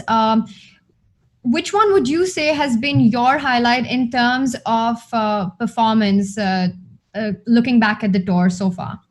Yeah, I would say overall the win. I mean, even though I lost the final to Daniil, the Lindorus Abbey tournament for sure is my favorite, because I did beat Magnus in our mini match. So up to this point, that's been my favorite event. But just in general, I've just been very happy that in a lot of critical moments, I've sort of come up clutch. I've won some games when I've needed to. Like if I don't win this game against Levon, I think this fourth game of the first match in Lindoris, there's a very good chance I would not have made this final, because if I had been down 1-0, who knows how that goes? I might not even make the final. So I think the fact that I've come up with some critical victories and I've played very well in the moments that matter the most has been the thing I'm most happy about. I couldn't agree more with that. And coming in today, Hikaru, did you also feel that you're up 2 sets, confident, of course, but also that you have been the better player and the more informed player, and you deserve to be in this final? Was that something that you felt that is your that you deserve to be in the final? Yeah, it's weird. Today was probably the most calm I felt out of all 3 days. I felt very tense the first day and the second day. Today was the most calm I felt because, I really felt like yesterday there was sort of a breakthrough. I truly understood kind of the way that Daniil likes to play in a way that I don't think I had completely understood before. So once I sort of understood the sort of games, the positions that he likes, and knowing what I really wanted to avoid, that made me a lot more confident. Even though I was up 2-0, as I said, because I had that match in the final where I felt that I took my foot off the gas, I'm like, okay, I'm up 1-0. I mean, surely I can't lose the next 2 days. And of course, Daniil played great chess, and I lost in that final. So the main thing was just try to be calm, but most importantly, remember that it's not over until it's over, and just really try to put pressure on him today. Hikaru, from the audience point of view, I can tell you that you just made this semifinal look so easy, and it was something that I think you were the favorite going into the match, but it would be hard to say that anybody expected for it to be such a dominant show from your end. You've shown consistent play throughout the tour, a very, very deserving spot in the finals. We can't wait, regardless of who you're playing against. It's going to be an epic fight. Thank you so much. And I'm going to hand it over to Yas and Peter to quiz you with further questions. Well, I don't know if I can quiz you any further, Hikaru. Just hearty congratulations. Earlier during the broadcast, Tanya had read a Twitter, and the writer had said that you're a great attacker and you've changed your style. And I was quick to point out that you've become a very, very good endgame player. And I cited an interview that you had with Jennifer Shahadi where you yourself said, yes, you had concentrated and you're proud of your endgame play. It's kind of showed itself in this match. Yeah, I mean, I think that's true. Like I was saying before, one thing that I've learned how to do is sort of play certain very slow kind of end games and outplay my opponents, which is great. I mean, it's very good to play like that. As I said before, there's only one problem. There's someone who does that better than me. So it's worked against most people, obviously, and I've worked really hard on it. And I think it shows in a lot of these rapid games where players get low on time, and that's why I've been so successful, I think, in this event, is that I get into a lot of these sort of slow middle games, slow end games, drier type of positions, and I'm very good at converting, which works against everyone except for one guy, unfortunately. Right. Well, again, congratulations. I'll turn it over to Peter. Yeah, congratulations, Hikaru. I only have one little question about the opening because, yeah, it was such an opening debate, and I believe that we will not be seeing the Rouser in the final, so apologize. Please forgive me to ask you, but probably you are not revealing any big secret, that what was your preparation for this game? Because when you played c4, I was telling Yasser that I like this approach very much. This is very much from my heart. And then all of a sudden after h6, I see you trade your dark spread bishop a tempo. So it must have been your preparation. What was it?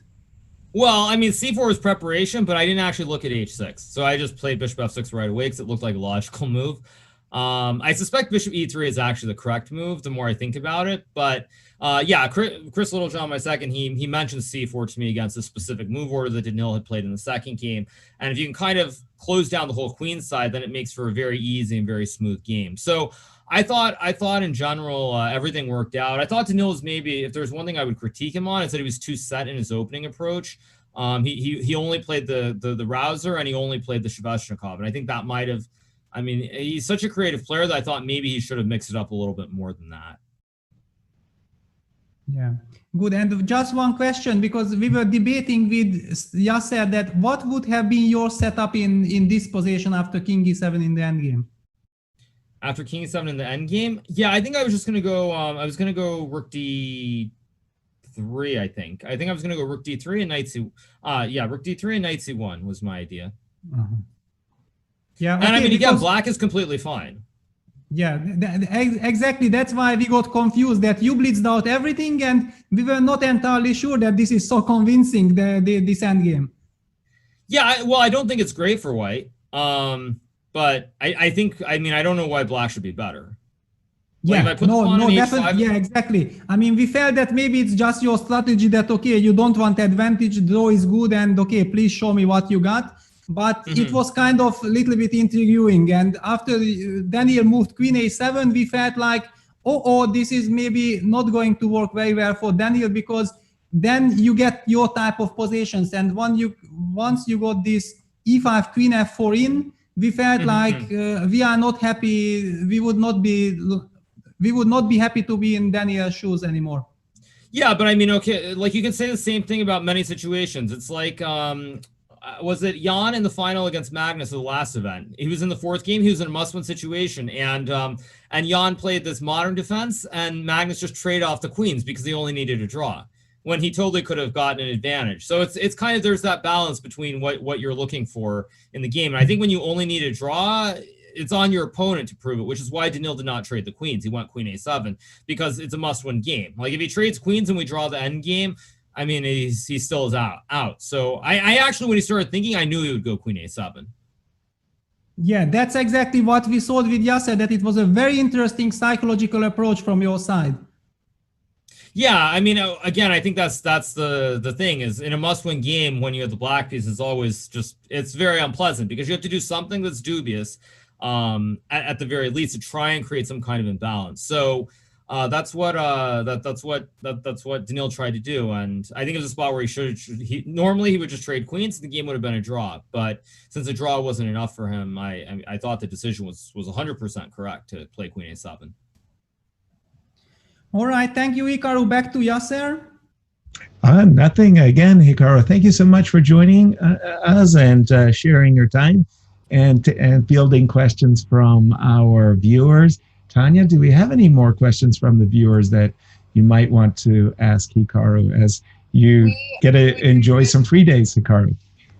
Thank you so much, Hikaru, once again, and a big congratulations on booking your spot in the finals, and we cannot wait to see you in action. I think this is a dream final setup, either ways, whether you play Ding or Magnus. Thank you. See you guys. All right, so our first finalist of the Magnus Carlson Chess Tour 2020 is Hikaru Nakamura.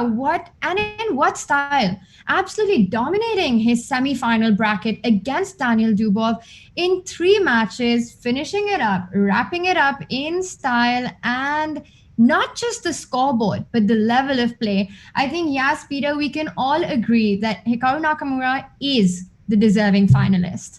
No question. Impressive play, Tanya. Definitely. And Peter and I can tell you that maybe the match score is boastful for Hikaru, but you know, when you look at those games, small chances for Daniel, yes, but Hikaru was the overall deserved winner.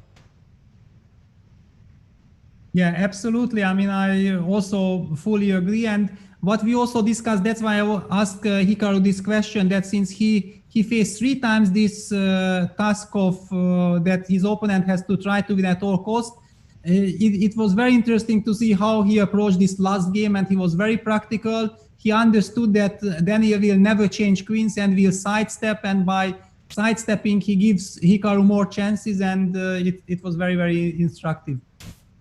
And of course, the social media world is going wild with GGO for Hikaru. Yes, Peter, do you know what that is? No. Please inform. So it's I don't think I'm very good at it, but I have some idea. I'll try and explain it to you, and maybe chat will then correct me if I'm wrong. So you know how, yes, Peter, in the earlier days when you played a really nice game and you showed who's boss, people would tip their hat or bow down to you, or just you know, a little applause. Nowadays, all of that's gone. It's goodbye to all those frailties, and it's all about GGO, which is good game, yo. Good game. I like it. I like snooker, and they have the world championship in snooker. When your opponent in snooker makes a really good shot on the table, you tap the table with your stick to show respect, like, good safety. GG. This is the equal of showing respect nowadays, yes, and that's just how it's done. And Hikaru Nakamura showing us how it's done. You know what, Peter, I can't wait for the finals, and I think Ding, of course, has a big task cut up for him. He's Magnus Carlson needing 1 set win to qualify for the finals. Ding Liren has to bounce back first to level scores, and it's not easy. Ding, to win the finals, to qualify for the finals, needs to win the remaining 2 sets against the world champion. That's not going to be easy for him, but I think tomorrow's match is absolutely critical, and it could mean that we either have our second finalist tomorrow or we're in for a day 5 of the semifinals. In any case, I cannot wait for it. Let's get our final thoughts from our experts. Peter, your final thoughts on how today went. Well, in general, I would say that what strikes me is that, you remember we talked before the final started that who are the favorites, and I told you that, yeah, I understand that probably Hikaru is a little bit slightly favorite thanks to his experience, and Magnus, of course, is Magnus. But what I feel during this finals, that once the favorites settled in and felt more and more confident with each game, that's when their superiority was growing. And in this respect, that's exactly the reason why I feel that Ding has now a very difficult task, that Magnus fully settled into this match. He regained his confidence, and in order to strike back, somehow Ding has to disbalance Magnus right from the beginning tomorrow. And it's easier said than done, because how do you disbalance Magnus?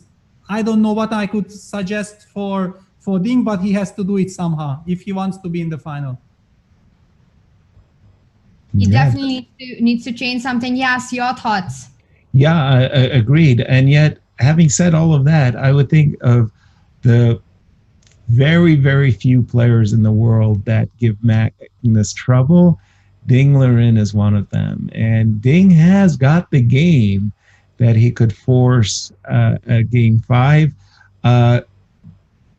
But Magnus, man, he just picked up 2 days of confidence. And today, especially winning 2.5 half, yeah, it feels like Magnus is in the driver's seat to wrap things up tomorrow. But again, I have to say, Ding Liren has a game that can win.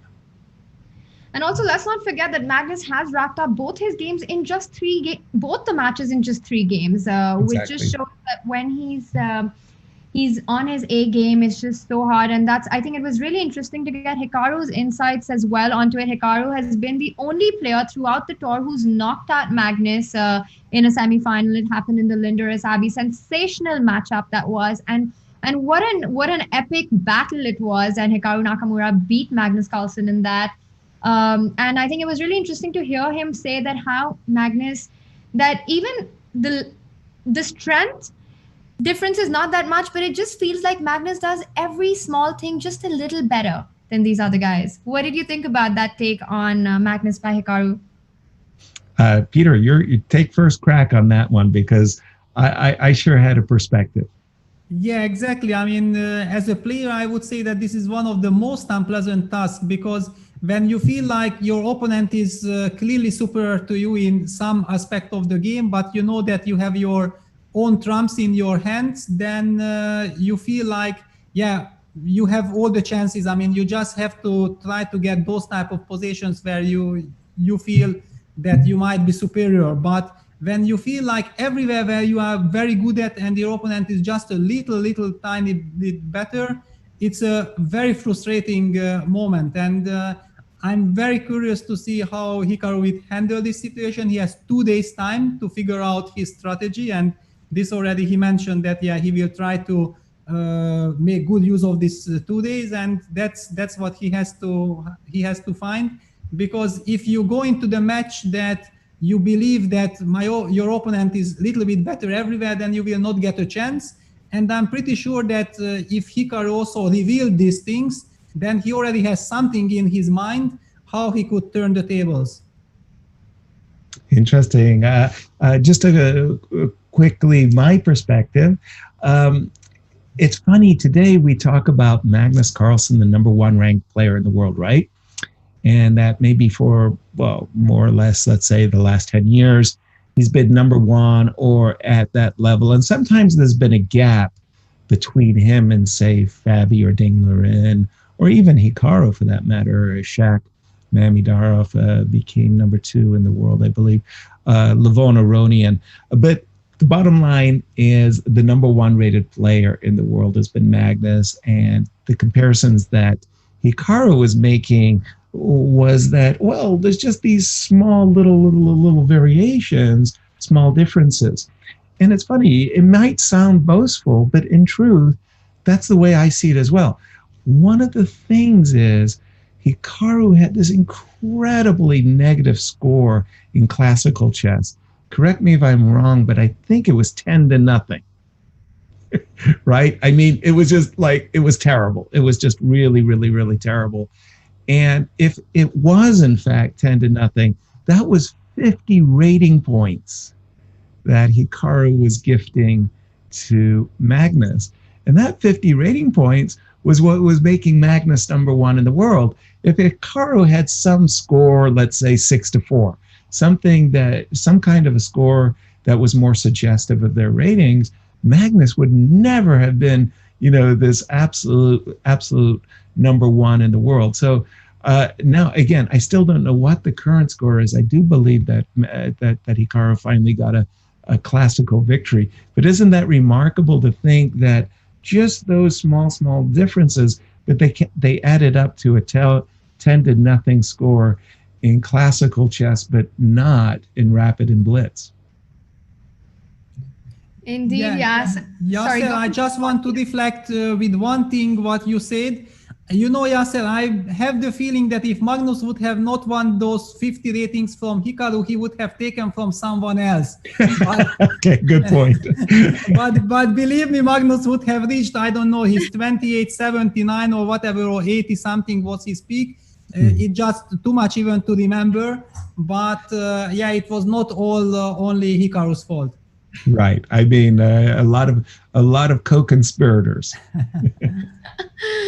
I love it. No, I totally agree. But I think there was this time when Hikaru had always found it very difficult to face Magnus, but then we saw him in recent years being able to overcome that, and he was able to beat Magnus, I think in a classical game as well once. And I remember interviewing him in Gibraltar, and he always said that you just need that one win to overcome somebody who you have a difficult score against. And we've seen him do that in the Magnus Carlson chess tour at the Linders Abbey. And once again, a big congratulations to our first finalist.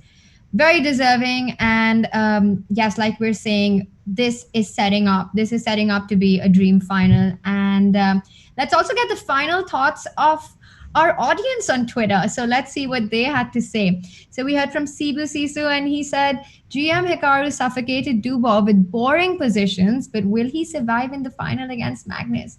The world champ seems comfortable in both dynamic and boring positions. Will he adopt a Jan Nepomniachtchi cat movement?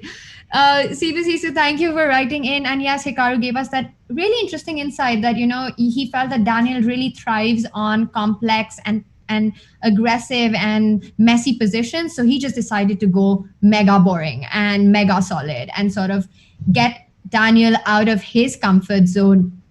And of course, it worked here. Firstly, we have to see if Magnus makes it to the final. It looks like that's the final that we're setting up. Magnus is leading the set by one, is leading the match by one set. It's really hard to say what's going to happen because like we were talking about, Hikaru Nakamura has been the only player to beat Magnus Carlsen in the knockout stages of the entire tour in the semifinals earlier in Linders. It's going to be, whether it's Magnus, whether it's going to be Ding, it's going to be interesting to see what works against Magnus. Nobody's able to figure it out yet. Sibu Sisu. Let's move on to the next one. And we had Rainer writing in, Magnus even takes over Ding's screen, and he sends us a screenshot of after how he won. He is on both screens. Yes, he did take over that match as well. Reina, as we saw, he's been dominating this entire tour. Thank you for sending us that screenshot. What else did we hear on Twitter? Luke writing in with, great, what about bringing a tournament with all commentators playing against each other? Jan, Peter, Lecco, Peter Swidler, Peter Lecco, Tanya, Grishchuk, yes.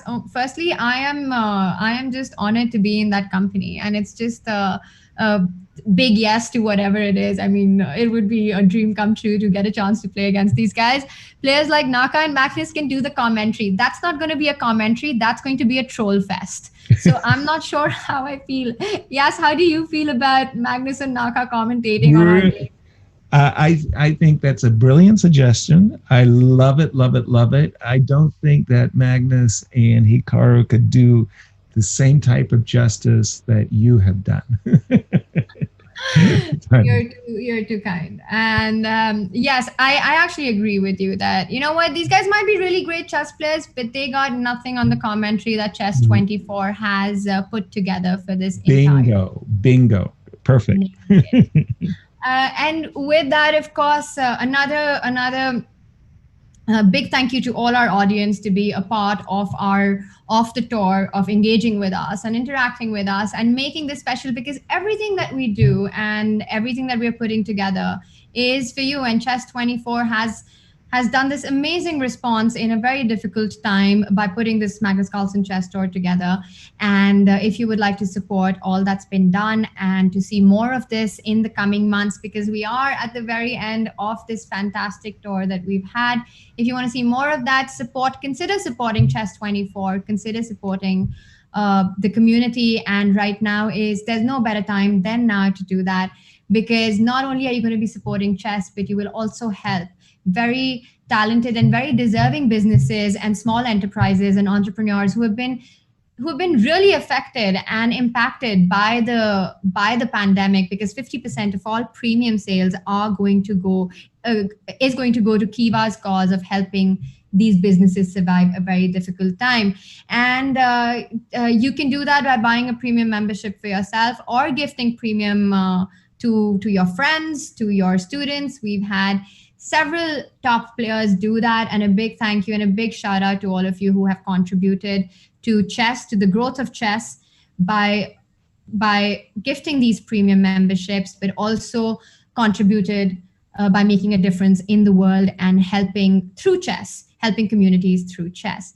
And of course, the good news and the action and everything just doesn't stop, because if you haven't had enough of chess already for the day, highly recommend that you go check out Magnus Carlson's free lesson on Endgames. I mean, we've seen this guy just play amazingly. I mean, I think throughout the tour, whenever he's had any Endgames, we've seen the kind of plans that he puts together, the strategies, how he plays. It just feels like another class, like another league completely. So if you want to get a peek into his mind, John Bartholomew and Magnus Carlson sit down and analyze one of the games from the World Championship match.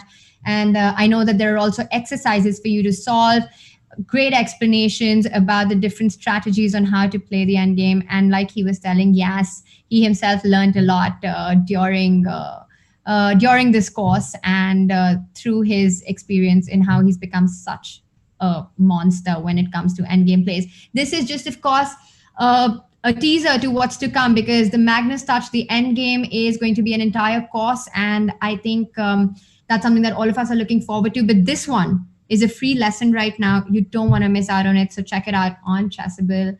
And with that, I am going to call it a night. It's late here. I'm looking forward to tomorrow. Ding has to win tomorrow. Otherwise, it's the end of the road and we will have our second finalist. Big day coming up for Ding Liren as he's up against Magnus Carlson playing catch up in their semifinal bracket. The score is 2-1. Magnus Carlson needs one win to advance to the finals. Can't wait to see you all tomorrow. Good night from me. Thank you, Tanya. Thank you, Peter. And good night to everyone from Happy Holland. Yeah, thank you, everyone. Yes, bye-bye.